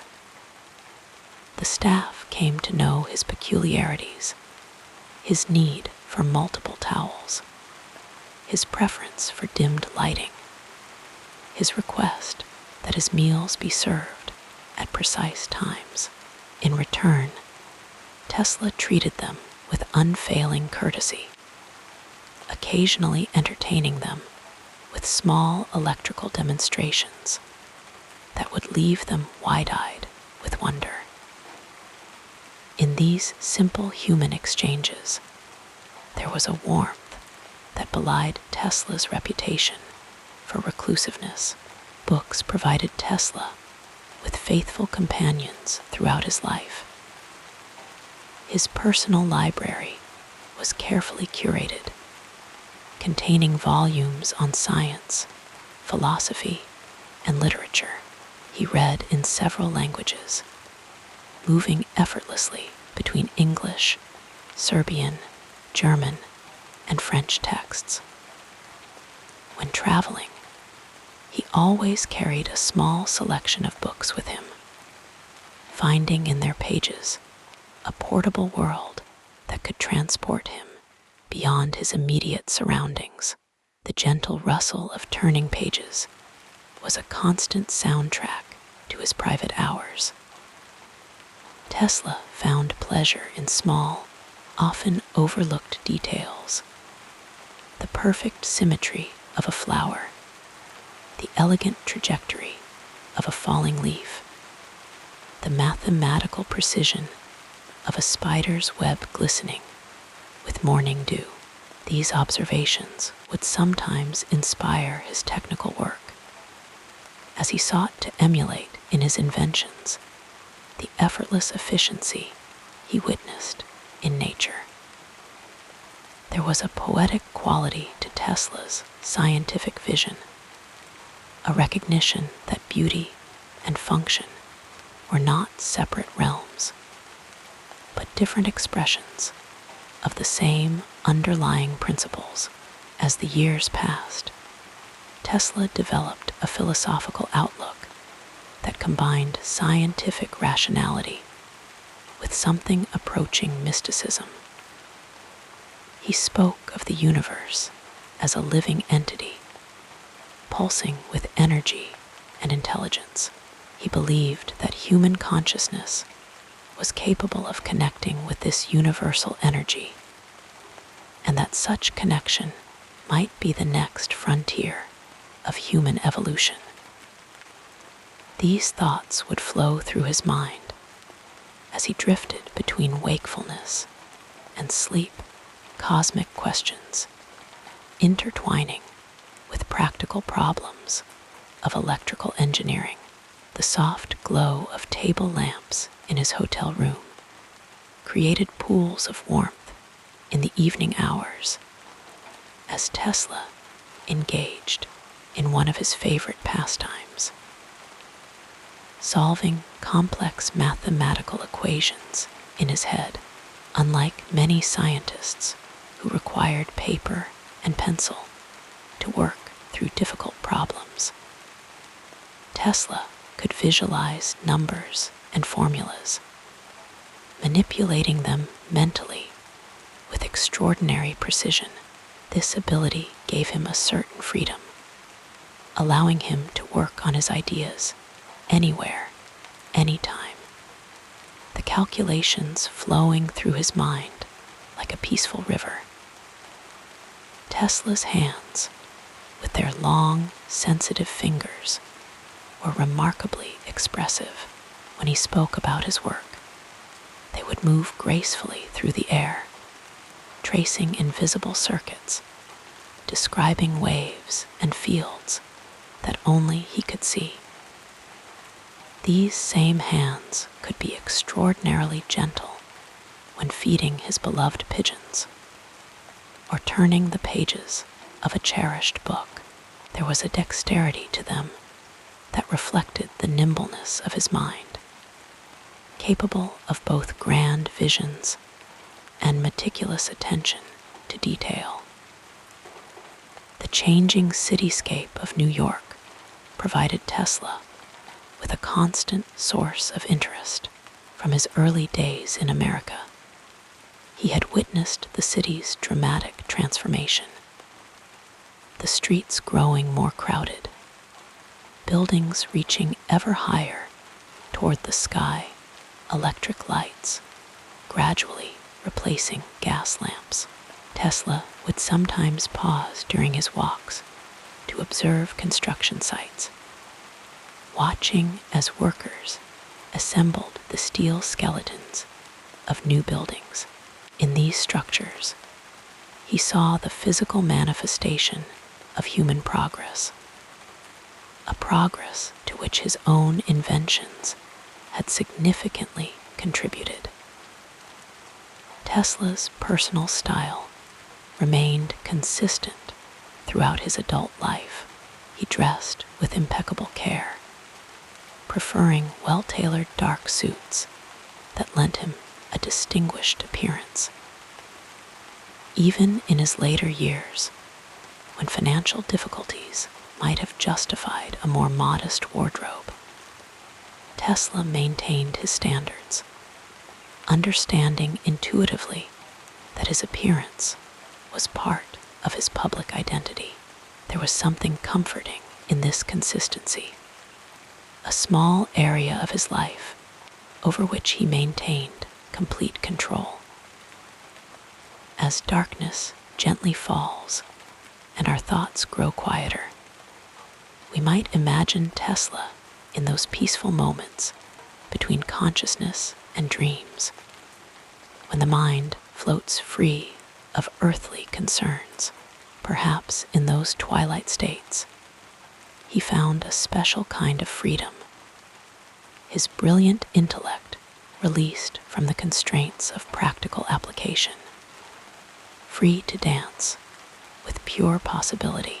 And perhaps in those same drifting moments, he found a connection to something larger than himself, the universal energy that he had spent his life trying to understand and harness for the benefit of humanity.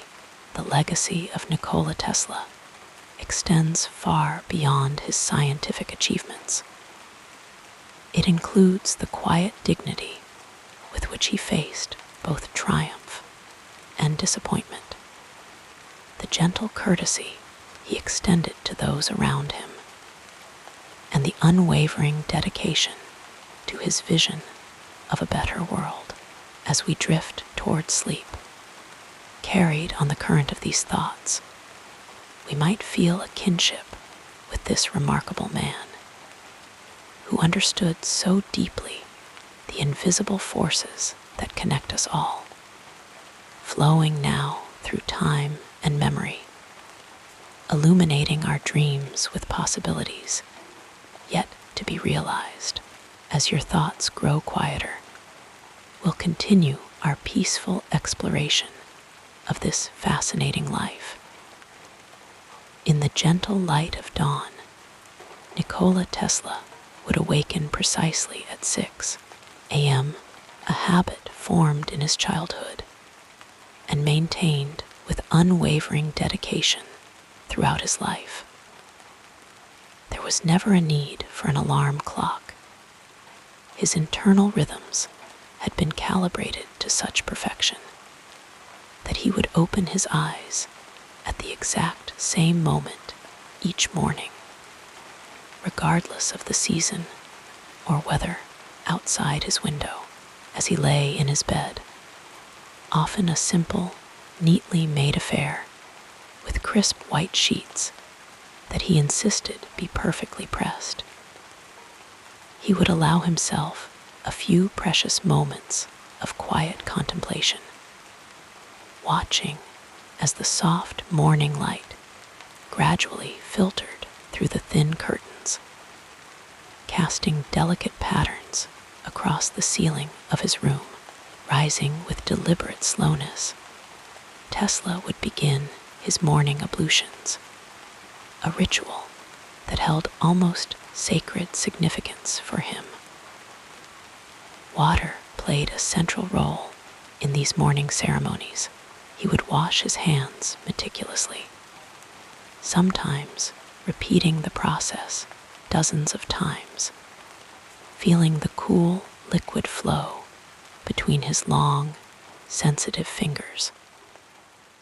There was something deeply soothing about the sensation of water against his skin, something purifying that prepared him for the day ahead. After washing, he would dry his hands with a succession of pristine white towels, exactly 3 in number, never more, never less. His breakfast was invariably modest, yet precisely prepared.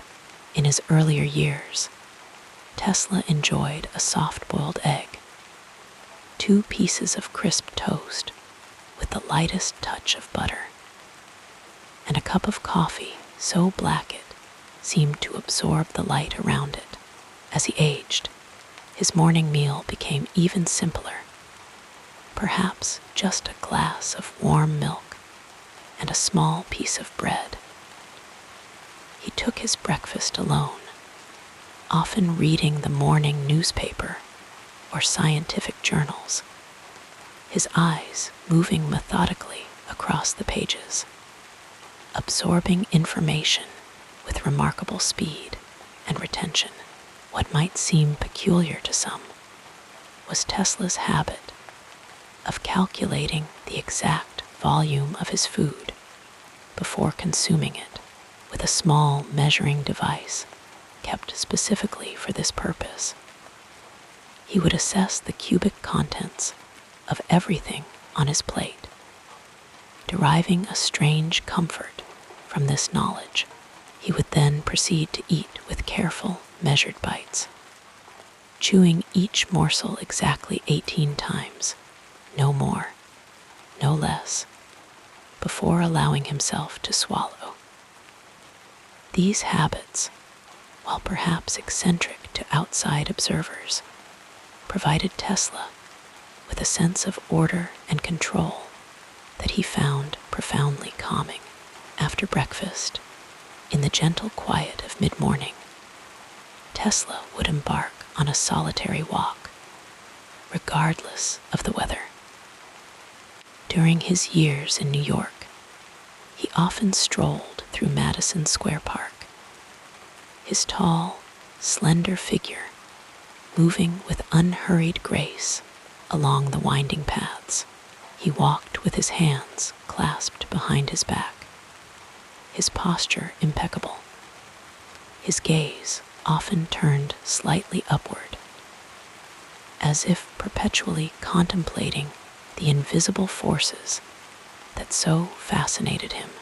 These walks served not merely as exercise, but as a form of moving meditation, allowing his mind to wander freely, making connections and solving problems that had eluded him in the confines of his laboratory or hotel room.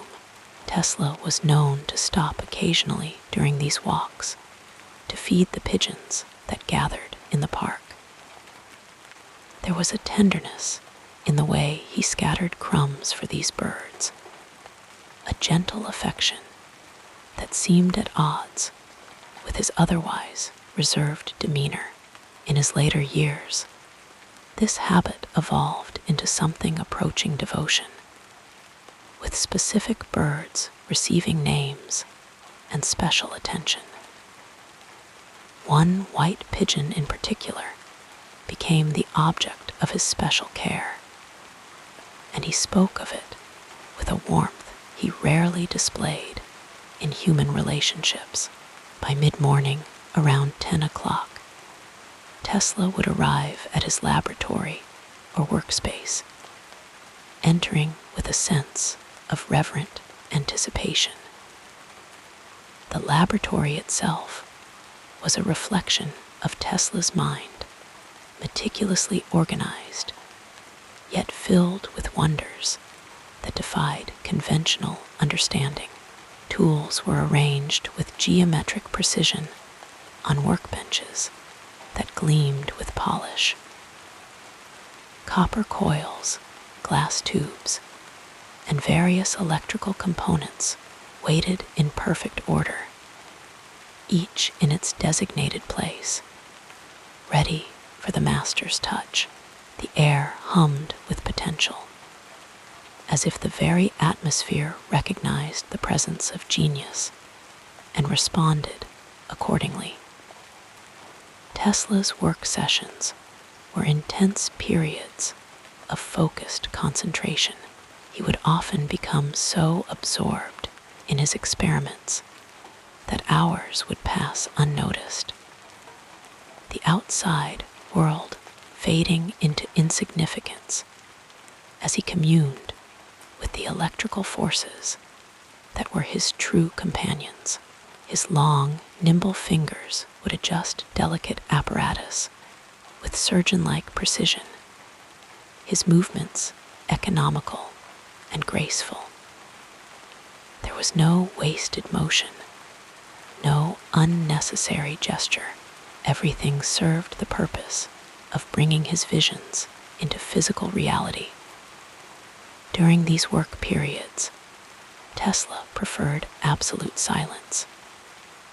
Any unexpected noise, a door closing too loudly, a colleague's cough, Even the rustle of papers could break his concentration and cause visible distress.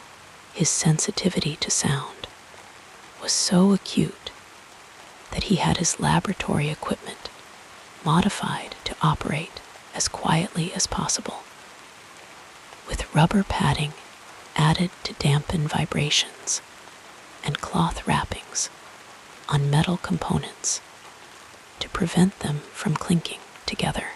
At precisely 1 o'clock in the afternoon, Tesla would pause in his work for a light lunch, often brought to him on a tray by an assistant. Like his breakfast, lunch was a simple affair, perhaps a clear soup, a small portion of fish or chicken, and steamed vegetables, all arranged with geometric precision on the plate. He ate slowly, mindfully, often reading technical papers or making notes while he consumed his meal. Unlike many of his contemporaries, Tesla abstained from alcohol entirely, preferring water or occasionally a glass of warm milk with his midday repast. After lunch, Tesla would sometimes indulge in a brief period of rest, closing his eyes for exactly 10 minutes, never more, never less, while seated upright in his chair. This was not sleep in the conventional sense, but rather a state of deep mental relaxation that he had trained himself to enter and exit with precise timing. Upon opening his eyes, he would appear refreshed and ready to resume his work with renewed vigor. The afternoon hours were often dedicated to the practical application of morning insights. If the morning had been spent in theoretical calculations or design work, the afternoon might see Tesla constructing prototypes or testing apparatus. His workspace would come alive with the gentle hum of electricity, the soft glow of experimental lighting, or the barely perceptible vibration of machinery operating at unprecedented efficiency. There was a rhythm to his work, a dance of creation that flowed from mind to hand to material with seamless grace. As the afternoon light began to soften, Tesla might receive visitors, potential investors, scientific colleagues, or occasionally journalists seeking to understand the mind behind the inventions. With these guests, Tesla displayed impeccable manners, a European courtesy that never wavered regardless of his personal feelings toward the visitor. He would explain his work with patient clarity, translating complex concepts into language that educated laypeople could comprehend without feeling condescended to. In the early evening, around 6 o'clock, Tesla would conclude his work for the day, carefully covering equipment and making detailed notes of his progress. These notes were written in a precise, elegant hand, often accompanied by sketches of remarkable clarity and detail. The notebooks themselves were bound in soft leather, their pages of the finest quality paper, for Tesla believed that great ideas deserved a worthy vessel. The evening would find Tesla dining at one of his preferred restaurants, often the dining room of the hotel where he resided during his years at the Waldorf Astoria in New York. He was a familiar figure in the dining room, always at the same table, always served by the same waiters who knew his preferences and peculiarities. His dinner, like his other meals, was modest in portion, but prepared with exacting standards. He particularly enjoyed fish, believing it provided optimal nutrition for brain function, and would finish his meal with a cup of black coffee and occasionally a small piece of dark chocolate. During dinner, Tesla often read, continuing his lifelong habit of constant self-education. He was fluent in 8 languages and read widely across disciplines, from electrical engineering and physics to literature and philosophy. His remarkable memory allowed him to quote extensive passages from works he had read years or even decades earlier, often in their original language. This dinner reading was not merely a pastime, but an essential part of his intellectual nourishment, keeping his mind engaged with the broader currents of human thought beyond his specialized field. After dinner, in the gentle quiet of evening, Tesla might indulge in one of his few recreational activities. He was an accomplished chess player and occasionally enjoyed a game with a worthy opponent. His strategic thinking as evident on the chessboard as in his laboratory. More often, however, he would attend a concert or opera performance, for music provided him with one of his deepest pleasures. The mathematical precision of classical compositions resonated with his ordered mind, while their emotional expressiveness touched something in him that his scientific work could not reach. Returning to his residence, usually by 10 in the evening, Tesla would prepare for sleep with the same methodical care that characterized all his activities. His nighttime ablutions mirrored those of the morning, with the same attention to cleanliness and order. He would lay out his clothing for the following day. The impeccably tailored dark suit, pristine white shirt, and perfectly knotted tie that were his invariable attire. There was comfort in this consistency, a framework that supported the creative freedom of his scientific work as he lay in bed in those quiet moments before sleep claimed him. Tesla would often engage in a form of mental exercise that he had practiced since childhood.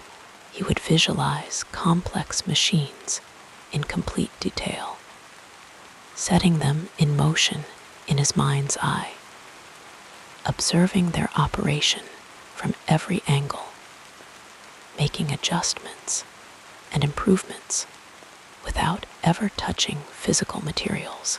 Many of his most revolutionary inventions were perfected in this twilight state between wakefulness and dreams.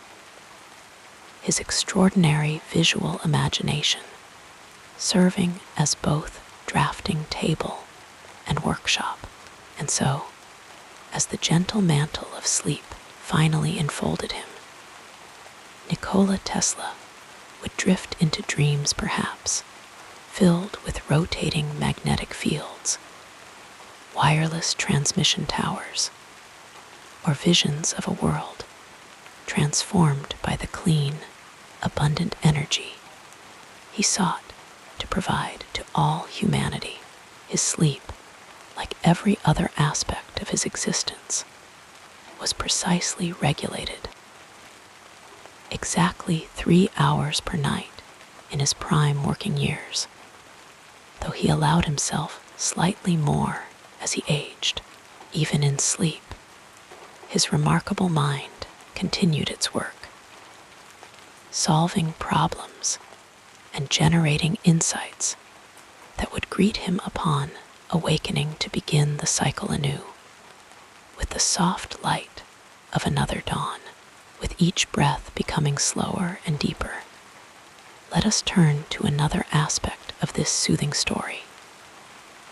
Nikola Tesla's personal philosophy emerged not suddenly, but gradually, like the slow dimming of twilight into evening, born in the small village of Smiljan. In what is now Croatia, Tesla carried with him throughout his life a blend of scientific rationalism and deeply spiritual sensibilities that coexisted in his remarkable mind, like two currents of electricity flowing through parallel wires, never quite touching, yet always influencing one another. In the quiet hours of his life, Tesla developed a worldview that was uniquely his own. He believed in the fundamental interconnectedness of all natural phenomena, seeing the universe as a grand, harmonious mechanism whose secrets could be unlocked through careful observation and mathematical precision. The scientific man, he once remarked in a soft voice to a friend during an evening stroll through New York, does not aim at an immediate result.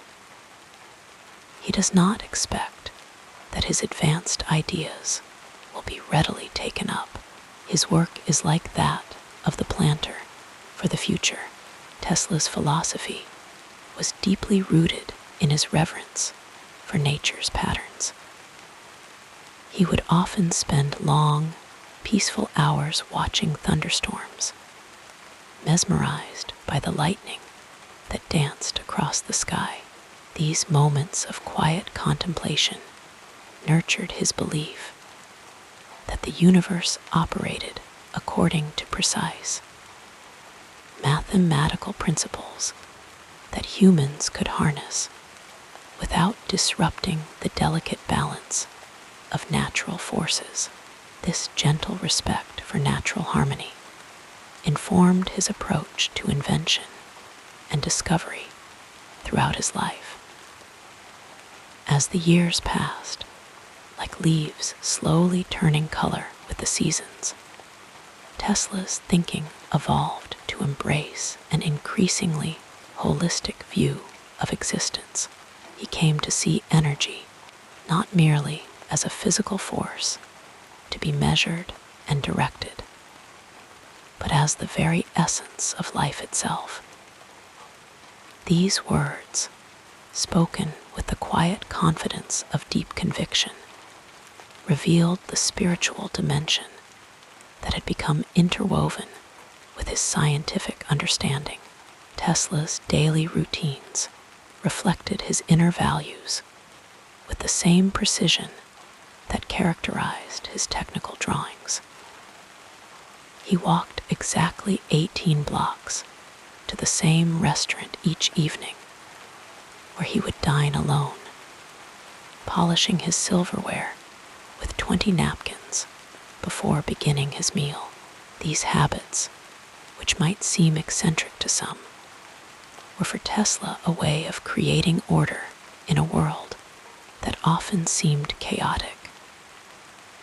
There was comfort in these rituals, a gentle rhythm that allowed his mind the freedom to soar into realms of theoretical possibility, while his body remained grounded in predictable patterns.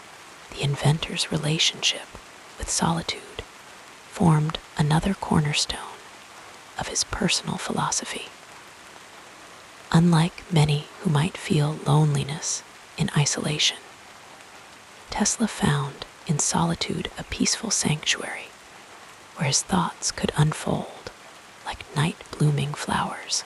Be alone, he once advised a young admirer who sought his wisdom. This embrace of solitude was not a rejection of humanity, but rather rather a recognition that creative thought required the gentle nurturing of quiet contemplation. Tesla held a profound belief in the dignity of all living beings, a value that manifested in his compassionate treatment of animals.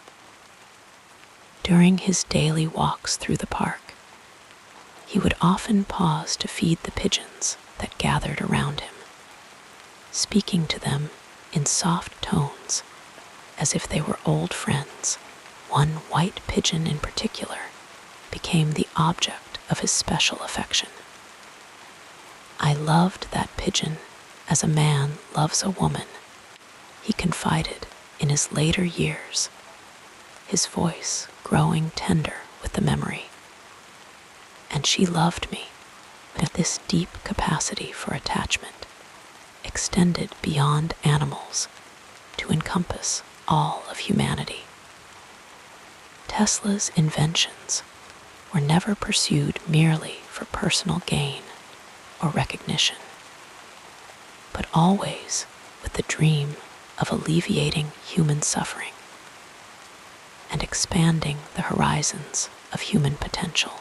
He envisioned a world where energy would flow freely and abundantly, available to all regardless of wealth or social standing. The rhythm of Tesla's days flowed with the constancy of a peaceful stream. He would rise at the same hour each morning, perform his ablutions with methodical care, and proceed to his laboratory, where the quiet hum of electrical equipment created a soothing backdrop for his work. There was a meditative quality to his approach, a patient willingness to allow ideas to emerge naturally, like stars appearing one by one in the evening sky. Tesla's relationship with material possessions revealed another dimension of his values. Despite periods of considerable wealth, he lived simply, investing his resources in his experiments rather than personal comfort. His hotel rooms, though neat and well-appointed, contained few personal items beyond his scientific notebooks and the books that provided him intellectual companionship during quiet evenings. As twilight deepened into his later years, Tesla's philosophy took on increasingly metaphysical dimensions. He began to speak more openly about his belief in certain forms of telepathy and the possibility that human consciousness might someday be understood as another manifestation of electromagnetic phenomena. These ideas, shared in hushed conversations with his few close friends, were expressed not with dogmatic certainty, but with the gentle wonder of a man still discovering the mysteries of existence. Throughout his life, Tesla maintained a curious relationship with organized religion. Though raised in the Orthodox Christian tradition, his scientific mind questioned literal interpretations of religious texts. This balance between skepticism and reverence created in him a kind of peaceful acceptance of mystery, a comfort with questions that might never find complete answers. Tesla's approach to knowledge itself revealed much about his values.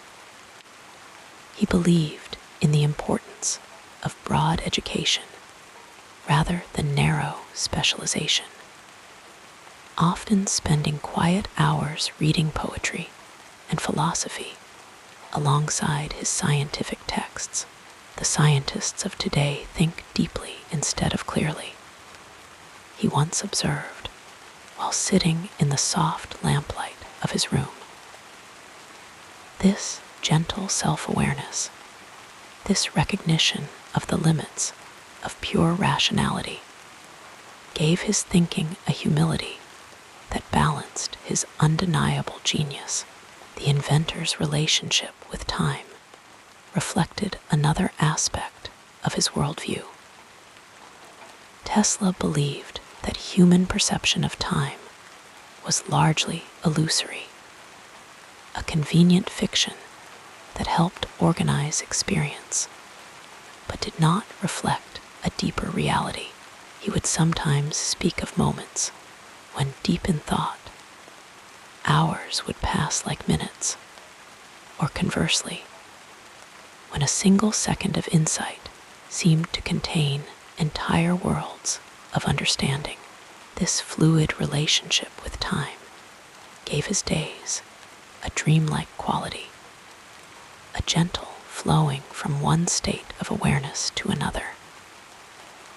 As moonlight might softly illuminate a landscape, revealing contours invisible in the harsh light of day, Tesla's philosophy was illuminated by his understanding of human fallibility. He recognized that even the greatest minds were subject to error and bias, including his own. This awareness fostered in him a patience with the skepticism his more revolutionary ideas often encountered. Tesla's values extended to a deep appreciation for beauty in all its forms. He designed his inventions not only for functionality, but with an eye toward aesthetic harmony. The graceful curves of his oscillators and the perfect symmetry of his coils reflected his belief that beauty and utility were not separate qualities, but different expressions of the same underlying principles. Even his mathematical equations were written with a flowing penmanship that transformed abstract concepts into visual poetry. The gentle inventor's relationship with fame revealed much about his character. Though he occasionally enjoyed the recognition his achievements brought, he was equally content in obscurity, working quietly on problems that fascinated him, regardless of whether they might bring public acclaim. "Let the future tell the truth," he once remarked with peaceful acceptance, "and evaluate each one according to his work and accomplishments." As evening shadows lengthened across the landscape of his life, Tesla's philosophy embraced an increasing concern with the ethical implications of technological development.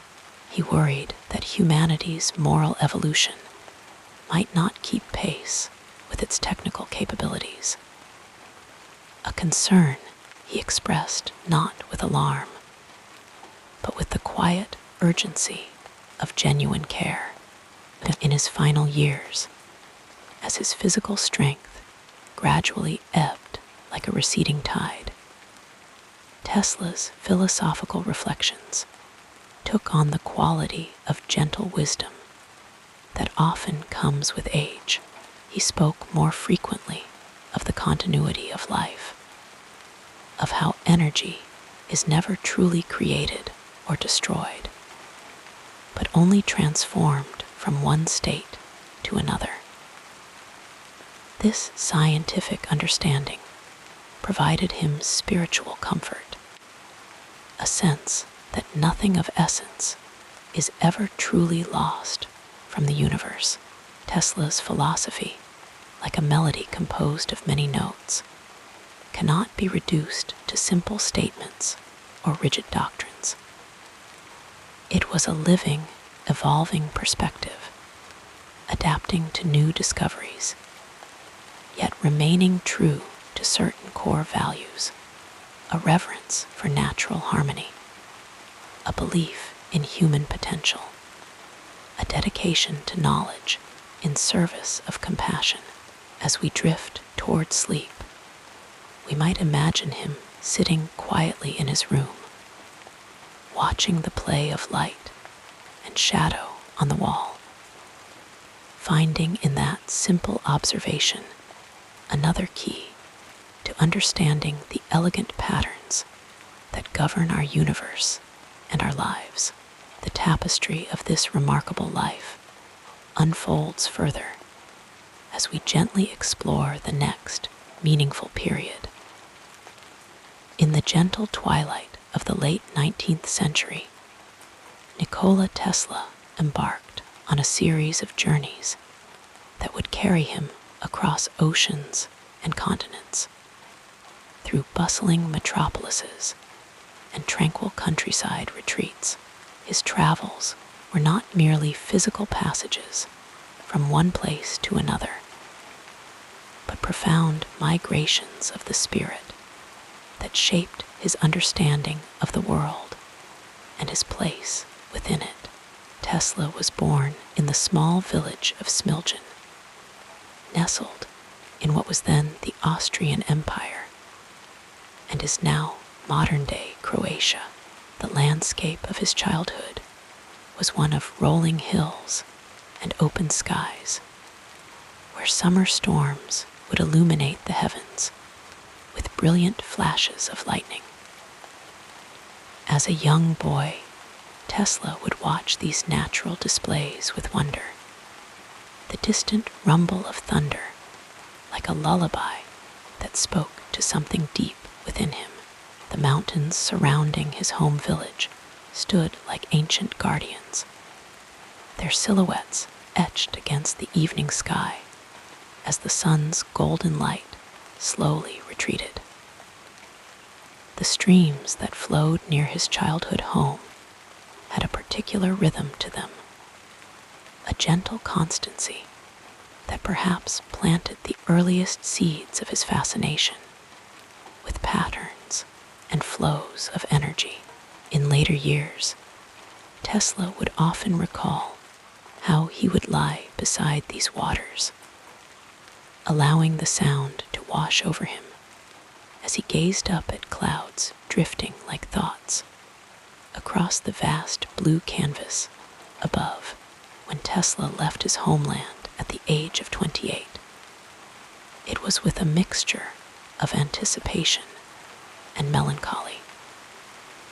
The familiar paths and meadows of his youth gave way to the unknown territories of a broader world. His journey took him first to Budapest, where the Danube River flowed like a silver ribbon through the heart of the city. There, Tesla would often walk along the riverbanks in the evening hours, watching as lamps were lit one by one, their reflections trembling in the water below like stars fallen to earth.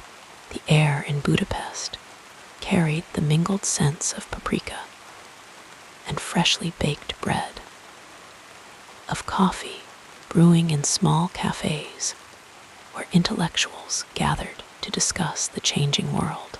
Tesla found himself drawn to these places, though he often sat somewhat apart, observing the animated conversations around him with a quiet intensity. It was in one such cafe, with its warm wooden tables and gently hissing gas lamps, that Tesla first conceived of his alternating current motor, the vision coming to him as the sun cast long, golden shadows across the cobblestone streets outside. From Budapest, Tesla's path led him to Paris, a city that breathed art and innovation in equal measure. The wide boulevards lined with chestnut trees, the elegant architecture that spoke of centuries of human creativity, the gardens where fountains played in the dappled sunlight. All of these elements wove themselves into the tapestry of Tesla's expanding consciousness. In Paris, he worked for the Continental Edison Company, spending his days immersed in the practical applications of electrical engineering, and his evenings wandering through quiet neighborhoods where the soft glow of lamps created pools of light in the gathering darkness. The River Seine moved through Paris with a stately grace, and Tesla often found himself drawn to its banks. There was something soothing in the way the water reflected the city's lights, transforming them into fluid, dancing patterns.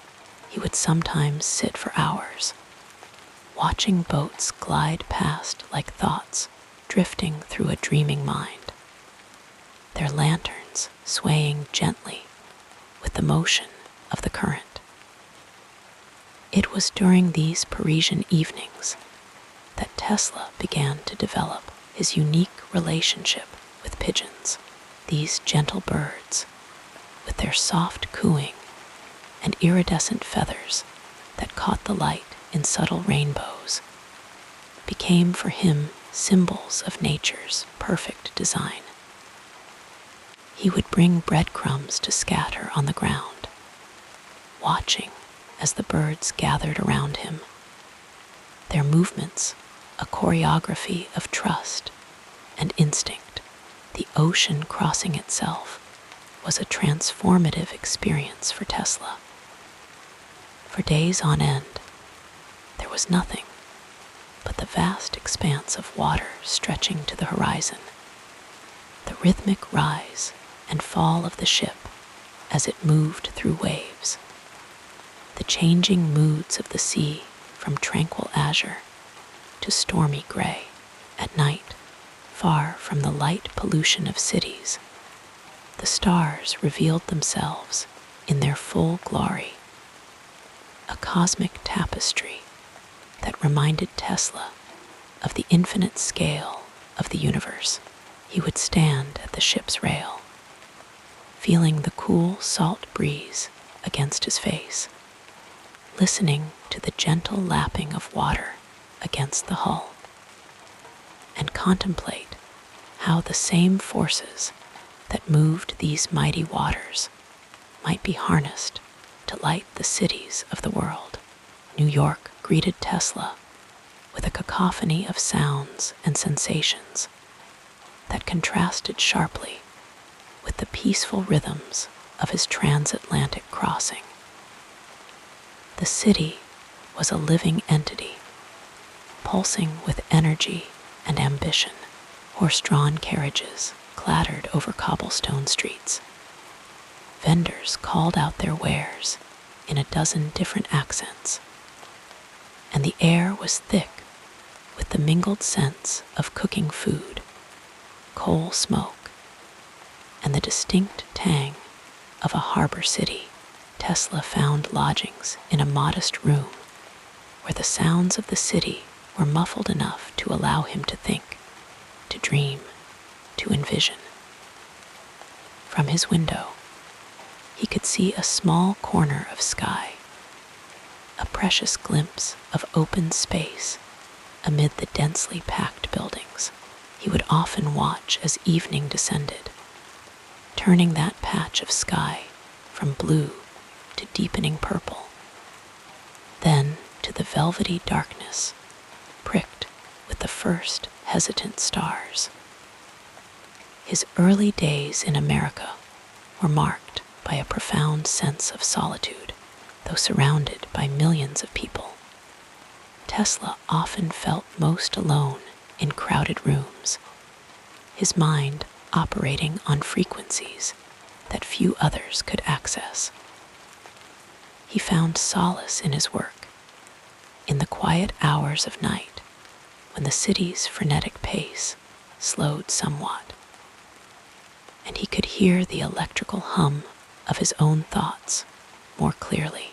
After his brief and tumultuous association with Edison ended, Tesla found himself walking the streets of New York with little more than his ideas to sustain him.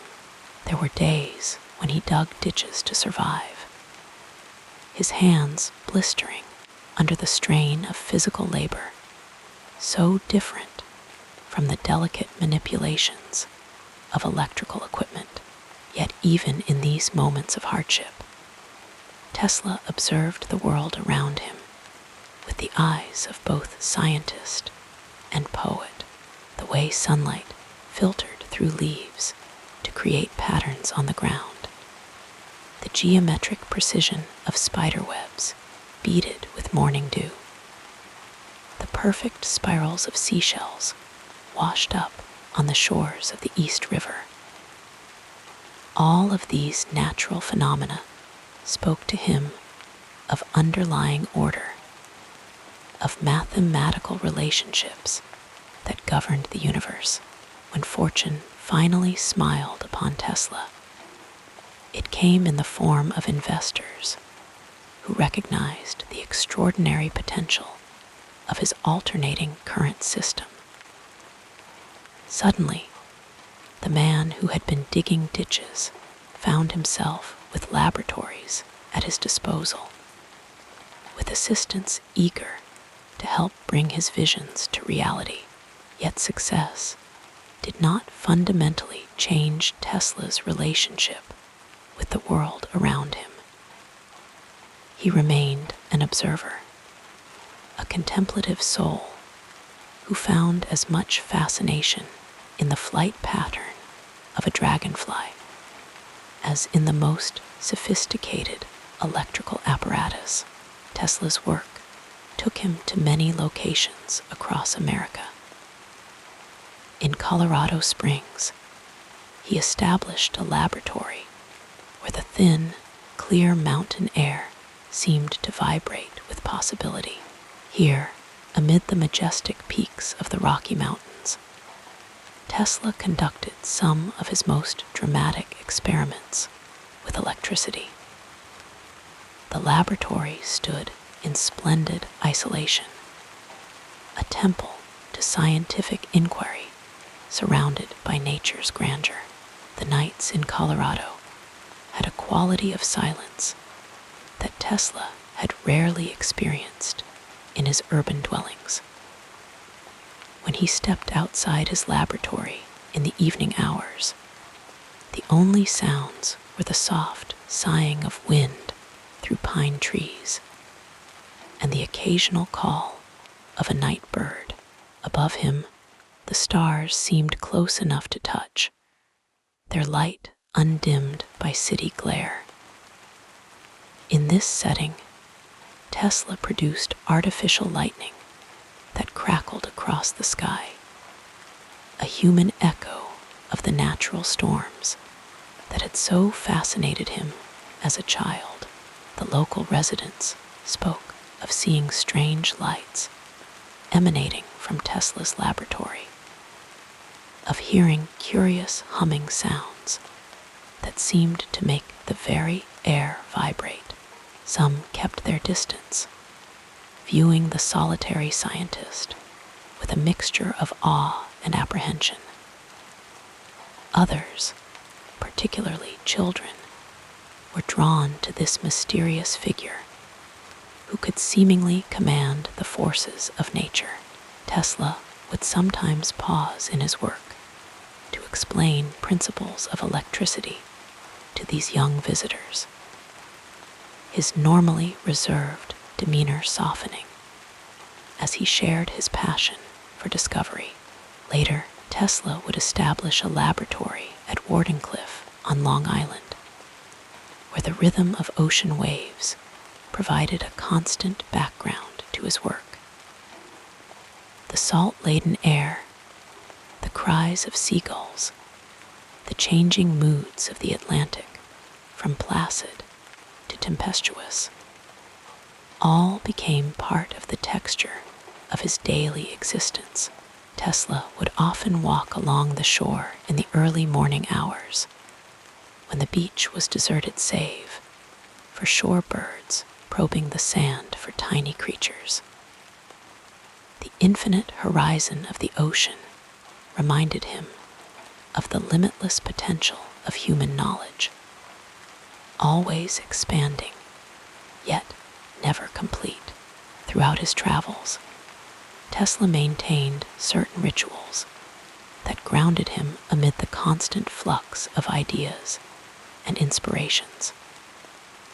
He was meticulous about his appearance, preferring finely tailored suits that stood in contrast to the sometimes chaotic nature of his experimental work. His meals were taken at precisely the same time each day, often at the same restaurants where waitstaff came to know his preferences without being told. These routines provided a framework within which his extraordinary mind could range freely, exploring concepts that existed at the very edge of human understanding. In his later years, Tesla became increasingly nomadic, moving from one hotel to another in New York City.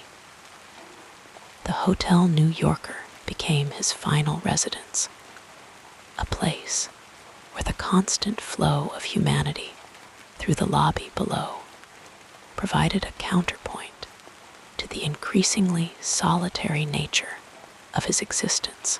From his window on the 33rd floor, Tesla could look out over a city transformed by the very electrical systems he had helped to create. The lights of Manhattan, glowing softly in the evening mist, were in many ways a monument to his vision. Tesla's room became a sanctuary of sorts, a space where he could feed his beloved pigeons and continue his contemplations away from the demands of the world. The hotel staff came to know his habits, his preference for absolute cleanliness, his kindness toward service workers who often received little recognition from other guests. They spoke of how he would sometimes stand perfectly still, seemingly lost in thought, before suddenly coming to life with renewed energy, as though some internal problem had been solved during his momentary absence from the external world. As Tesla aged, his physical journeys became fewer, but his mind continued to travel paths that few others could follow.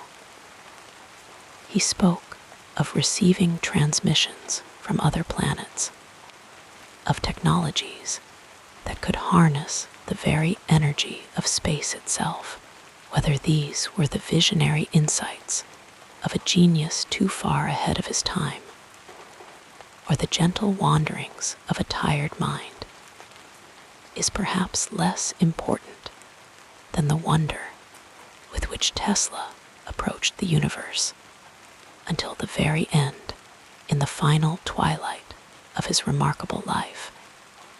As winter settled over New York City in January 1943, Tesla's journeys came to their conclusion. He passed away quietly in his hotel room, the city he had helped to illuminate continuing its restless rhythm below. The pigeons that had been his faithful companions still gathered on windowsills and rooftops, their soft cooing a requiem for the man who had found in their simple presence a connection to the natural world he had spent his life trying to understand. Tesla's physical travels had taken him from a small village in the Austro-Hungarian Empire to the bustling heart of American innovation.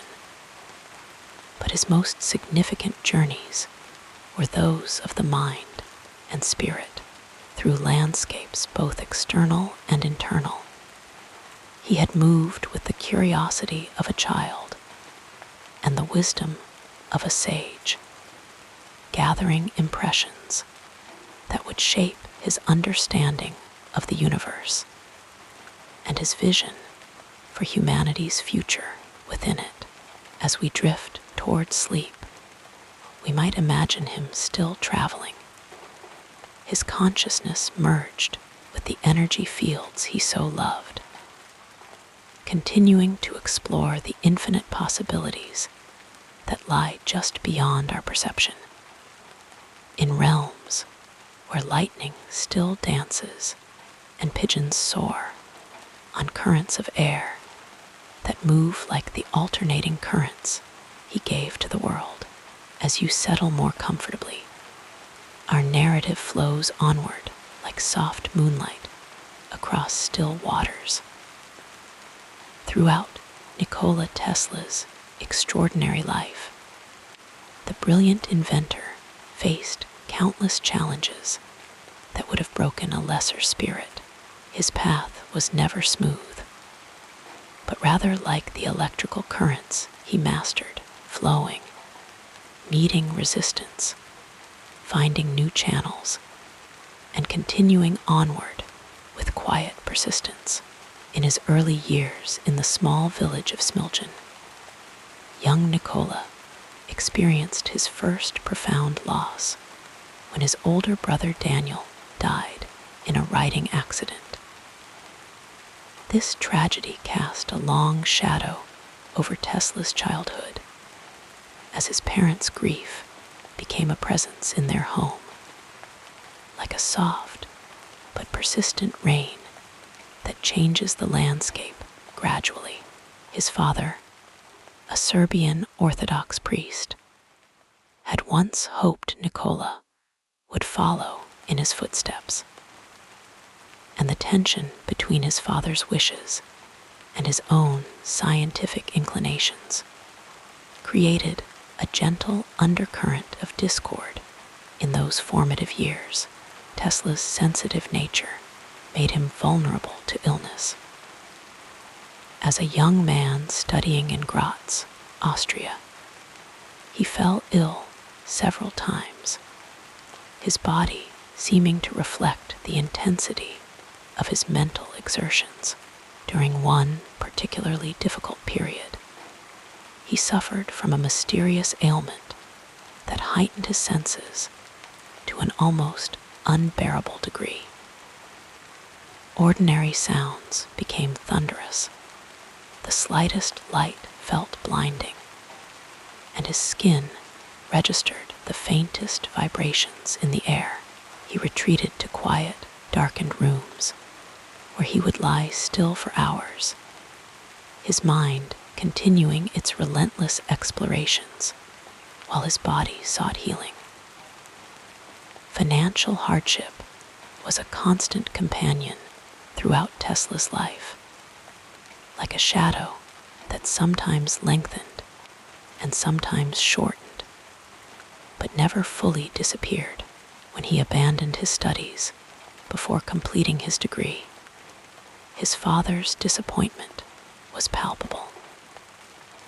Without family support, Tesla worked as a draftsman and electrical engineer in Budapest, saving what little he could from his modest salary, dreaming of a time when he could pursue his own inventions. The journey to America in 1884 brought its own difficulties. Tesla arrived in New York with little more than a letter of introduction to Thomas Edison, a few poems he had written, and calculations for a flying machine. His pockets were nearly empty after being robbed on the ship, and the strange new city, with its hurried pace and unfamiliar customs, must have felt overwhelming to the sensitive young man from rural Europe. His brief employment with Edison became one of the most significant disappointments of his professional life. Edison had promised Tesla a substantial bonus if he could improve the efficiency of Edison's direct current generators. For months, Tesla worked tirelessly, often sleeping just a few hours a night in the laboratory. His tall frame curled uncomfortably on a workbench. Dreams of electric fields dancing behind his closed eyelids. When he finally succeeded, Edison dismissed the promised payment as a joke, offering instead a small raise. The pattern of promise followed by disappointment continued throughout Tesla's career. After forming his own company and developing his alternating current system, he entered into an agreement with George Westinghouse that should have made him enormously wealthy. However, when Westinghouse later faced financial difficulties, Tesla tore up the contract that would have paid him royalties on every kilowatt of electricity generated using his patents. This generous act helped save Westinghouse's company, but cost Tesla what would have amounted to billions in today's currency. He chose the advancement of his technology over personal gain, a decision that reflected his idealistic nature, but contributed to his lifelong financial struggles. Perhaps no setback was more devastating than the destruction of his laboratory on Fifth Avenue in 1895. A fire broke out in the building, consuming years of research notes, prototypes, and plans that existed nowhere else but in that space and in Tesla's remarkable memory. Irreplaceable instruments, custom-built for his unique experiments, melted in the intense heat. The loss was incalculable, not just in monetary terms, but in the delay it caused to his research. Tesla had been on the verge of several breakthroughs, including early radio transmission experiments that predated Marconi's work. As he stood watching the flames consume his life's work, Tesla reportedly remained calm, his tall figure silhouetted against the orange glow, already mentally reconstructing what had been lost. The turn of the century brought what might have been Tesla's greatest disappointment. His vision for wireless power transmission led to the construction of Wardenclyffe Tower on Long Island. The ambitious project was meant to demonstrate that electricity could be transmitted without wires across great distances. P. Morgan initially funded the project, but withdrew support when he realized Tesla's true intention was to create a system that would make electricity freely available to anyone, anywhere, a concept that threatened the profitable model of metered electricity. Without funding, construction halted. Tesla watched as his tower stood incomplete, a monument to what might have been, until finally it was demolished for scrap during World War I. As the years passed, Tesla's reputation began to fade like evening light, giving way to darkness. The scientific community, once enthralled by his demonstrations and ideas, increasingly viewed him with skepticism as his claims became more extraordinary and his ability to bring his concepts to practical fruition diminished.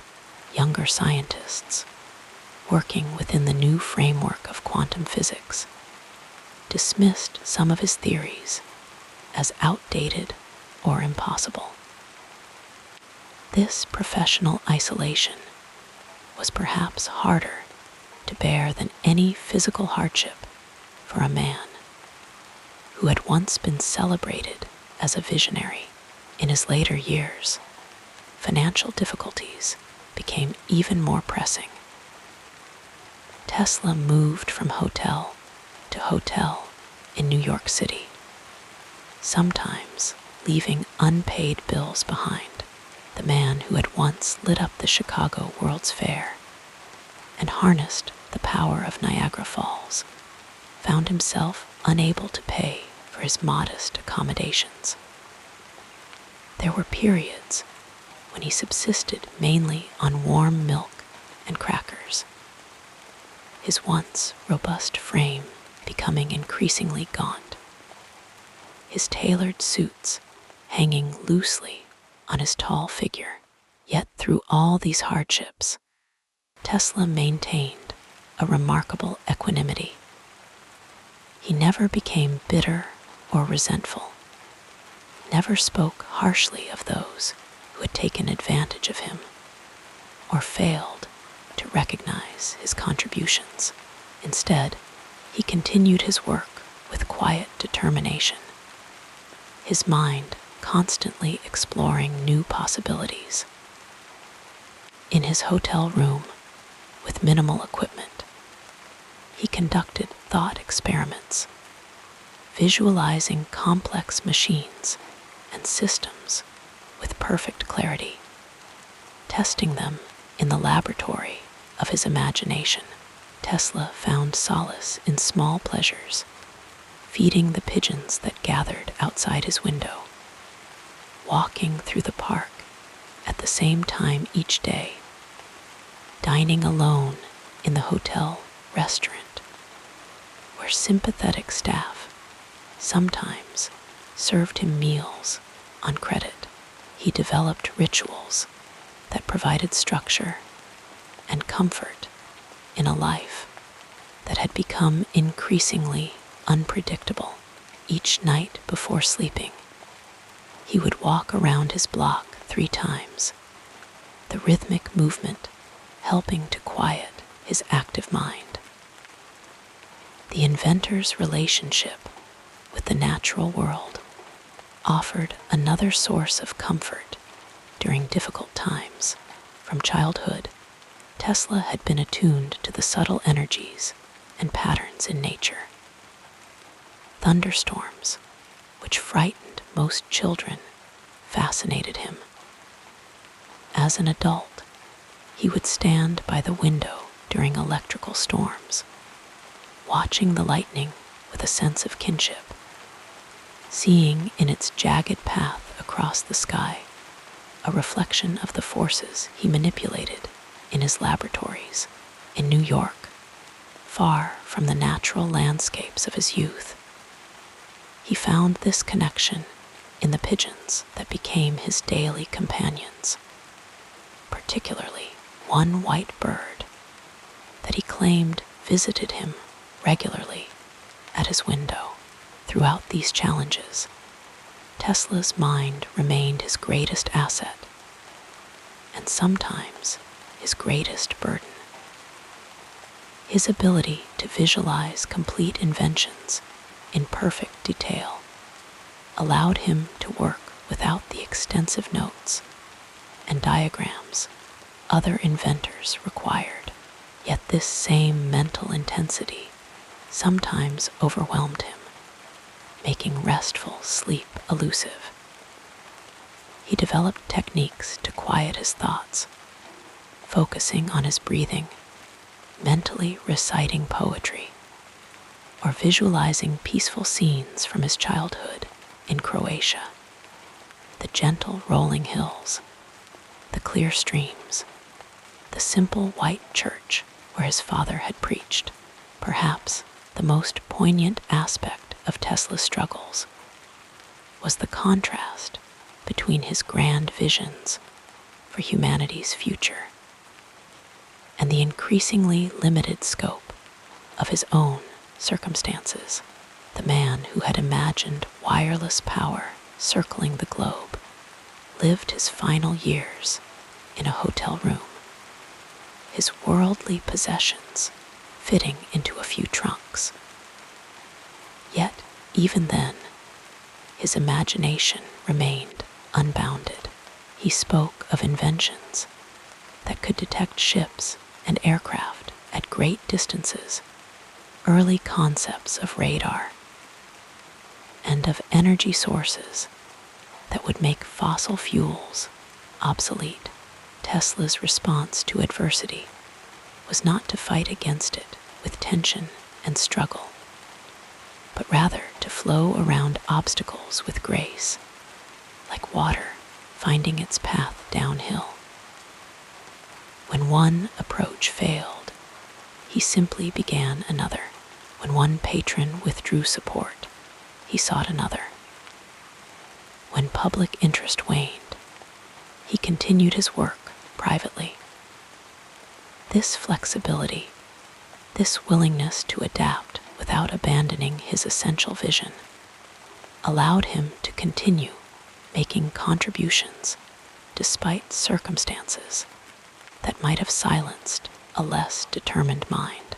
What Tesla learned through his many setbacks was the value of persistence without attachment.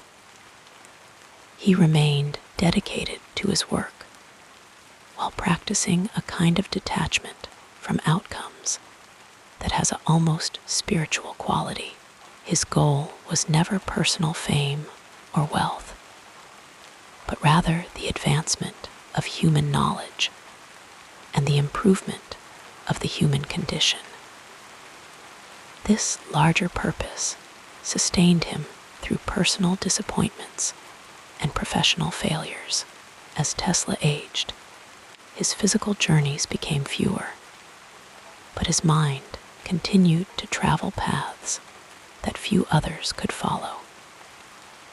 He spoke of receiving transmissions from other planets, of technologies that could harness the very energy of space itself, whether these were the visionary insights of a genius too far ahead of his time, or the gentle wanderings of a tired mind, is perhaps less important than the wonder with which Tesla approached the universe.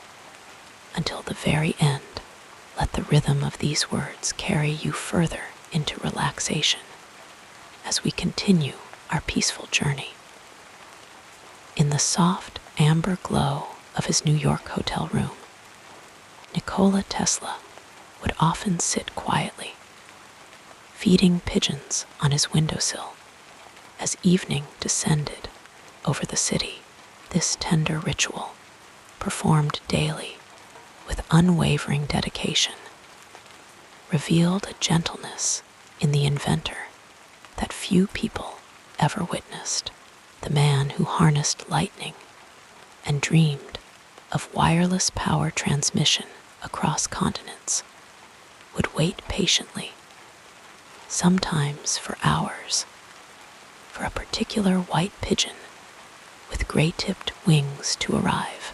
"I loved that pigeon," Tesla once confided to a friend in a rare moment of emotional transparency. The connection Tesla felt with birds extended beyond this special pigeon. During his solitary walks through the park, he would often pause to observe their movements, their patterns of flight, the way they communicated with one another. These observations informed his thinking about natural systems and energy flow in ways that scientific journals rarely documented. In the graceful arcs of swallows at dusk, Tesla saw mathematical patterns that would later influence his alternating current designs. Few people know that Tesla possessed a remarkable photographic memory.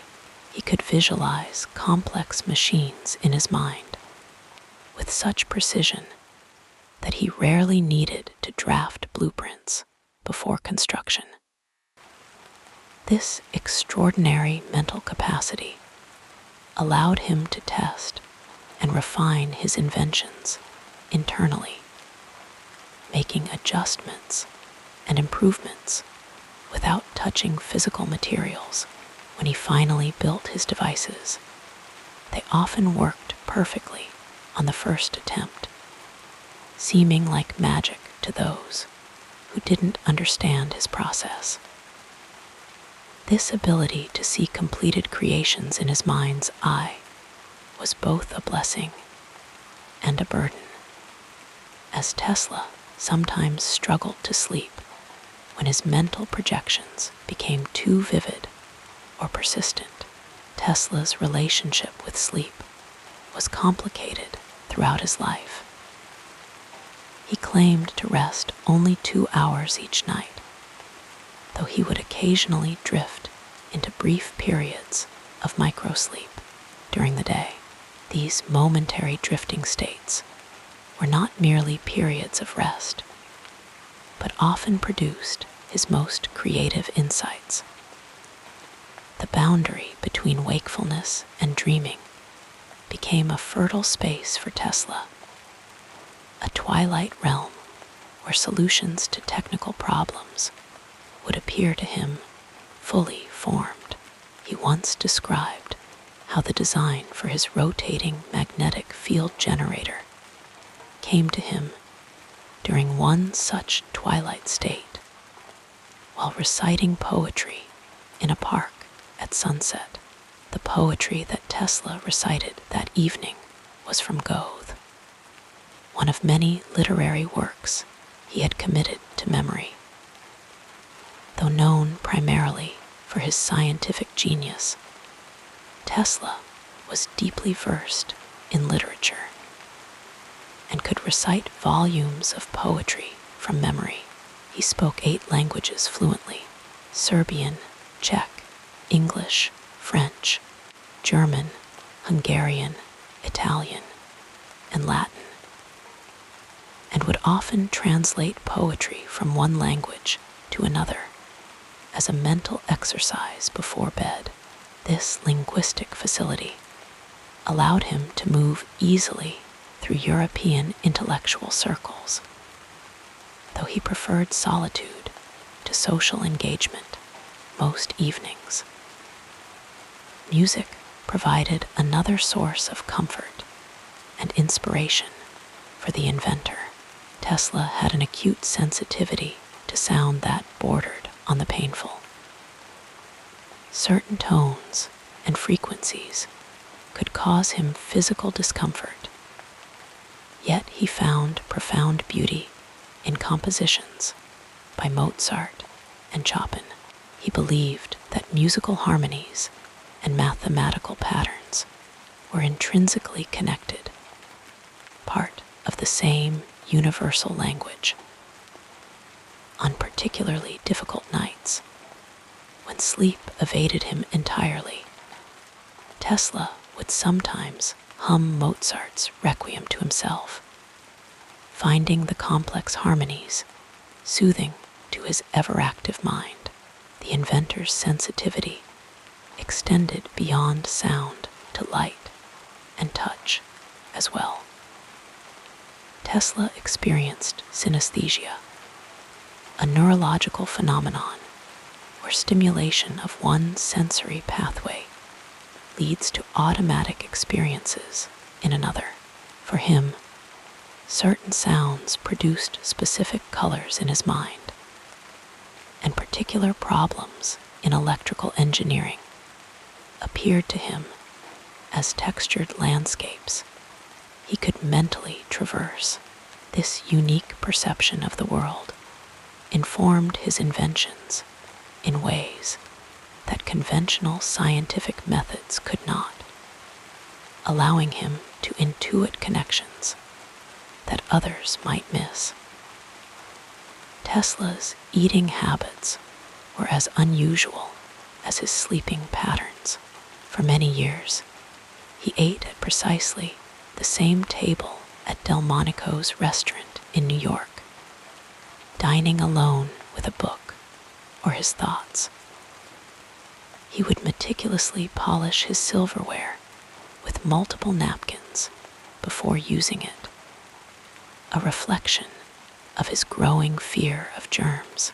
Later in life, he subsisted primarily on warm milk, honey, and vegetable juices. These dietary restrictions were self-imposed, part of a personal discipline that Tesla believed enhanced his mental clarity.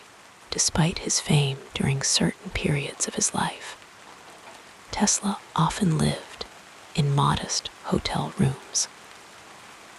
The Waldorf Astoria housed him for some time, but he eventually settled at the Hotel New Yorker, where he occupied room 3327 for the final decade of his life. There, surrounded by his notes and books, he continued his work in increasing isolation. The simplicity of his living quarters belied the complexity of his mind. Tesla found comfort in routine, in the predictable patterns of daily life that allowed his thoughts to roam freely through the universe of ideas. Among Tesla's lesser-known interests was his fascination with pigeons, particularly one white bird that he claimed to love deeply. He would feed them daily, spending considerable sums of money on special seeds and grains during periods when his own finances were precarious. This compassion for creatures extended to his views on humanity as well. Tesla envisioned a world where energy would be freely available to all people, reducing suffering and inequality, though often portrayed as eccentric or detached. His inventions were ultimately driven by a profound desire to improve human conditions. The inventor maintained several unusual personal habits that were rarely mentioned in public accounts of his life. He was meticulously clean and would use exactly 18 napkins during each meal.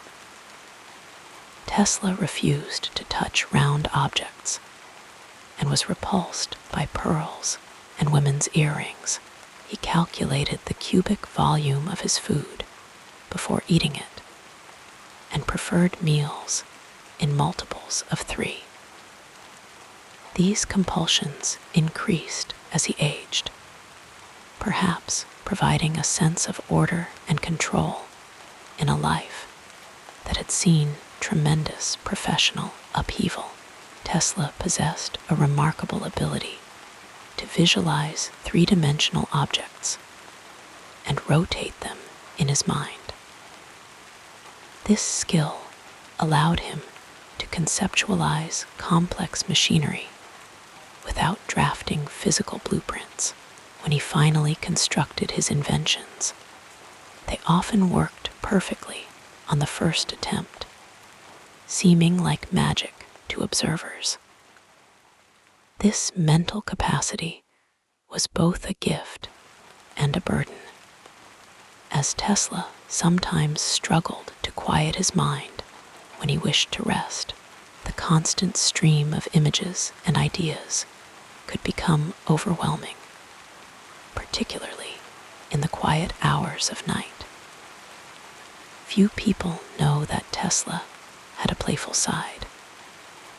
He enjoyed performing electrical tricks for friends, creating artificial lightning, or making objects glow with wireless energy. He once lit a field of light bulbs stuck in the ground without any visible wires, delighting onlookers who described the scene as an electrical garden blooming at night. This sense of wonder never left him. Even as he aged, Tesla approached the natural world with childlike curiosity throughout his life, finding beauty in thunderstorms and mathematical patterns in flowing water. In his later years, Tesla became increasingly interested in the concept of free energy, the idea that unlimited power could be harvested from the environment. He believed that the Earth itself was like a vast electric generator, and that with the right technology, humanity could tap into this endless supply. While many of his contemporaries dismissed these ideas as the fantasies of an aging mind, recent developments in renewable energy suggest that Tesla's vision was perhaps not as far-fetched as it seemed at the time. The inventor maintained a complex relationship with other scientific figures of his era. Though often portrayed as bitter rivals, Tesla and Edison shared moments of grudging respect.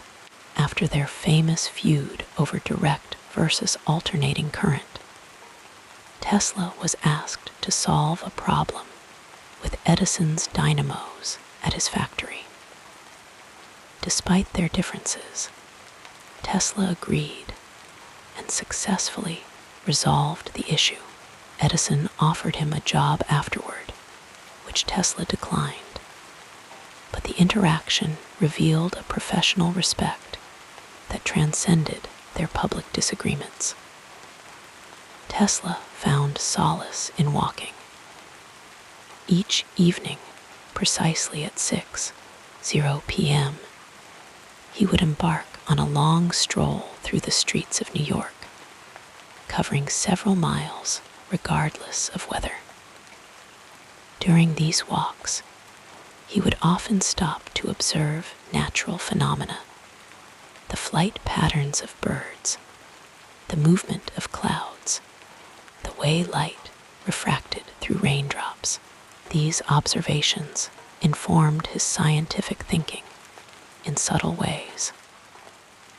Tesla believed that the secrets of the universe were written in nature for those patient enough to read them.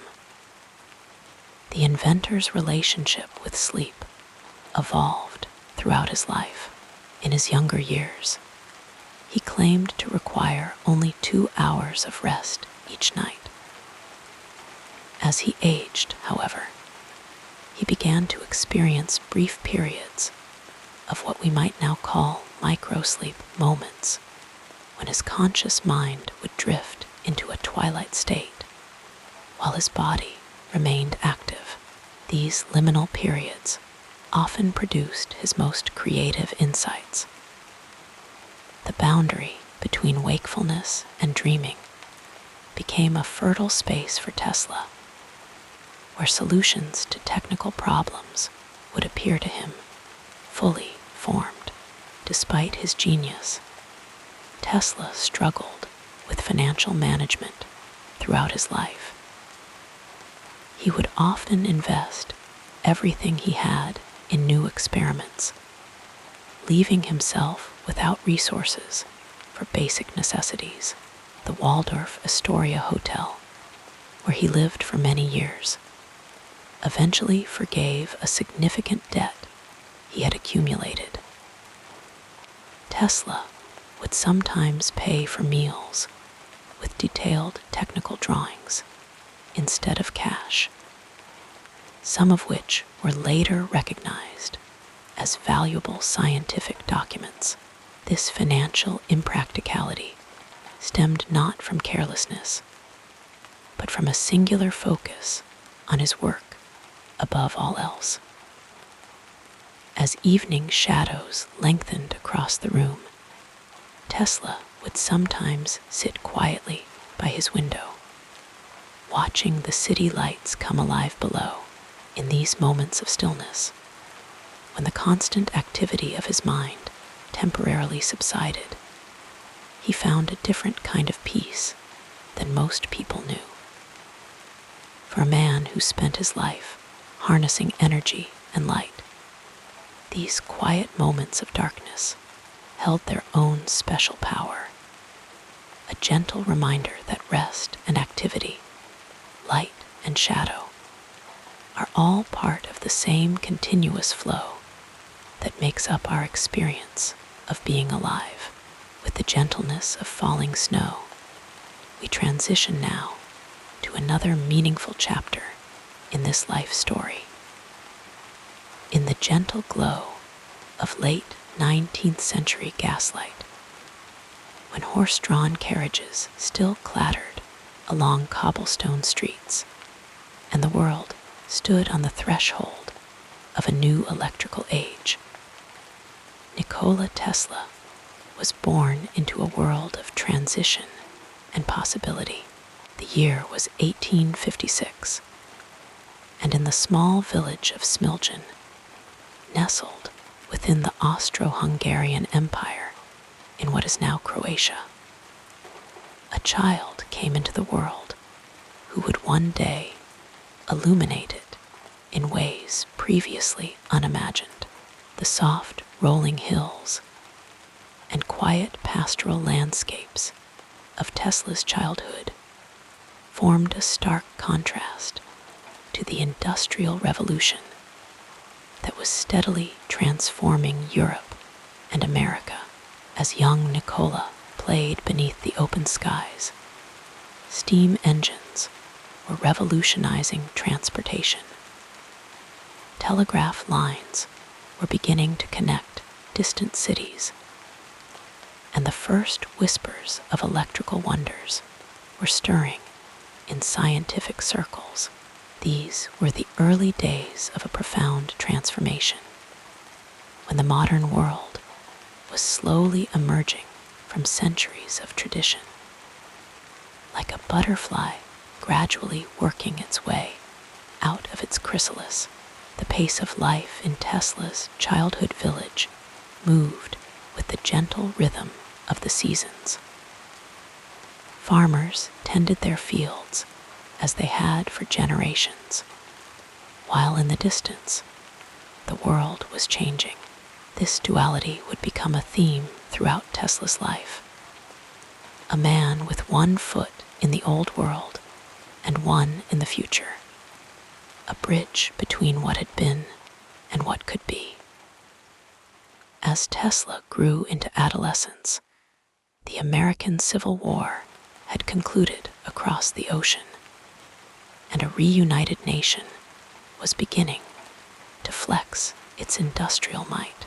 The Transcontinental Railroad was completed in 1869, binding the American East and West together with iron rails. While in Europe, the Franco-Prussian War reshaped political boundaries. The world was in flux, borders and alliances shifting like clouds across the sky. But beneath these political currents, a more fundamental transformation was underway. The harnessing of new forms of energy. Tesla's formative years coincided with a period when scientific understanding was expanding in gentle, overlapping waves. Charles Darwin's theories of evolution were still being absorbed into the scientific community. James Clerk Maxwell had recently published his groundbreaking equations on electromagnetism. The periodic table of elements was being refined. Knowledge was accumulating like soft snowfall, gradually transforming the intellectual landscape. As a young man studying engineering, Tesla absorbed these scientific developments with a quiet intensity. His mind, unusually attuned to the patterns and possibilities of electricity, began to envision applications that others had not yet dreamed of. While studying in Graz, Austria, Tesla would often walk alone through the city parks, watching the interplay of light through leaves, observing the natural world with the same careful attention he brought to his technical studies. the 1870s unfolded around Tesla like a slowly opening flower. These were years when Alexander Graham Bell demonstrated his telephone. Thomas Edison established his research laboratory at Menlo Park, and the phonograph captured human voices for the first time. The seeds of the electrical age were being planted, one discovery at a time, each innovation building upon the last in a gradual, almost dreamlike progression. When Tesla arrived in America in 1884, he carried little more than his clothing, and the notebooks filled with his ideas, the Statue of Liberty, that beacon of promise, was still being assembled as Tesla's ship approached New York Harbor. Its incomplete form seemed to mirror the state of the electrical revolution, a magnificent vision still in the process of becoming real. The America that welcomed Tesla was a nation in the midst of the Gilded Age, a time of industrial titans and remarkable economic growth. Oil lamps were still common in homes, while factories were increasingly powered by steam. Cities were growing upward and outward, their silhouettes changing as new buildings reached toward the sky. The pace of urban life was quickening, though still gentle compared to the frenetic rhythms of later decades. Tesla's brief employment with Thomas Edison placed him at the center of the emerging electrical industry. Edison's direct current systems were bringing electric light to portions of major cities, creating islands of illumination in the evening darkness. Yet Tesla's mind had already conceived of something more elegant, alternating current, a system that could transmit electricity over vast distances, bringing power not just to city centers, but to distant communities. As Tesla worked in his laboratories through the 1880s and into the 1890s, the world continued its unhurried transformation around him. The first skyscrapers rose in Chicago and New York, their steel frames made possible by new industrial processes. The automobile was in its earliest stages of development. The first motion pictures flickered to life. Each of these changes unfolded gradually, one innovation building upon another like gentle waves lapping at a shoreline, slowly reshaping the contours of daily life. The 1893 World's Columbian Exposition in Chicago provided Tesla with a stage to demonstrate the potential of alternating current. As visitors wandered through the White City in the warm summer evenings, Tesla's AC system illuminated the fairgrounds with a soft, steady glow that seemed almost magical to those accustomed to gaslight or Edison's more limited DC networks. The fair itself was a reflection of that moment in history, a celebration of 400 years since Columbus, a looking back even as society moved forward into an electrified future. During these same years, cultural movements were flowing through society like gentle currents. The Victorian era was gradually giving way to new artistic and social expressions. Impressionist painters were capturing light and atmosphere in ways that resonated with Tesla's own interest in the luminous and ephemeral. Literary naturalism examined the relationship between humans and their environment, while early modernist writers began to explore the inner workings of consciousness. That same mysterious realm where Tesla found his most profound inspirations. As the 19th century drifted toward its close, Tesla worked in his New York laboratory, often through the night, his experiments illuminating the darkness with brief, brilliant flashes. Outside, the city was changing. Immigration was bringing new cultural influences, new languages and traditions mingling on the streets. Labor movements were gaining strength, advocating for improved conditions in the factories powered by the very electrical systems Tesla was helping to create. The Spanish-American War briefly captured public attention in 1898. But Tesla remained focused on his work, his mind occupied with wireless transmission of energy and information, while others looked to political boundaries and military might. Tesla envisioned a world united by invisible waves carrying messages and power across continents and oceans. Tesla's relationship with sleep evolved throughout his life. In his younger years, he claimed to require only 2 hours of rest each night. As he aged, however, he began to experience brief periods of what we might now call microsleep moments, when his conscious mind would drift into a twilight state, while his body remained active. These liminal periods often produced his most creative insights. The boundary between wakefulness and dreaming became a fertile space for Tesla, where solutions to technical problems would appear to him fully formed.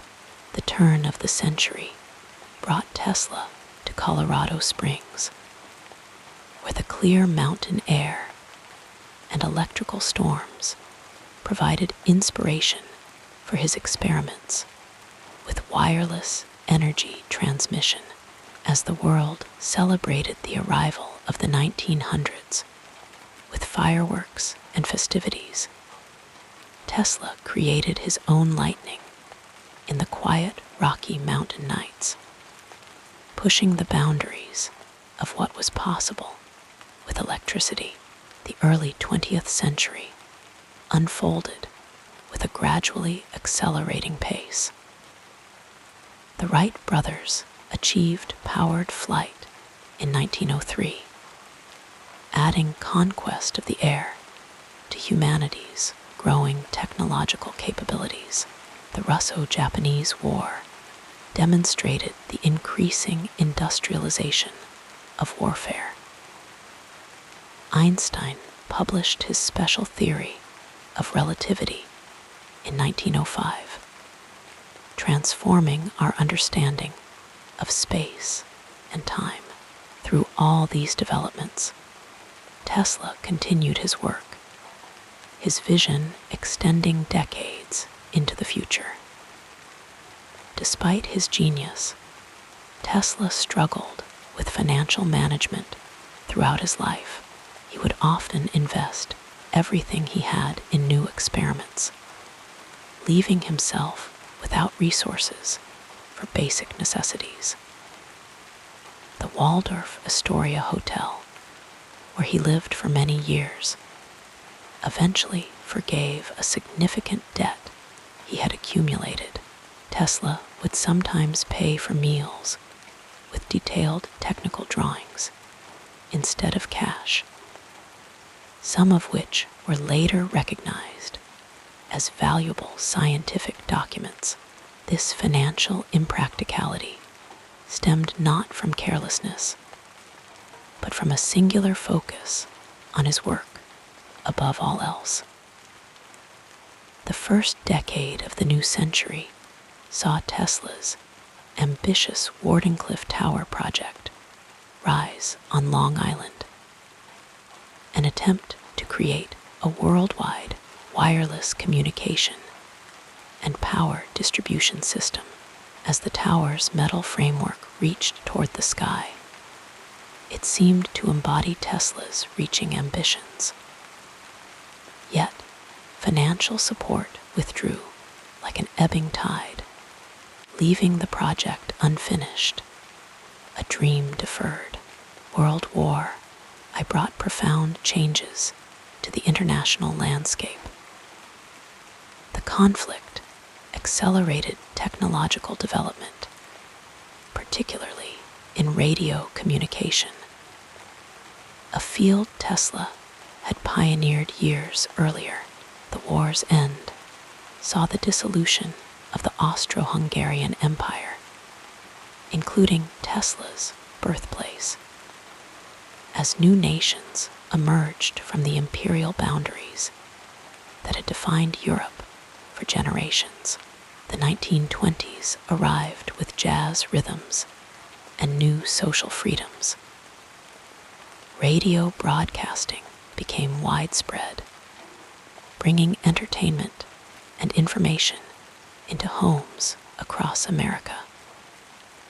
Motion pictures evolved from novelty to art form. Automobiles transformed from luxury to necessity. All these changes were enabled, directly or indirectly, by the electrical revolution Tesla had helped to create. As Tesla moved through his later years, living modestly in New York hotels, the world continued its transformation around him. The Great Depression demonstrated the fragility of economic systems. The rise of totalitarian regimes in Europe cast shadows over the continent of his birth. New scientific frontiers opened in nuclear physics and electronics, building upon foundations Tesla had helped establish decades earlier. In these later years, Tesla's daily routines took on a gentle, meditative quality.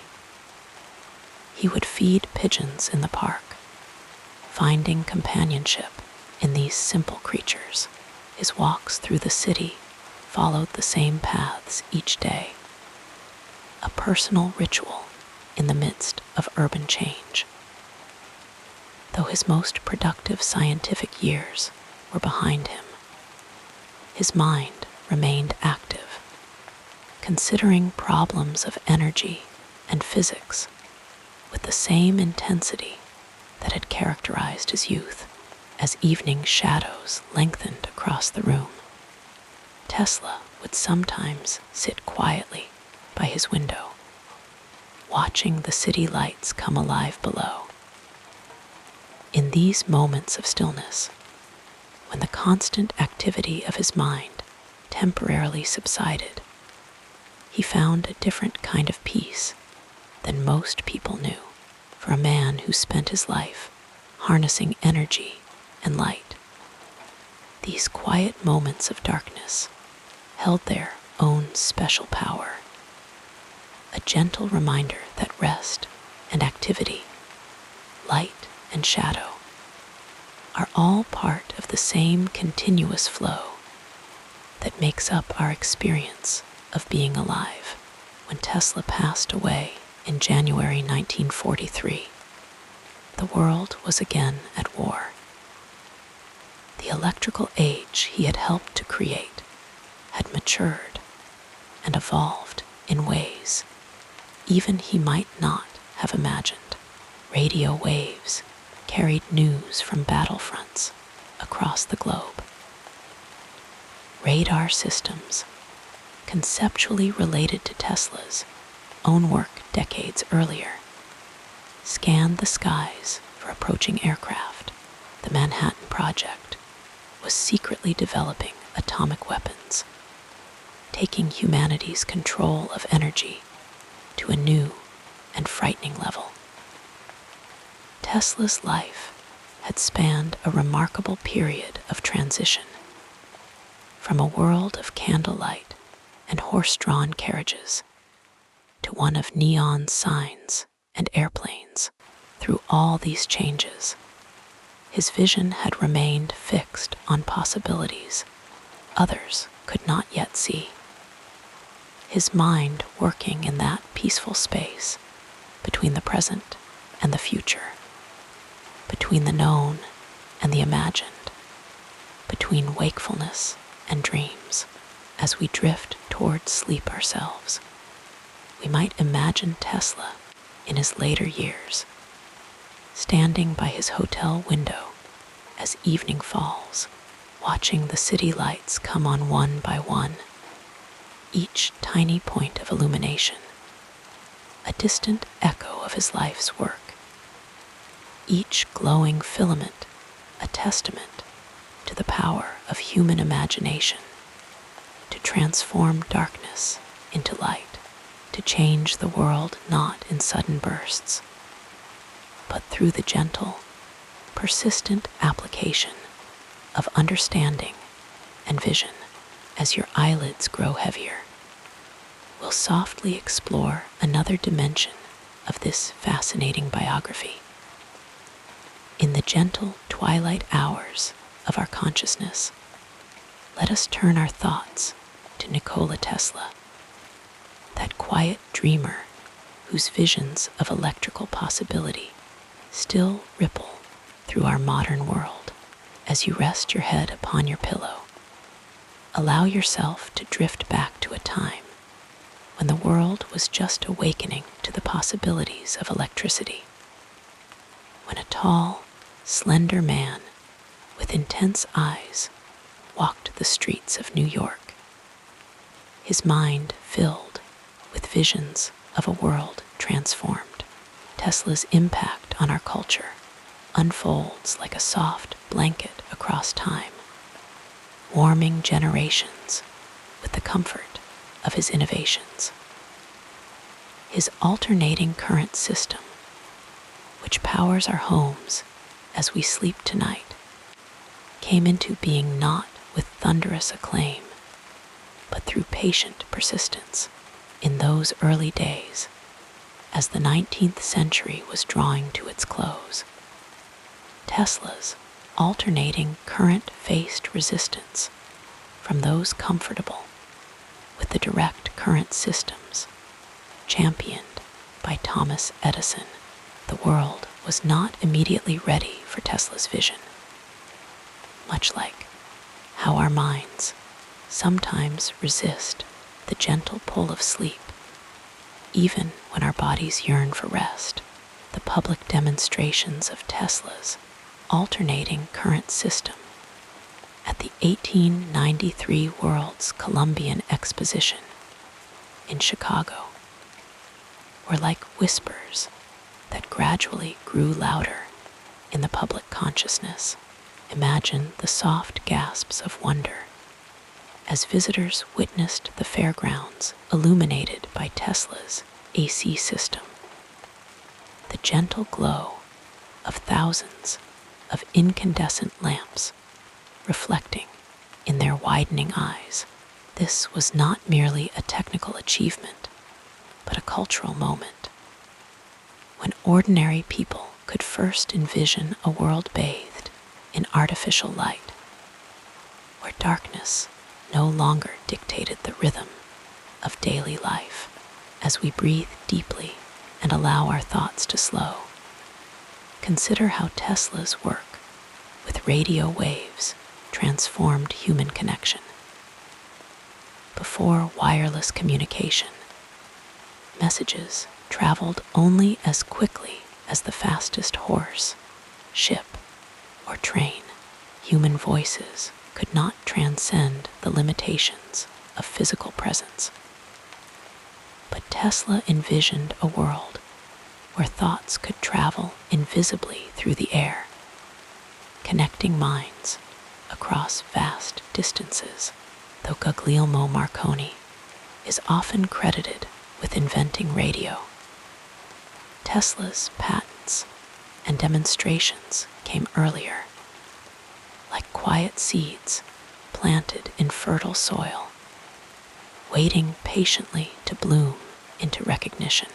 The cultural shift that followed wireless communication was as gradual as the changing of seasons. Families who once gathered around hearths to share stories now began to gather around radio receivers, their faces lit by the warm glow of vacuum tubes as voices from distant cities filled their homes. Tesla's vision had helped create a new form of communal experience, one that brought the world closer together, even as people remained physically apart. This gentle connection across distance continues to shape our social fabric, a soft thread woven through the tapestry of modern life. Tesla's influence extended beyond practical inventions to touch our imagination. His work with remote-controlled devices, demonstrated through his wirelessly controlled boat in 1898, planted the first seeds of robotics in the public mind. Observers at Madison Square Garden watched in quiet amazement as the small vessel responded to Tesla's commands without any visible connection. Some suspected trickery or even telepathy, unable to comprehend the invisible radio waves guiding the craft. This demonstration opened a door in the cultural imagination, allowing people to envision a future where machines might respond to human will without physical contact, a concept that now surrounds us as we rest in our homes filled with wireless devices. The public perception of Tesla himself evolved like a slowly shifting cloud formation across the sky of public consciousness. In his prime, he was celebrated as a genius inventor, welcomed into the homes and laboratories of the wealthy and influential.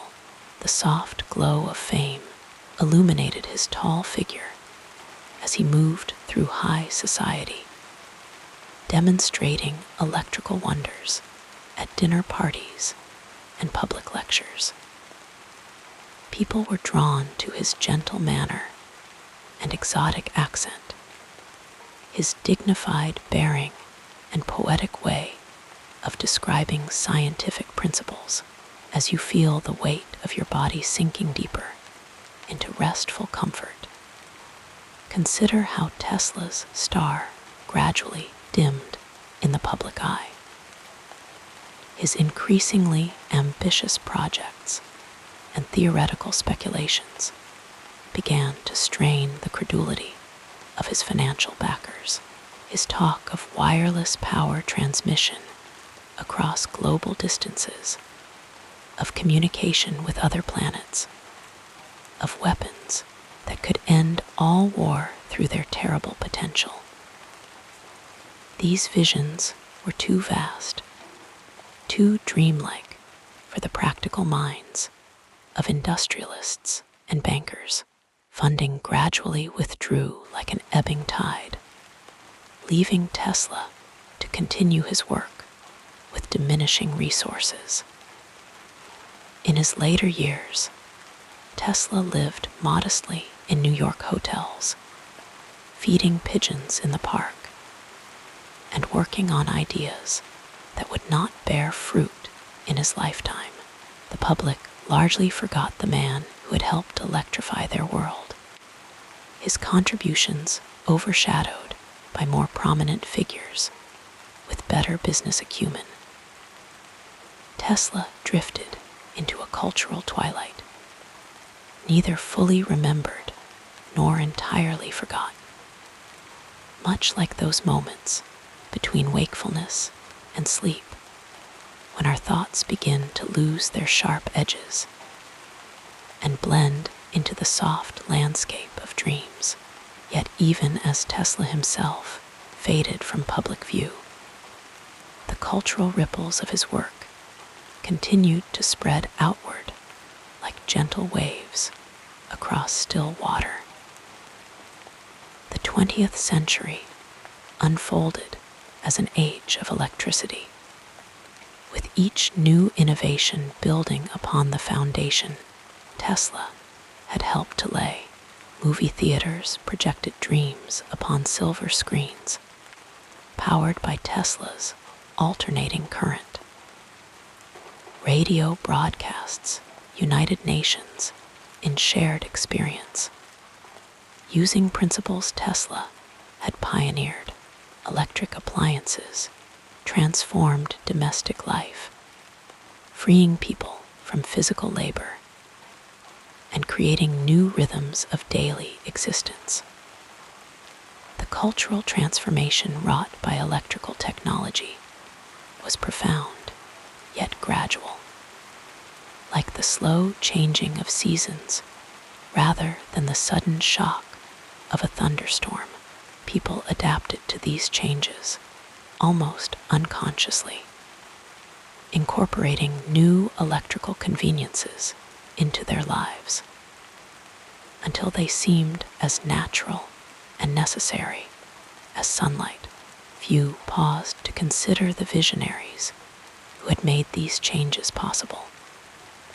Just as we rarely think about the complex systems that bring power to our bedside lamps as we reach to turn them off at night.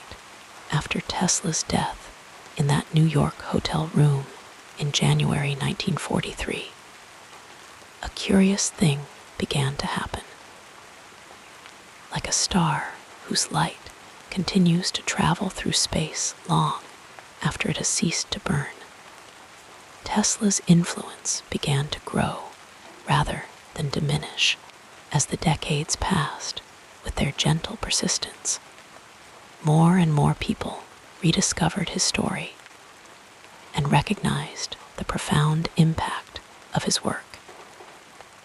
His name gradually re-entered the cultural consciousness, spoken with increasing reverence by those who understood the true scope of his contributions. The Tesla coil, with its dramatic displays of artificial lightning, became a staple of science museums and educational demonstrations, inspiring wonder in generations of children who watched electricity dance through air.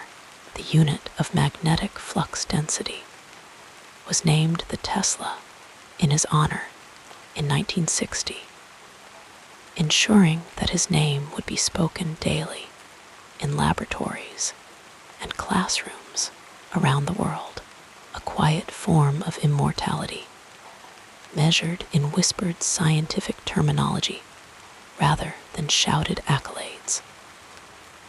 In our popular culture, Tesla gradually emerged as a figure of fascination, a character who straddled the boundary between historical fact and mythic archetype. His image began to appear in novels, films, comic books, and later video games, often portrayed as the archetypal, misunderstood genius, the prophet whose visions exceeded the understanding of his contemporaries. This cultural resurrection accelerated in the internet age as people shared Tesla's story across digital networks that would have delighted the inventor himself. As your breathing becomes deeper and more rhythmic, consider how Tesla's legacy continues to expand in gentle ripples across our technological landscape.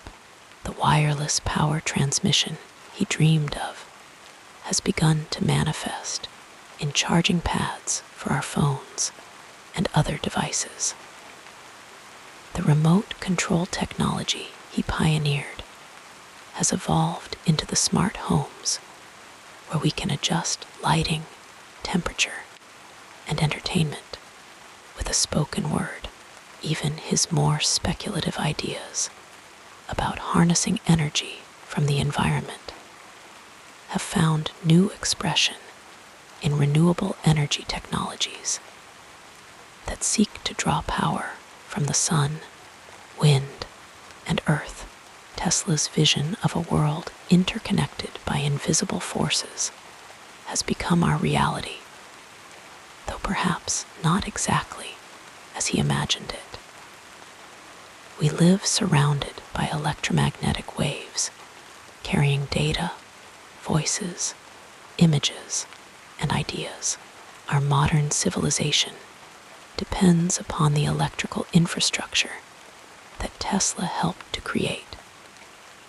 A vast network of generators, transformers, and transmission lines that hums quietly in the background of our daily lives, noticed only when it briefly fails.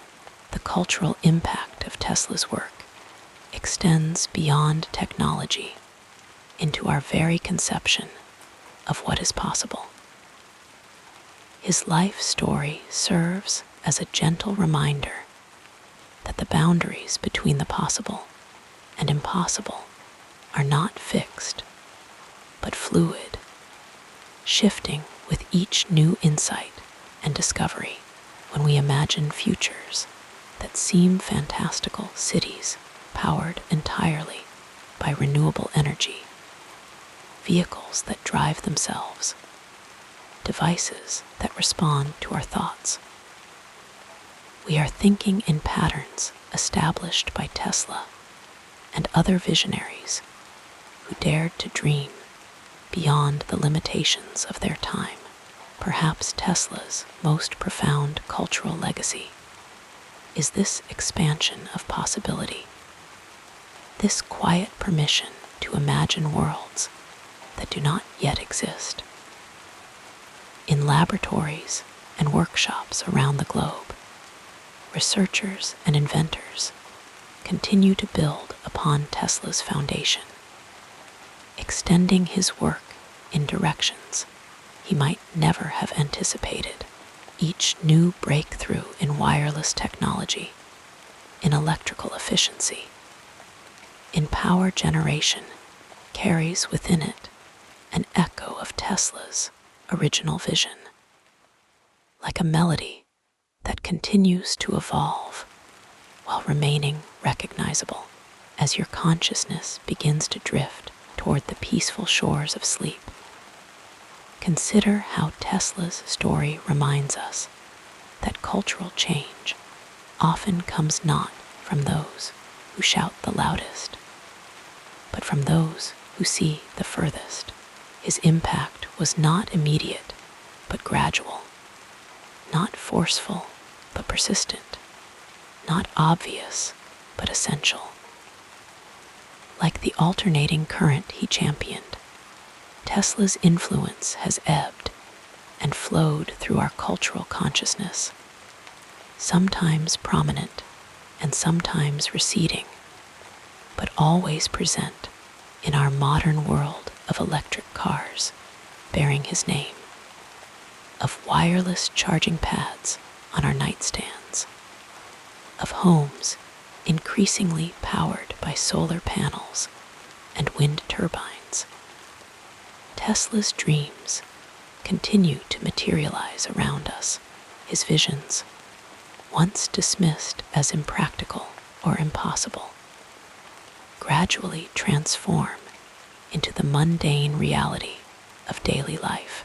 This is perhaps the most profound form of cultural impact, not to be remembered as extraordinary, but to have one's extraordinary ideas become so thoroughly integrated into society that they come to seem ordinary as night deepens around us and the conscious mind begins to loosen its hold on directed thought. We might imagine Tesla himself looking upon our world with quiet satisfaction, the global network of electrical power that he helped to create now wraps around our planet like a luminous web, visible from space as cities glow against the darkness. The wireless technologies he pioneered now connect billions of people in instantaneous communication. The principles of electromagnetic induction he explored now power countless devices that make our lives more comfortable, more connected, more illuminated. When Tesla passed away in January 1943, the world was again at war. The electrical age he had helped to create had matured and evolved in ways even he might not have imagined. Radio waves carried news from battlefronts across the globe. Radar systems, conceptually related to Tesla's own work decades earlier, scanned the skies for approaching aircraft. The Manhattan Project was secretly developing atomic weapons, taking humanity's control of energy to a new and frightening level. Tesla's life had spanned a remarkable period of transition from a world of candlelight and horse-drawn carriages to one of neon signs and airplanes. Through all these changes, his vision had remained fixed on possibilities others could not yet see. His mind working in that peaceful space between the present and the future, between the known and the imagined, between wakefulness and dreams. As we drift towards sleep ourselves, we might imagine Tesla in his later years, standing by his hotel window as evening falls, watching the city lights come on one by one, each tiny point of illumination, a distant echo of his life's work, each glowing filament a testament to the power of human imagination to transform darkness into light, to change the world not in sudden bursts, but through the gentle, persistent application of understanding and vision.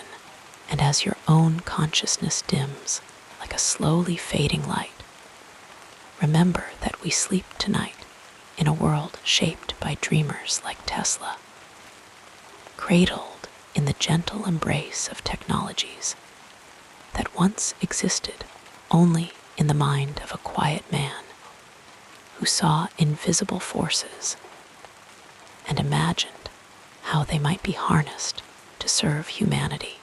Let this thought carry you softly into sleep, into that realm where, like Tesla, we might glimpse possibilities that await us in the coming dawn.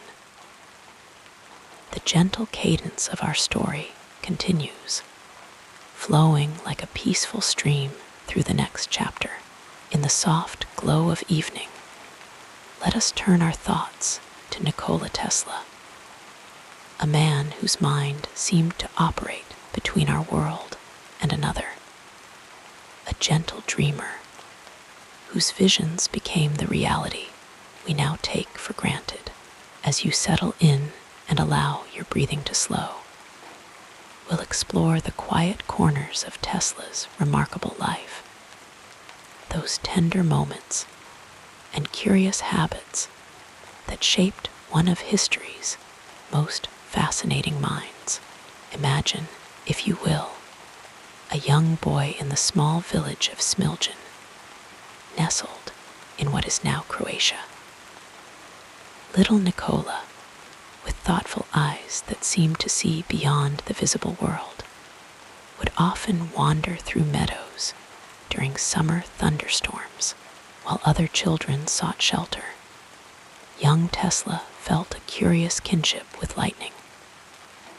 He would watch, mesmerized, as electricity danced across the sky, little knowing that these early fascinations were the first whispers of his destiny. His mother, Duca, noticed this unusual fearlessness and would later say that her son had been marked by something special, something that set him apart in the gentlest of ways.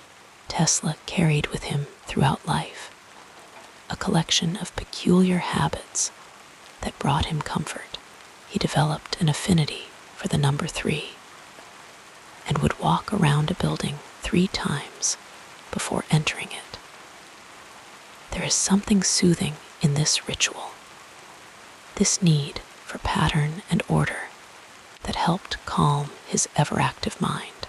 In his hotel rooms, where he lived for many years, he would request stacks of precisely folded napkins, using them to polish his silverware to a perfect shine, then discarding them unused.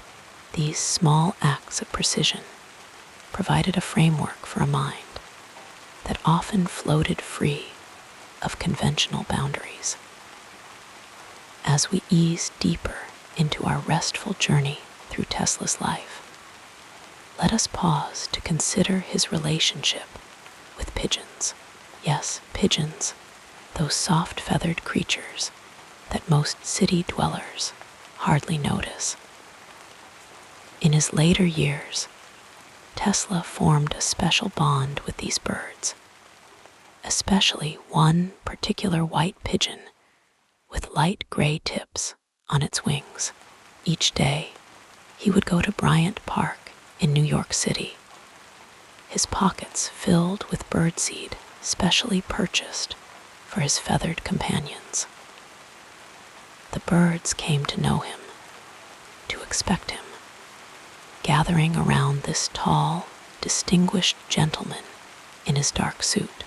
Tesla once told a friend that he loved that white pigeon as a man loves a woman. When the bird fell ill, he spent over $2,000, a considerable sum in those days, to care for it, crafting a device to support its wing and leg during recovery. When this beloved pigeon died, Tesla said something quite remarkable. He claimed that as the bird passed away, light came from its eyes, powerful beams of light, brighter than anything he had ever produced in his laboratories. For a man who had created artificial lightning, this was no small statement. In this tender relationship with a simple bird, we glimpse the profound capacity for connection that lived alongside Tesla's brilliant scientific mind. The soft rhythm of Tesla's daily habits provides another window into his character. During his most productive years, he followed a strict regimen, arriving at his laboratory precisely at 9 in the morning and working until exactly 6 in the evening. After dinner, he would return to work until 11, then walk for several miles regardless of the weather, working through problems in his mind as his feet carried him through the quiet streets of New York. These nightly walks allowed his thoughts to unfold like delicate flowers, opening in moonlight, each step bringing new insights that he would capture the following day. Tesla possessed an extraordinary memory and an unusual ability to visualize his inventions completely in his mind before building them. He could construct operate, and test a device entirely in his imagination, making adjustments and improvements without touching a single tool. This inner workshop allowed him to perfect his creations before they took physical form. How peaceful it must have been, in a way, to hold entire machines in mind, watching them operate in the quiet theater of his consciousness. Free from the friction and resistance of the physical world, in his middle years, Tesla became known for his dramatic public demonstrations. Imagine being present in his laboratory as he calmly allowed electricity to course through his body, illuminating light bulbs he held in his hands.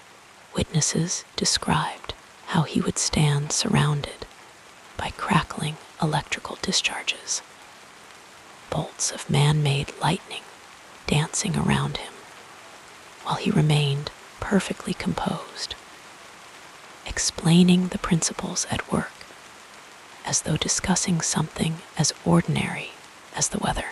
There was never a hint of showmanship in these demonstrations, only a serene confidence born of complete understanding. Tesla's relationship with sleep itself was complex and ever-changing. As a young man, he required very little rest, often working through the night, and claiming that his best ideas came in those quiet hours when the world around him slumbered. Later in life, however, he developed a deeper appreciation for sleep's restorative powers. He would lie down precisely at midnight and rise exactly at 5, allowing himself those 5 hours of deep rest to rejuvenate both body and mind. Perhaps there is wisdom in this pattern, this gentle surrender to the natural rhythm of consciousness. Few people know of Tesla's deep appreciation for poetry. He could recite entire volumes from memory, finding particular solace in the works of Goethe and Jovanovic Zimac, a Serbian poet whose verses reminded Tesla of his homeland. On quiet evenings, alone in his hotel room, he would sometimes recite these poems aloud, the musical cadence of the words providing a counterpoint to the mathematical precision that dominated his working hours. In these moments of literary appreciation, Tesla found balance, the artistic complementing the scientific, the emotional harmonizing with the rational. There is a touching story about Tesla and Mark Twain, who became unlikely friends. Twain, suffering from digestive troubles, visited Tesla's laboratory, where the inventor invited him to stand on a platform connected to one of his mechanical oscillators. The gentle vibrations, Tesla explained, would aid digestion. After a few minutes, Twain suddenly exclaimed that he needed to find a bathroom with great urgency. Tesla smiled knowingly. He had anticipated this effect, despite this somewhat embarrassing introduction to Tesla's technology. Twain remained a loyal friend and supporter, often visiting the laboratory to witness new wonders and share stories late into the evening. Tesla's relationship with nature extended beyond his childhood fascination with lightning. He would often speak of feeling the earth's vibrations beneath his feet, claiming he could sense the rhythmic pulsations of the planet itself. In these moments of communion with the natural world, Tesla found inspiration for his most visionary ideas. As the years passed and Tesla's fame faded, he continued his daily routines with quiet dignity. Each afternoon, precisely at 4, he would feed his beloved pigeons at the library or the plaza of the Cathedral of St. John the Divine. Hotel staff knew to expect his return at exactly 6:15. His shoes slightly dusty from his walk, but his posture still erect. His appearance still impeccable, despite his dwindling resources. There is something deeply moving about this consistency, this adherence to personal standards, regardless of external circumstances. In his final years, living in a modest hotel room at the New Yorker Hotel, Tesla would receive occasional visitors, young engineers who had read about his earlier triumphs and sought out the aging inventor. To these visitors, he remained unfailingly gracious, sharing stories of his work with a clarity that belied his advanced years. Though the world had largely moved on, though many of his contributions had been attributed to others, Tesla maintained a remarkable serenity. He had given humanity gifts beyond measure: alternating current, radio technology, wireless transmission concepts, and perhaps that knowledge provided its own form of peace. On quiet nights, Tesla would sometimes stand by his window on the 33rd floor of the hotel, looking out over the city he had helped illuminate. The countless lights below, powered by systems he had pioneered decades earlier, must have seemed like earthbound stars, a constellation of his making. In these moments of reflection, did he find satisfaction in the silent testimony of his life's work? We can only hope that he did, that he recognized the profound impact of his gentle genius on the world. As your own consciousness begins to drift toward sleep, imagine Tesla in those quiet moments of contemplation. Picture the soft rise and fall of his chest as he watches the city lights, his brilliant mind finally finding rest in the simple appreciation of what he had helped create. There is profound peace in this image, the innovator at rest, surrounded by the quiet hum of his legacy. And as you follow Tesla into that realm between wakefulness and dreams, remember that it was in such liminal spaces that his greatest insights often came.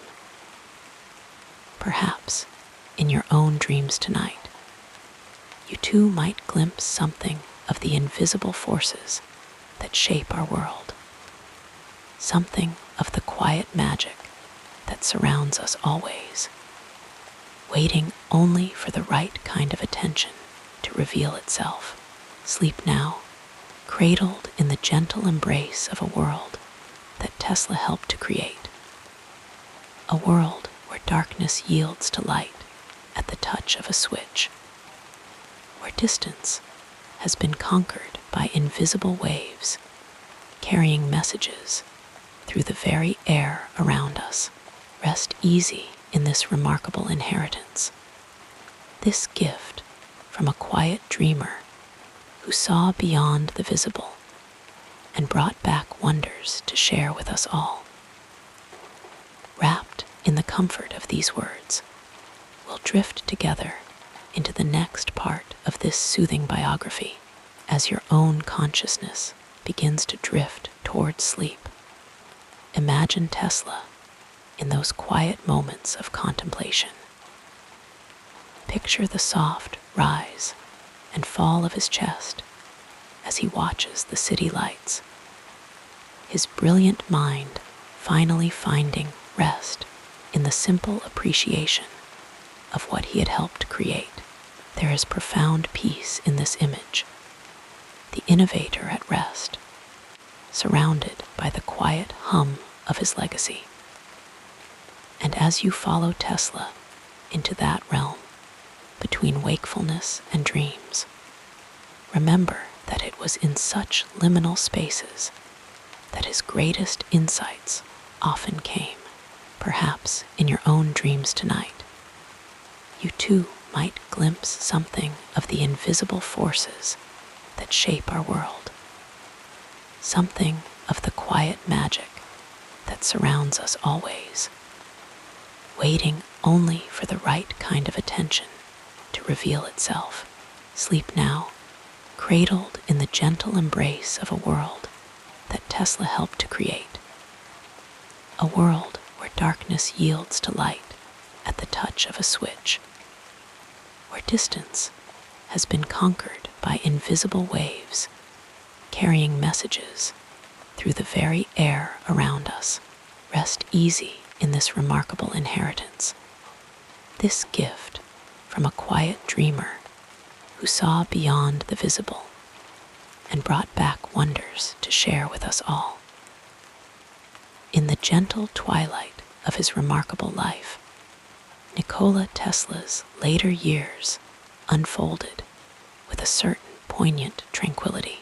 The bustling streets of New York continued their endless motion outside his window at the Hotel New Yorker, where Tesla spent his final decade. There, in room 3327, the aging inventor established a simple routine that brought him comfort as the world around him transformed, partially through his own visionary contributions. Each afternoon, as the sun began its unhurried descent, Tesla would take leisurely walks through the city parks, often stopping to feed the pigeons that gathered around him in swirling, cooing clouds. He developed a particular fondness for one special white pigeon with light gray tips on its wings. In the soft, confessional tones he reserved for his closest confidants, Tesla once revealed that he loved this pigeon as a man might love a woman. When that beloved bird finally passed away, Tesla felt something within himself had also come to an end. A tender, revealing glimpse into the heart of a man, often viewed primarily through the lens of his scientific genius. The gentle rhythm of these daily walks provided Tesla with moments of peace amidst his ongoing work. Even in his 70s and 80s, his mind remained active, constantly exploring new possibilities and refining concepts that had occupied him throughout his life.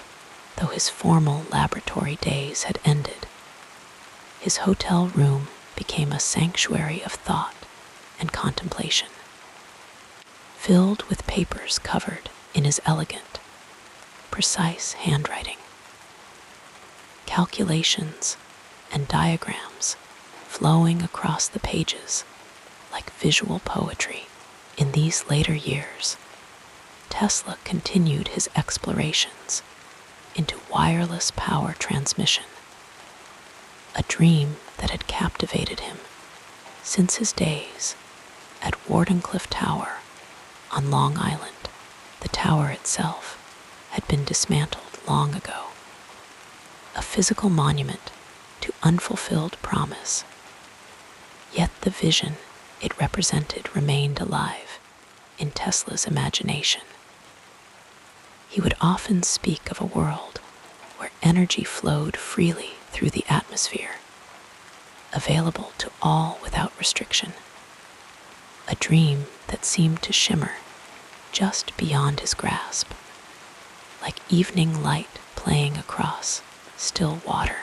The scientific community's reception of Tesla's later work was complicated by his increasingly speculative claims and the lack of fully realized demonstrations. His concepts regarding particle beam weapons, which he called his peace ray or teleforce, were met with polite skepticism by many of his contemporaries, yet there remained a circle of admirers and supporters who recognized the profound originality of his thinking. Even when his ideas stretched beyond the scientific consensus of the day, on quiet evenings, Tesla would sometimes receive visitors in his hotel room. Journalists, fellow scientists, or curious admirers who sought audience with the legendary inventor. During these gentle conversations, Tesla would often reflect on his life's journey with a mixture of pride and wistfulness. He spoke of his childhood in Smiljan, the son of a Serbian Orthodox priest, and how the sight of sparks from his cat's fur had first awakened his fascination with electricity. A moment of innocent wonder that had set in motion a lifetime of exploration. As midnight approached and the city's rhythm slowed, Tesla would often gaze out his window at the glittering landscape of electric lights stretching to the horizon. There must have been a profound satisfaction in knowing that many of those lights burned because of principles he had helped to discover and systems he had helped to create. The alternating current that powered the modern world was largely his gift to humanity, though one for which he had received less recognition and compensation than he deserved. Financial comfort eluded Tesla in his final years, though he had once commanded substantial fees for his inventions. Much of that wealth had been reinvested in his research or lost in ventures that failed to materialize. The Hotel New Yorker provided his room without charge in recognition of his stature, and a modest pension from the Yugoslav government helped sustain him. There is something deeply moving about this arrangement. The man who had harnessed the power of Niagara Falls living on the generosity of others. His material circumstances a stark contrast to the vastness of his contributions. Sleep came to Tesla in measured doses. Like many brilliant minds, he struggled with insomnia, often working through the night when an idea captured his attention. In these quiet hours, with the city's usual clamor reduced to a gentle murmur, Tesla would sometimes experience what he described as moments of extraordinary clarity. Instants when the complexities of a problem would resolve themselves into elegant simplicity. These moments of insight arrived like gifts, unexpected and precious. As the seasons turned and the years accumulated, Tesla's public appearances became less frequent. The press conferences that had once captivated the media gradually gave way to written statements and occasional interviews. Yet, when he did emerge for special occasions, such as his annual birthday announcements, there remained something magnetic about his presence, a dignity and intensity that age could not diminish. His tall, slender frame might have grown more fragile, but his eyes retained their remarkable penetrating quality, as if continually perceiving aspects of reality invisible to others. In July of 1934, on the occasion of his 78th birthday, Tesla gave an interview that revealed both his ongoing intellectual vitality and his evolving perspective on technology's relationship to human welfare. Speaking in his characteristically precise manner, he outlined his vision for the future: a world where energy would be abundant and freely available, where communication would transcend all barriers, and where technology would liberate humanity from unnecessary toil.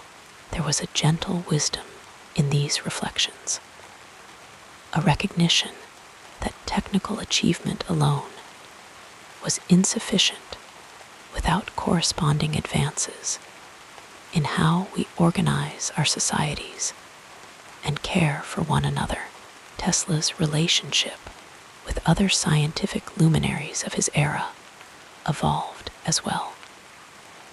His long-standing rivalry with Thomas Edison had softened somewhat with time, though the fundamental differences in their approaches to invention and their visions for electrical power distribution remained.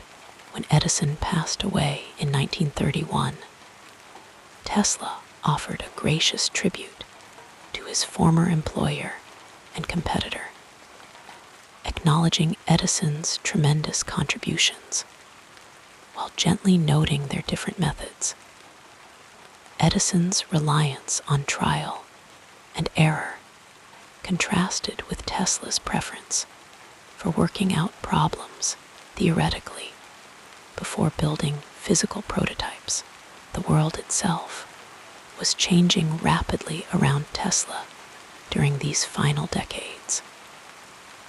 The rise of radio broadcasting, built upon principles he had helped to pioneer, transformed how information and entertainment flowed through society. The development of quantum physics and relativity theory reshaped fundamental understanding of the physical universe, and the growing shadows of global conflict that would culminate in World War II raised profound questions about technology's role in human affairs. Tesla observed these developments with the perspective of one who had witnessed the transition from gas lamps to neon lights, from horse-drawn carriages to automobiles, from a world where electricity was a curiosity to one where it was indispensable. Throughout these changes, Tesla maintained his daily habits with meticulous care. He dined alone most evenings, typically at the hotel restaurant, where the staff knew his preferences and requirements. His concern with cleanliness, present throughout his life, became more pronounced with age. He would use multiple napkins during meals and polished his silverware thoroughly before use. Behaviors that some might find eccentric, but which provided him with a sense of order and control in a world that often seemed increasingly chaotic. As the early 1940s arrived, bringing with them the full measure of global warfare, Tesla's health began to decline more noticeably. His once powerful frame grew thinner, and his legendary energy diminished. Yet his mind remained engaged with the great questions that had occupied him throughout his life: the nature of energy, the possibilities of wireless transmission, the relationship between electricity and gravity. Even as his physical strength waned, his intellectual curiosity remained undiminished, a candle burning steadily against the gathering darkness.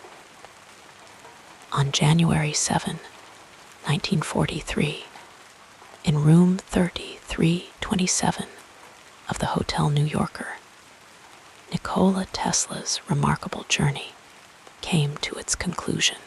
He was found by a hotel maid, having passed away peacefully, alone as he had lived much of his life. The man who had illuminated the world had departed it, leaving behind a legacy that would continue to unfold in ways he might have foreseen in his most visionary moments.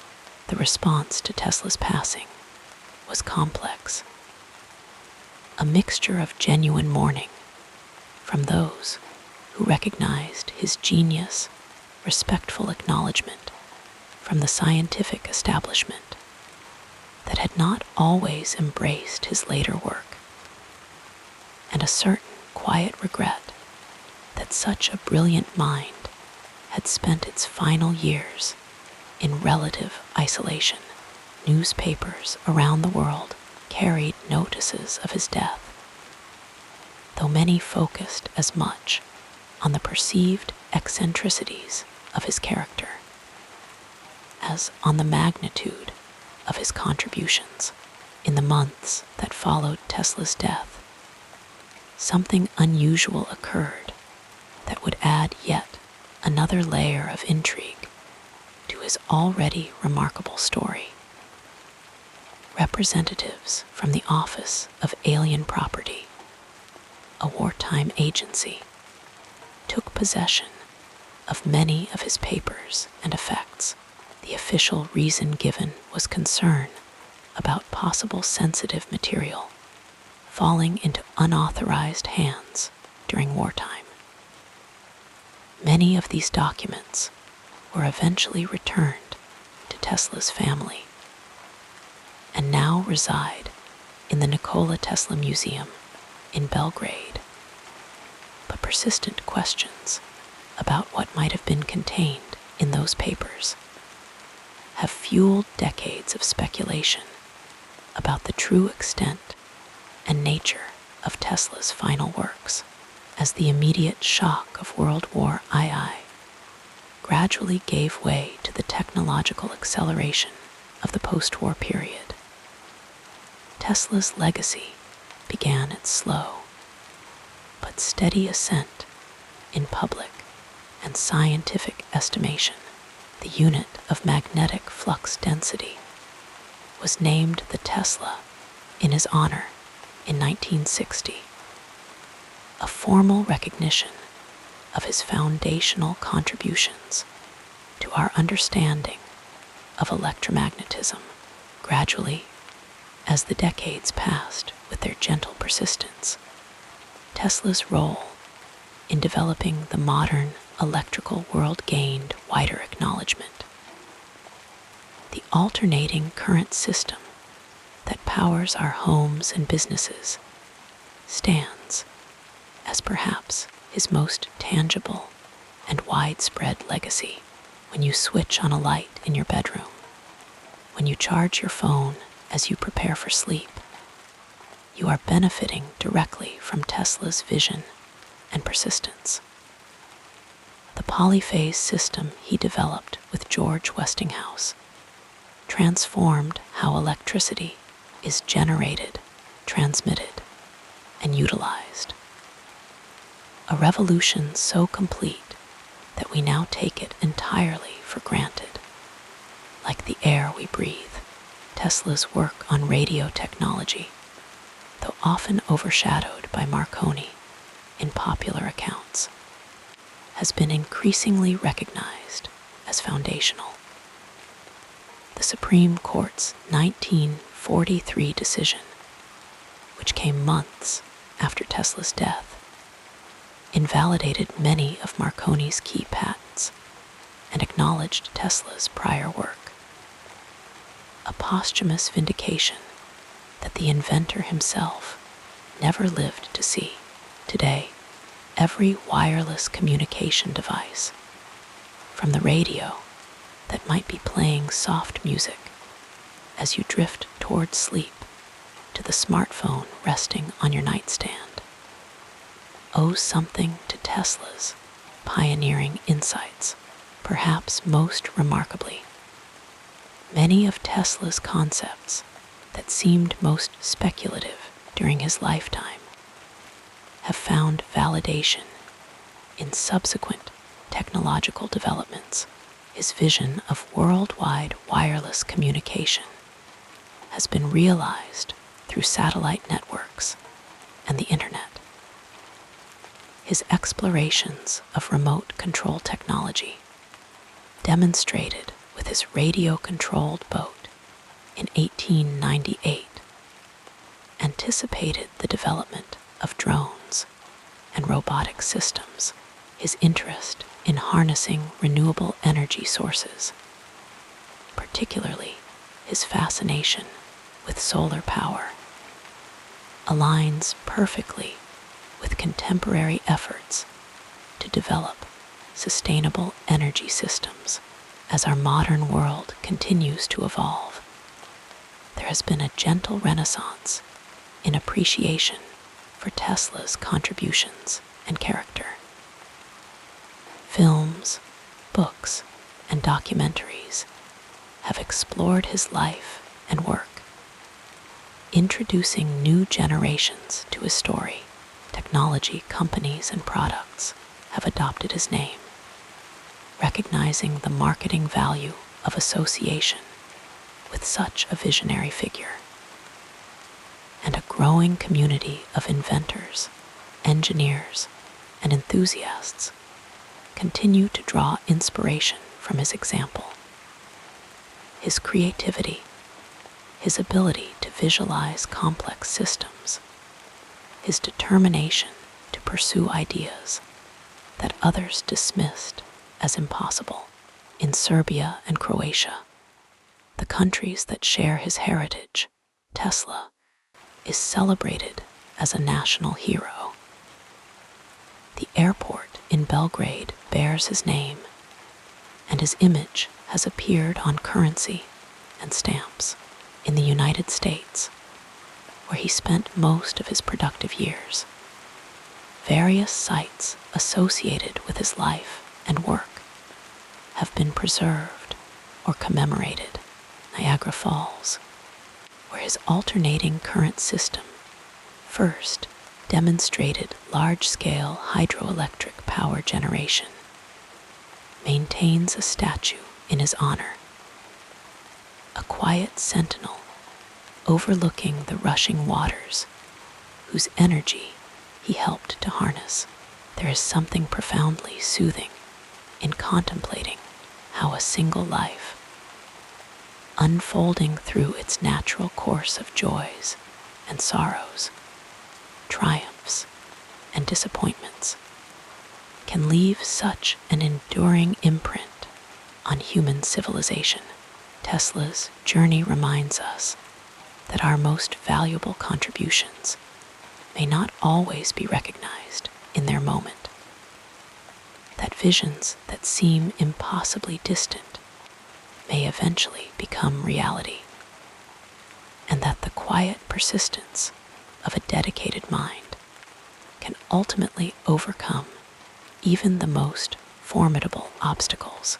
As you continue to relax more deeply, imagine Tesla in those final peaceful moments of his life, perhaps gazing out at the New York skyline, illuminated by countless electric lights.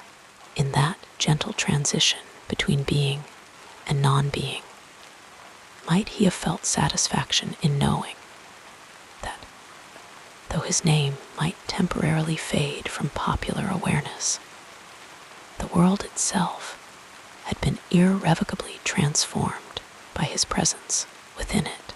There is a profound comfort in this thought, that our contributions, whether large or small, continue to ripple outward long after we ourselves have found our final rest. And now, as your own consciousness drifts ever closer to the shores of sleep, carry with you this image of Tesla's legacy, not as a collection of patents or technical specifications, but as the soft glow of light pushing back darkness, as the gentle hum of motors easing human labor, as invisible waves carrying messages of connection across vast distances. These are gifts that transcend the individual, flowing outward through time like ripples across still water, touching lives in ways both profound and intimate. Rest now in the quiet knowledge that you too are part of this continuing story, this gradual unfolding of human potential that Tesla helped to advance. Like him, you exist within a vast web of energy and information, connected to both past and future through the invisible threads of shared human endeavor. As sleep embraces you with its gentle arms, know that you are held within this larger story, this ongoing dialogue between human creativity and the natural world that surrounds and sustains us all.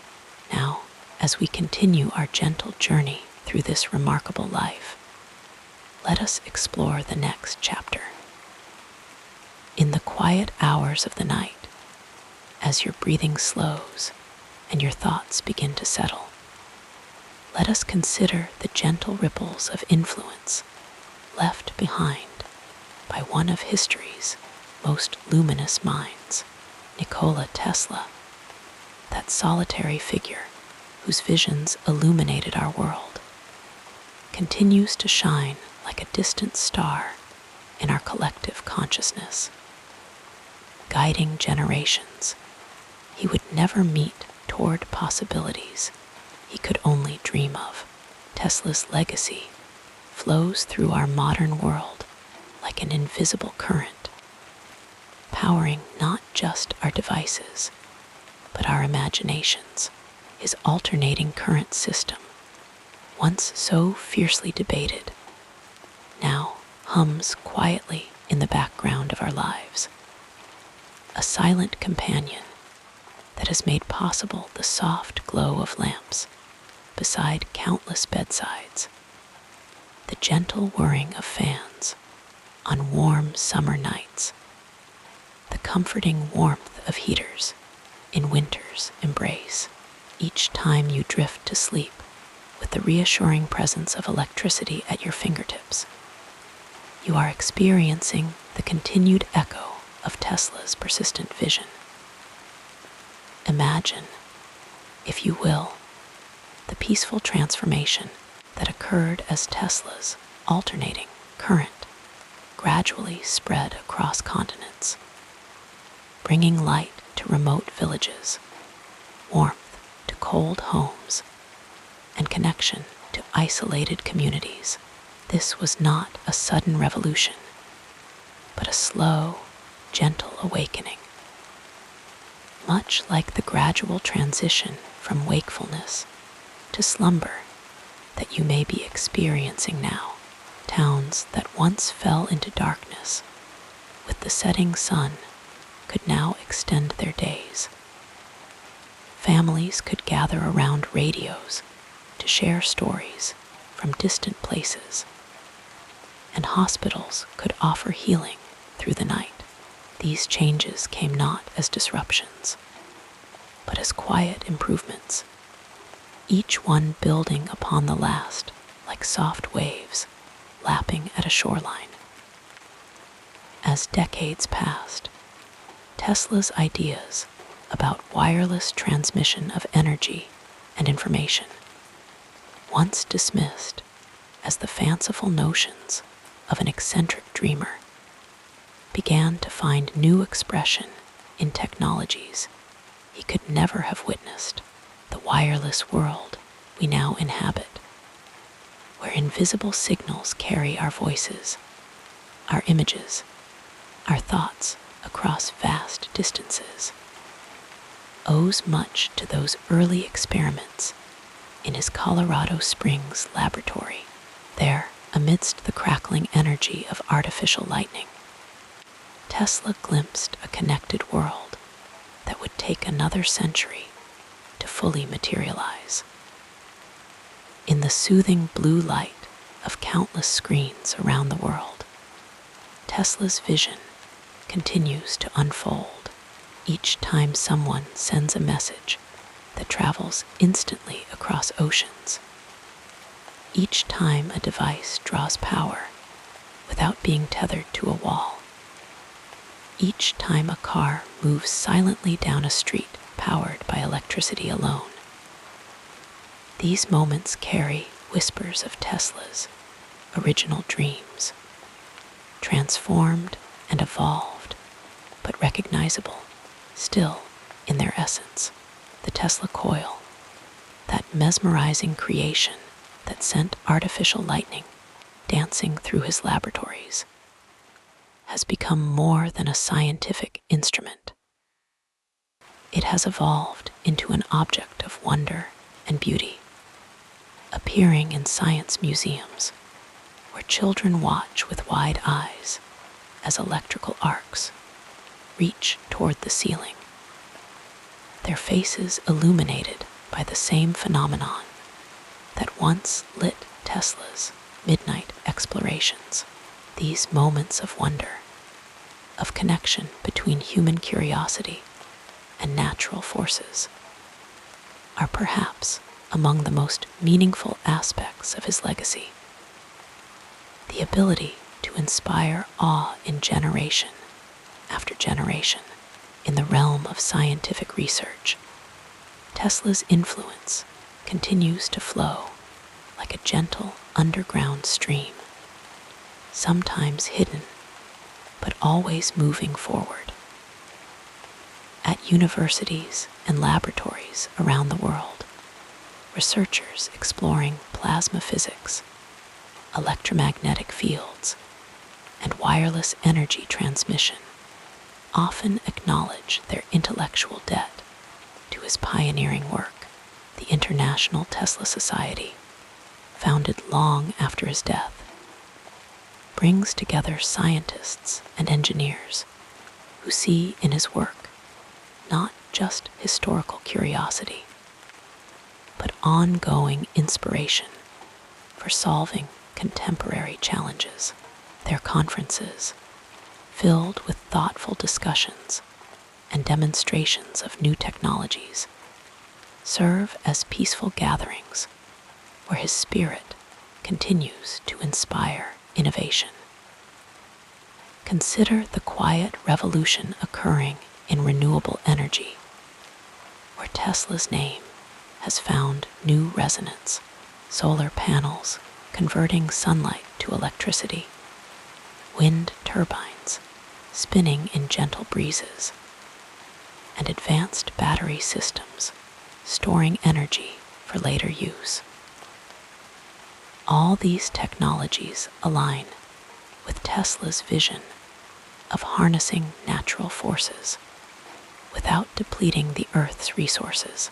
He spoke of drawing energy from the environment itself, a concept that seemed impossible in his time, but now forms the foundation of our sustainable future. As you rest, imagine these silent technologies working throughout the night, gathering and storing energy with a patience that mirrors the natural world's own rhythms. The company that bears his name, Tesla Motors, now simply Tesla, has perhaps done more than any other entity to reintroduce this visionary to public consciousness. Founded by entrepreneurs who saw in Tesla's life not just scientific achievement, but a model for challenging established systems, the company has transformed how we think about transportation and energy. Their electric vehicles glide through streets with a quietness Tesla would have appreciated, their batteries storing and releasing energy in cycles that echo his theories about energy's natural flow. The company's success has sparked a wider movement toward electrification, with traditional automakers now following the path illuminated by Tesla's namesake. In popular culture, Tesla has experienced a gentle renaissance, emerging from historical shadows into a figure of fascination and admiration. Films portray him with increasing sympathy and nuance. Novels imagine alternate histories where his more ambitious projects succeeded, and artists incorporate his imagery and ideas into works that explore themes of innovation and isolation. This cultural rediscovery has happened not as a sudden event, but as a gradual awakening, much like the slow brightening of dawn after a long night. The image of Tesla as a solitary genius, working by candlelight in his New York hotel room, has resonated deeply with creative individuals who understand the bittersweet nature of seeing far beyond one's time. Musicians like orchestral maneuvers in the dark have composed gentle tributes to his vision, while visual artists create portraits that capture both his intensity and vulnerability. In these artistic interpretations, we find not just historical representation, but emotional connection, a recognition of the human story behind the scientific achievements. In Belgrade, Serbia, the Nikola Tesla Museum houses his personal effects, scientific instruments, and the urn containing his ashes. Visitors move quietly through its halls, absorbing the peaceful atmosphere of a place dedicated to memory and inspiration. The museum serves not just as a repository of artifacts, but as a living connection to his spirit, a place where his energy seems still present in some indefinable way. Each year, on his birthday, people gather there in a gentle celebration that honors not just what he created, but what he represented. The capacity for human imagination to transcend immediate circumstances and envision better possibilities.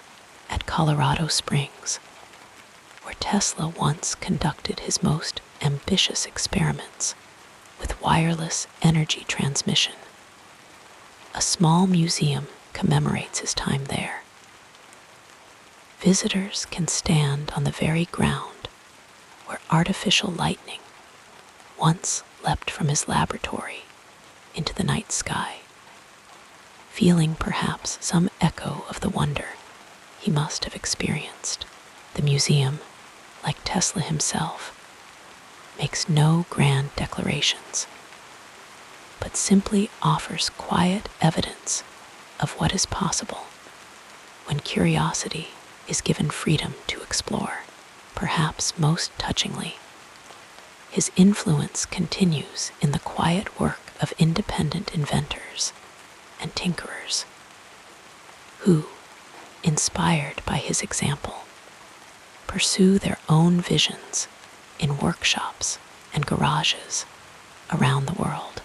These modern experimenters, often working outside institutional frameworks, just as Tesla frequently did, share his willingness to question established theories and explore unconventional approaches. They form online communities where they exchange ideas and encouragement, creating a distributed network of innovation that Tesla, who so valued the free exchange of knowledge, would surely have appreciated. The Tesla Science Foundation, established to promote his scientific and humanitarian ideals, organizes educational programs that introduce young minds to his principles and methods. These programs emphasize not just technical knowledge, but the creative thinking and persistent questioning that characterized Tesla's approach. Children learning about electricity through hands-on experiments with simple motors and circuits are experiencing not just scientific principles, but a way of engaging with the world that Tesla embodied, curious, playful, and open to wonder, even in fields that might seem distant from his electrical experiments. Tesla's influence continues to ripple outward. His work with remote control, demonstrated in 1898 with a wirelessly controlled boat that astonished onlookers, laid groundwork for technologies that now guide everything from household appliances to space exploration, the drones that monitor environmental conditions, the robotic systems that perform delicate surgeries, the autonomous vehicles beginning to navigate our roads. All these trace part of their lineage to Tesla's early demonstrations that objects could be controlled from a distance. In the realm of medicine, Tesla's experiments with high-frequency currents have evolved into therapeutic applications he could scarcely have imagined. Magnetic resonance imaging machines, which allow doctors to see inside the human body without invasive procedures, operate on principles related to his work with electromagnetic fields, diathermy treatments, which use high-frequency electric currents to provide gentle healing heat to injured tissues, developed from his observations about how different frequencies affect the human body. Even as you rest now, these healing technologies may be helping someone find relief from pain or receive a diagnosis that will guide their path to wellness. There is something profoundly comforting in how Tesla's work with invisible forces, electricity, magnetism, radio waves, has evolved into technologies that connect rather than separate us. His vision of worldwide wireless communication has manifested in systems that allow loved ones to speak across vast distances, communities to form around shared interests rather than geographic proximity, and knowledge to flow freely across boundaries that once seemed impermeable.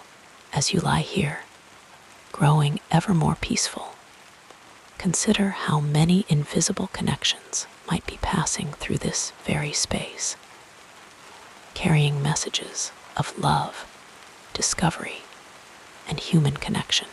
Tesla's relationship with time itself seems to transcend ordinary limitations. Though he lived and worked in the late 19th and early 20th centuries, his thinking often aligned more closely with our contemporary concerns. His advocacy for renewable energy, his vision of wireless connectivity, his interest in the potential of solar power. These were not the typical preoccupations of his era, but have become central to ours. In this way, he seems less a figure of the past than a visitor from a future that is still unfolding. A gentle guide who arrived early to illuminate paths we are only now beginning to travel, as sleep perhaps begins to embrace you more fully. Consider how Tesla's story offers a particular kind of reassurance about human creativity and its lasting impact. Though he died in relative obscurity, his contributions have emerged with increasing clarity as time has passed. This suggests a comforting truth about meaningful work, that its value may not always be immediately recognized, but can continue to grow and evolve long after its creation. Your own contributions, whatever they may be, carry this same potential to ripple outward in ways you might never witness, but that are no less real for being unseen. The night sky that Tesla studied so intently, with its distant stars and mysterious energies, continues to arch above us all, connecting us to him across the decades. As your awareness begins to soften and your thoughts grow more distant, imagine him looking up at these same stars, feeling the same wonder that humans have shared throughout our existence. In this shared experience of the cosmos, there is a gentle continuity that transcends individual lifetimes and reminds us of our place in a continuing story. As you drift toward sleep, there is wisdom and comfort in these words, a reminder that our true impact often unfolds gradually in its own time. The quiet innovations that transform the world rarely arrive with fanfare, but seep slowly into daily life until we can hardly remember a time before their presence. Your own meaningful actions today, however small they might seem, carry this same potential to blend into the fabric of tomorrow in ways both beautiful and unexpected. Rest now in this peaceful awareness of continuity and connection, of legacies that transcend time, of ideas that continue to illuminate long after their creators have departed, like Tesla's alternating current, flowing endlessly in its cyclical path. The influence of a life well lived continues to move through the world in gentle, sustaining waves. As sleep draws nearer, know that you too are part of this continuing flow, both receiving the gifts of those who came before and contributing in your own unique way to what will one day be. Let us drift further into the story as we explore the next part of this fascinating journey. As the evening shadows lengthen and the world grows quiet, let us turn our thoughts to Nikola Tesla, that enigmatic figure who has captured our collective imagination for generations. In the gentle darkness of night, when our minds are most receptive to contemplation, we might consider how the story of this remarkable inventor has been transformed through time. Like a river that changes as it flows through different landscapes, the Tesla we know may be quite different from the man who actually lived and worked among the turning wheels of the late 19th and early 20th centuries. The popular image of Tesla often portrays him as a lone genius, working in isolation, misunderstood by his contemporaries, and fighting against the establishment. This portrayal, while containing elements of truth, simplifies a more nuanced reality. Tesla was indeed brilliant, and sometimes at odds with other scientists and industrialists of his time. But he was also very much a part of the scientific community, engaging with the ideas and discoveries of his era, attending social functions, and collaborating with others when it suited his purposes. As your breathing slows and your thoughts begin to drift, imagine Tesla not as an isolated figure, but as a man moving through the bustling streets of New York, dining in fine restaurants, conversing with journalists, and corresponding with fellow scientists across the globe. He was known for his elegance, his careful dress, and his ability to captivate audiences with demonstrations of his inventions. Far from being a recluse for his entire life, Tesla enjoyed periods of celebrity and moved comfortably in high society, especially during the height of his fame.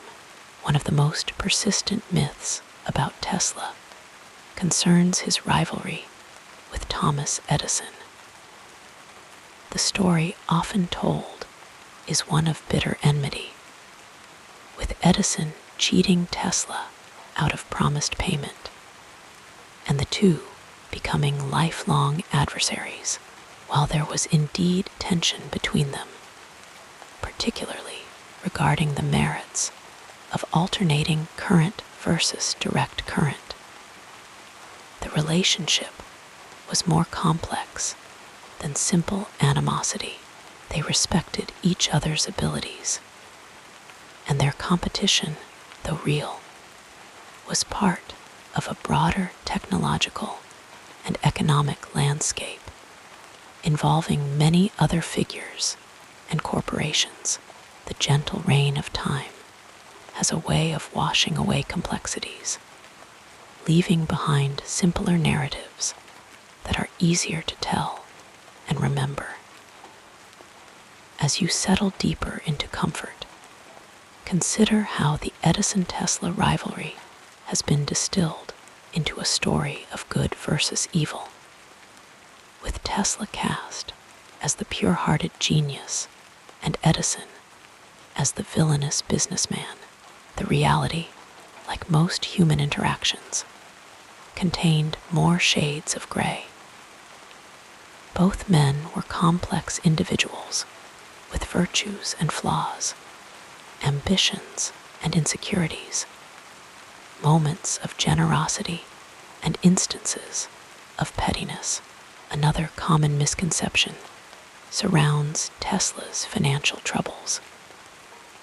It's often said that Tesla died penniless, forgotten, and alone, a tragic figure whose genius went unrecognized.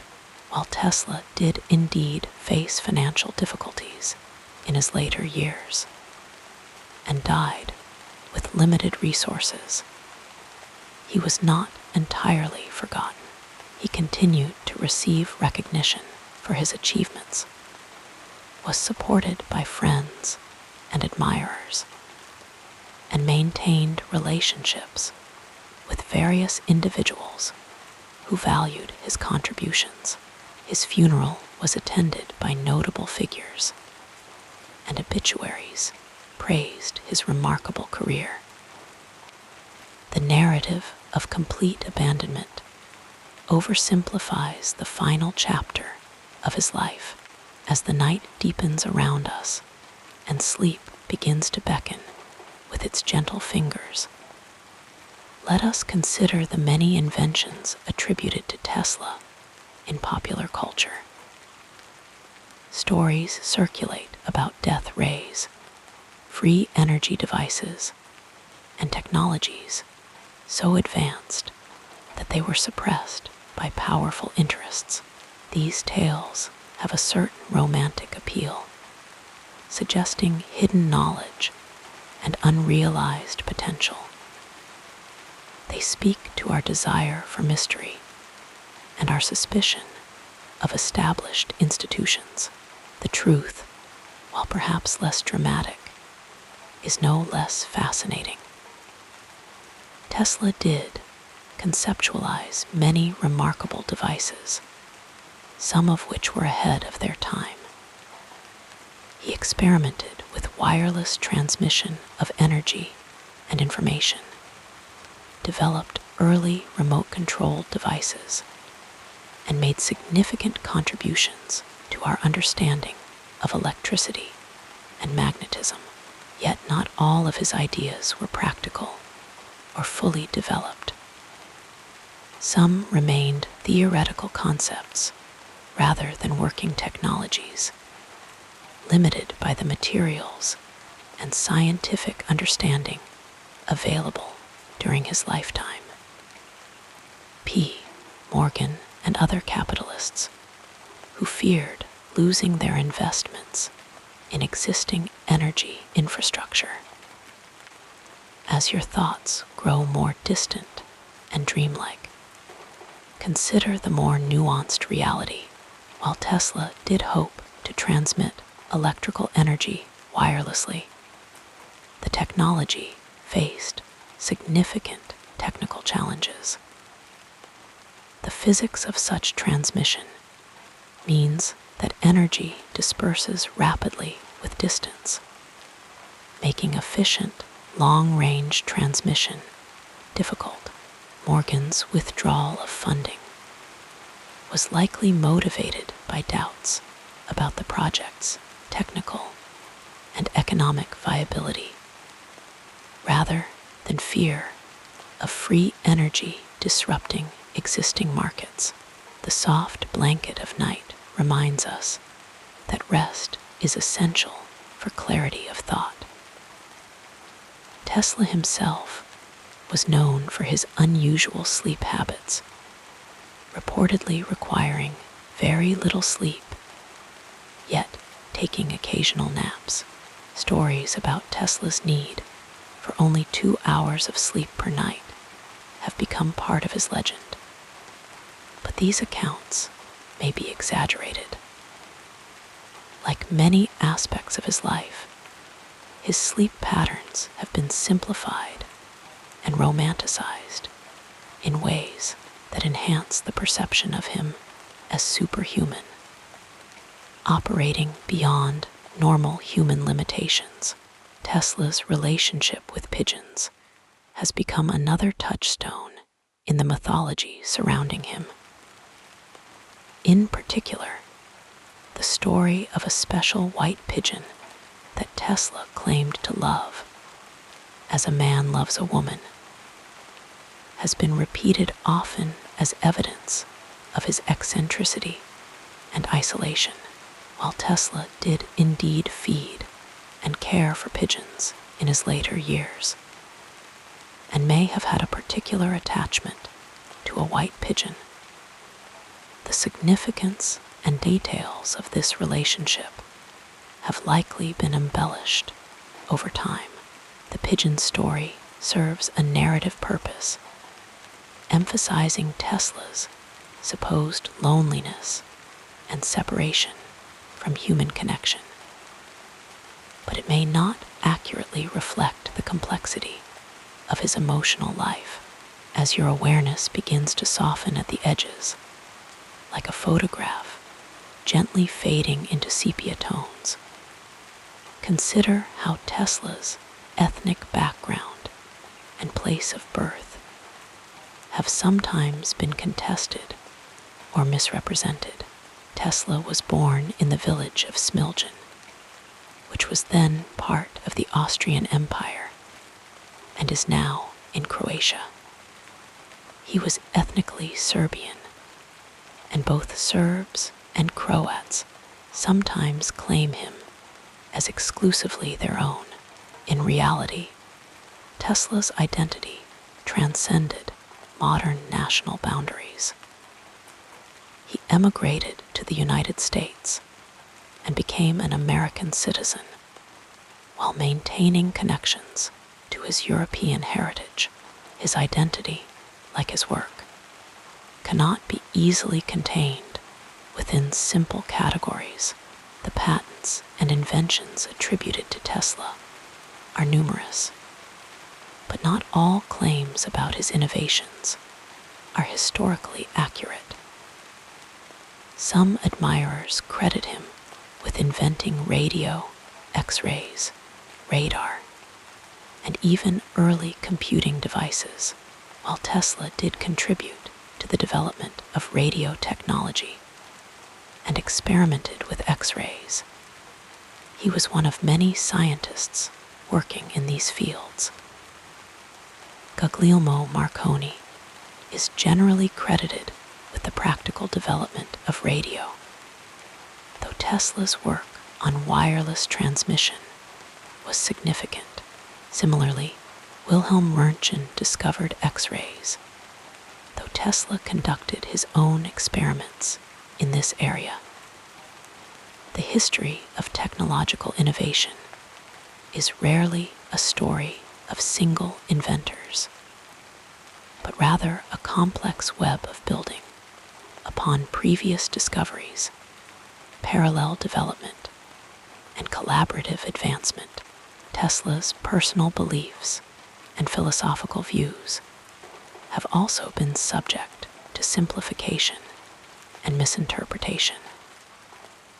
He held some ideas that would be considered unconventional, including his belief in the possibility of interplanetary communication. However, he was not anti-scientific or mystical in his approach to research. He conducted methodical experiments and sought to understand natural phenomena through observation and testing. His more speculative ideas have sometimes been conflated with proven technologies, creating a blurred line between Tesla's established contributions and his theoretical concepts. As your body grows heavier and your thoughts more diffuse, like stars blending into the soft fabric of the night sky, consider the portrayal of Tesla in popular media. Films, books, and television shows often depict him as a wizard-like figure, performing electrical miracles with a theatrical flourish.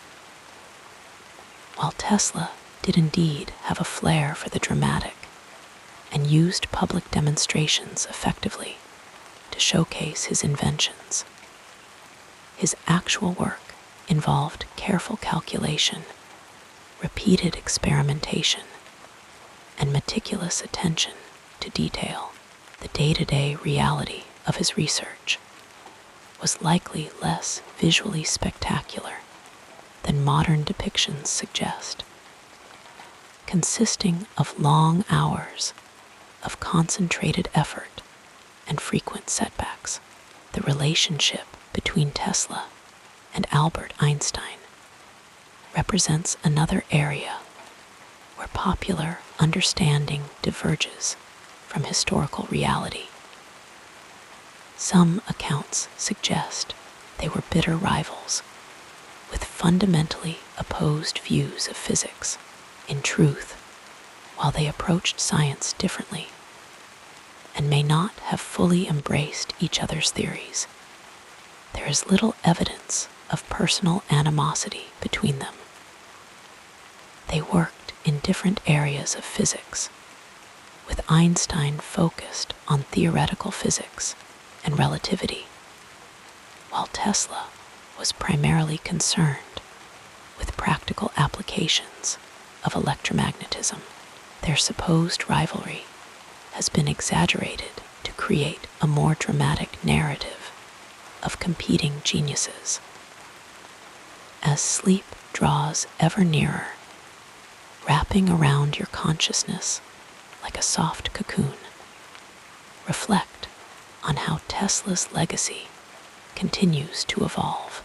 Each generation finds in him what it needs: a champion of clean energy, a visionary ahead of his time, a tragic figure undone by a callous world, or a symbol of the lone inventor battling established interests.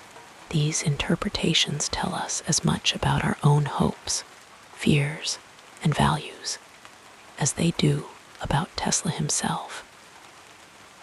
The night sky that Tesla studied so intently, with its distant stars and mysterious energies, continues to arch above us all, connecting us to him across the decades as your awareness begins to soften and your thoughts grow more distant. Imagine him looking up at these same stars, feeling the same wonder that humans have shared throughout our existence. In this shared experience of the cosmos, there is a gentle continuity that transcends individual lifetimes and reminds us of our place in a continuing story. As you drift toward sleep, there is wisdom and comfort in these words, a reminder that our true impact often unfolds gradually, in its own time. The quiet innovations that transform the world rarely arrive with fanfare, but seep slowly into daily life until we can hardly remember a time before their presence. Your own meaningful actions today, however small they might seem, carry this same potential to blend into the fabric of tomorrow in ways both beautiful and unexpected. Rest now in this peaceful awareness of continuity and connection, of legacies that transcend time, of ideas that continue to illuminate long after their creators have departed, like Tesla's alternating current, flowing endlessly in its cyclical path. The influence of a life well lived continues to move through the world in gentle, sustaining waves. As sleep draws nearer, know that you too are part of this continuing flow, both receiving the gifts of those who came before and contributing in your own unique way to what will one day be. The peaceful narrative of this life continues as we turn our attention to what happened next. As we contemplate the final chapter of Nikola Tesla's remarkable journey through life, we find ourselves drawn into a gentle reflection of a man whose brilliant mind illuminated our world in ways that continue to resonate through the soft hum of electricity that surrounds us every day. The evening grows quiet now as we consider the full measure of his days, his triumphs and disappointments flowing together like the alternating current he so lovingly perfected. Tesla's later years carried a certain melancholy as he lived modestly in New York hotel rooms, often feeding pigeons from his window and finding companionship in their gentle cooing. There is something deeply moving about this image. The man who had once lit up the Chicago World's Fair and harnessed the power of Niagara Falls, finding simple joy in the company of birds.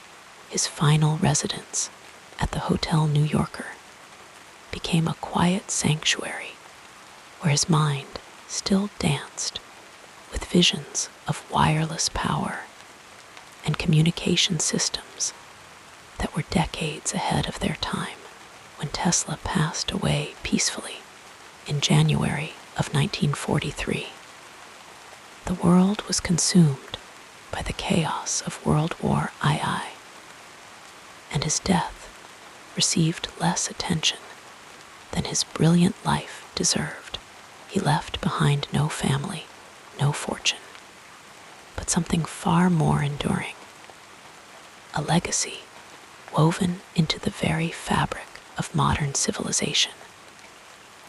The lights that glow softly in your room this evening, the gentle spinning of fans and motors, the radio waves carrying music through the air, all bear the invisible signature of Tesla's genius. For a time after his passing, Tesla's contributions faded somewhat from public consciousness, overshadowed by other scientific figures who perhaps had better business acumen or more powerful allies. But true brilliance has a way of resurfacing, like a gentle tide returning to shore. As decades passed, historians and scientists began to revisit Tesla's work, uncovering the true extent of his contributions and restoring his rightful place in the narrative of human progress. Today, Tesla's name has reemerged into our collective awareness, carried forward by those who recognized the profound elegance of his vision. The electric cars that silently glide along our highways bear his name in tribute. The wireless technologies that connect our world realize aspects of his dream of universal communication. Young students discover his story and find inspiration in his unwavering dedication to discovery for its own sake, rather than for personal gain. There is a certain poetic resonance in how Tesla's alternating current operates, flowing first in one direction, then another, in a continuous cycle that never truly ends, but simply changes form. His legacy follows a similar pattern, waxing and waning through public consciousness, but always present, always influencing, always powering the steady march of innovation that continues to transform our world in ways both seen and unseen. In scientific circles, Tesla is remembered for his extraordinary ability to visualize complete systems in his mind, perfecting them there before building a single component. This remarkable mental capacity allowed him to see connections others missed, to imagine possibilities that seemed like fantasy to his contemporaries. His patents for radio technology, though long disputed, have finally been recognized as predating Marconi's work. His demonstrations of remote control technology in 1898, showing a small boat that could be directed wirelessly, foreshadowed our world of remote devices by nearly a century. Perhaps what makes Tesla's story so compelling as we drift toward sleep is the beautiful contradiction he embodied. A man simultaneously ahead of his time, yet somehow timeless. He understood energy not as something to be conquered or exploited, but as a force to be harmonized with, channeled, and shared universally. This perspective feels increasingly relevant in our modern world as we grapple with questions of sustainable energy and equitable access to technology. The night deepens around us now as we consider how Tesla's vision of wireless power transmission continues to inspire researchers who experiment with methods to charge devices without cords, to transfer energy across spaces without physical connections. though his grand vision of worldwide wireless energy has not yet been fully realized, each small step in that direction carries forward the gentle pulse of his dream. There is comfort in knowing that Tesla found moments of peace amid his relentless mental activity. He spoke of walking through parks, observing the perfect mathematics of nature, finding renewal in these simple pleasures. Even as his mind calculated complex electrical problems, he maintained a deep appreciation for beauty, for the perfect engineering of a leaf or the graceful arc of a pigeon's flight. This balance between analytical brilliance and aesthetic appreciation created the wholeness of the man. The soft blanket of night reminds us that Tesla also had a complex relationship with sleep. He claimed to require very little, believing that too much rest dulled the mind. Yet, he also spoke of moments when solutions would come to him in the space between wakefulness and dreams. That liminal state where consciousness softens and new connections emerge, perhaps as you feel yourself drifting toward that same in-between place. You might imagine brilliant ideas floating gently through the air, waiting to be received by a receptive mind. Tesla understood something profound about the interconnectedness of all things, a concept that feels especially soothing as we prepare for sleep.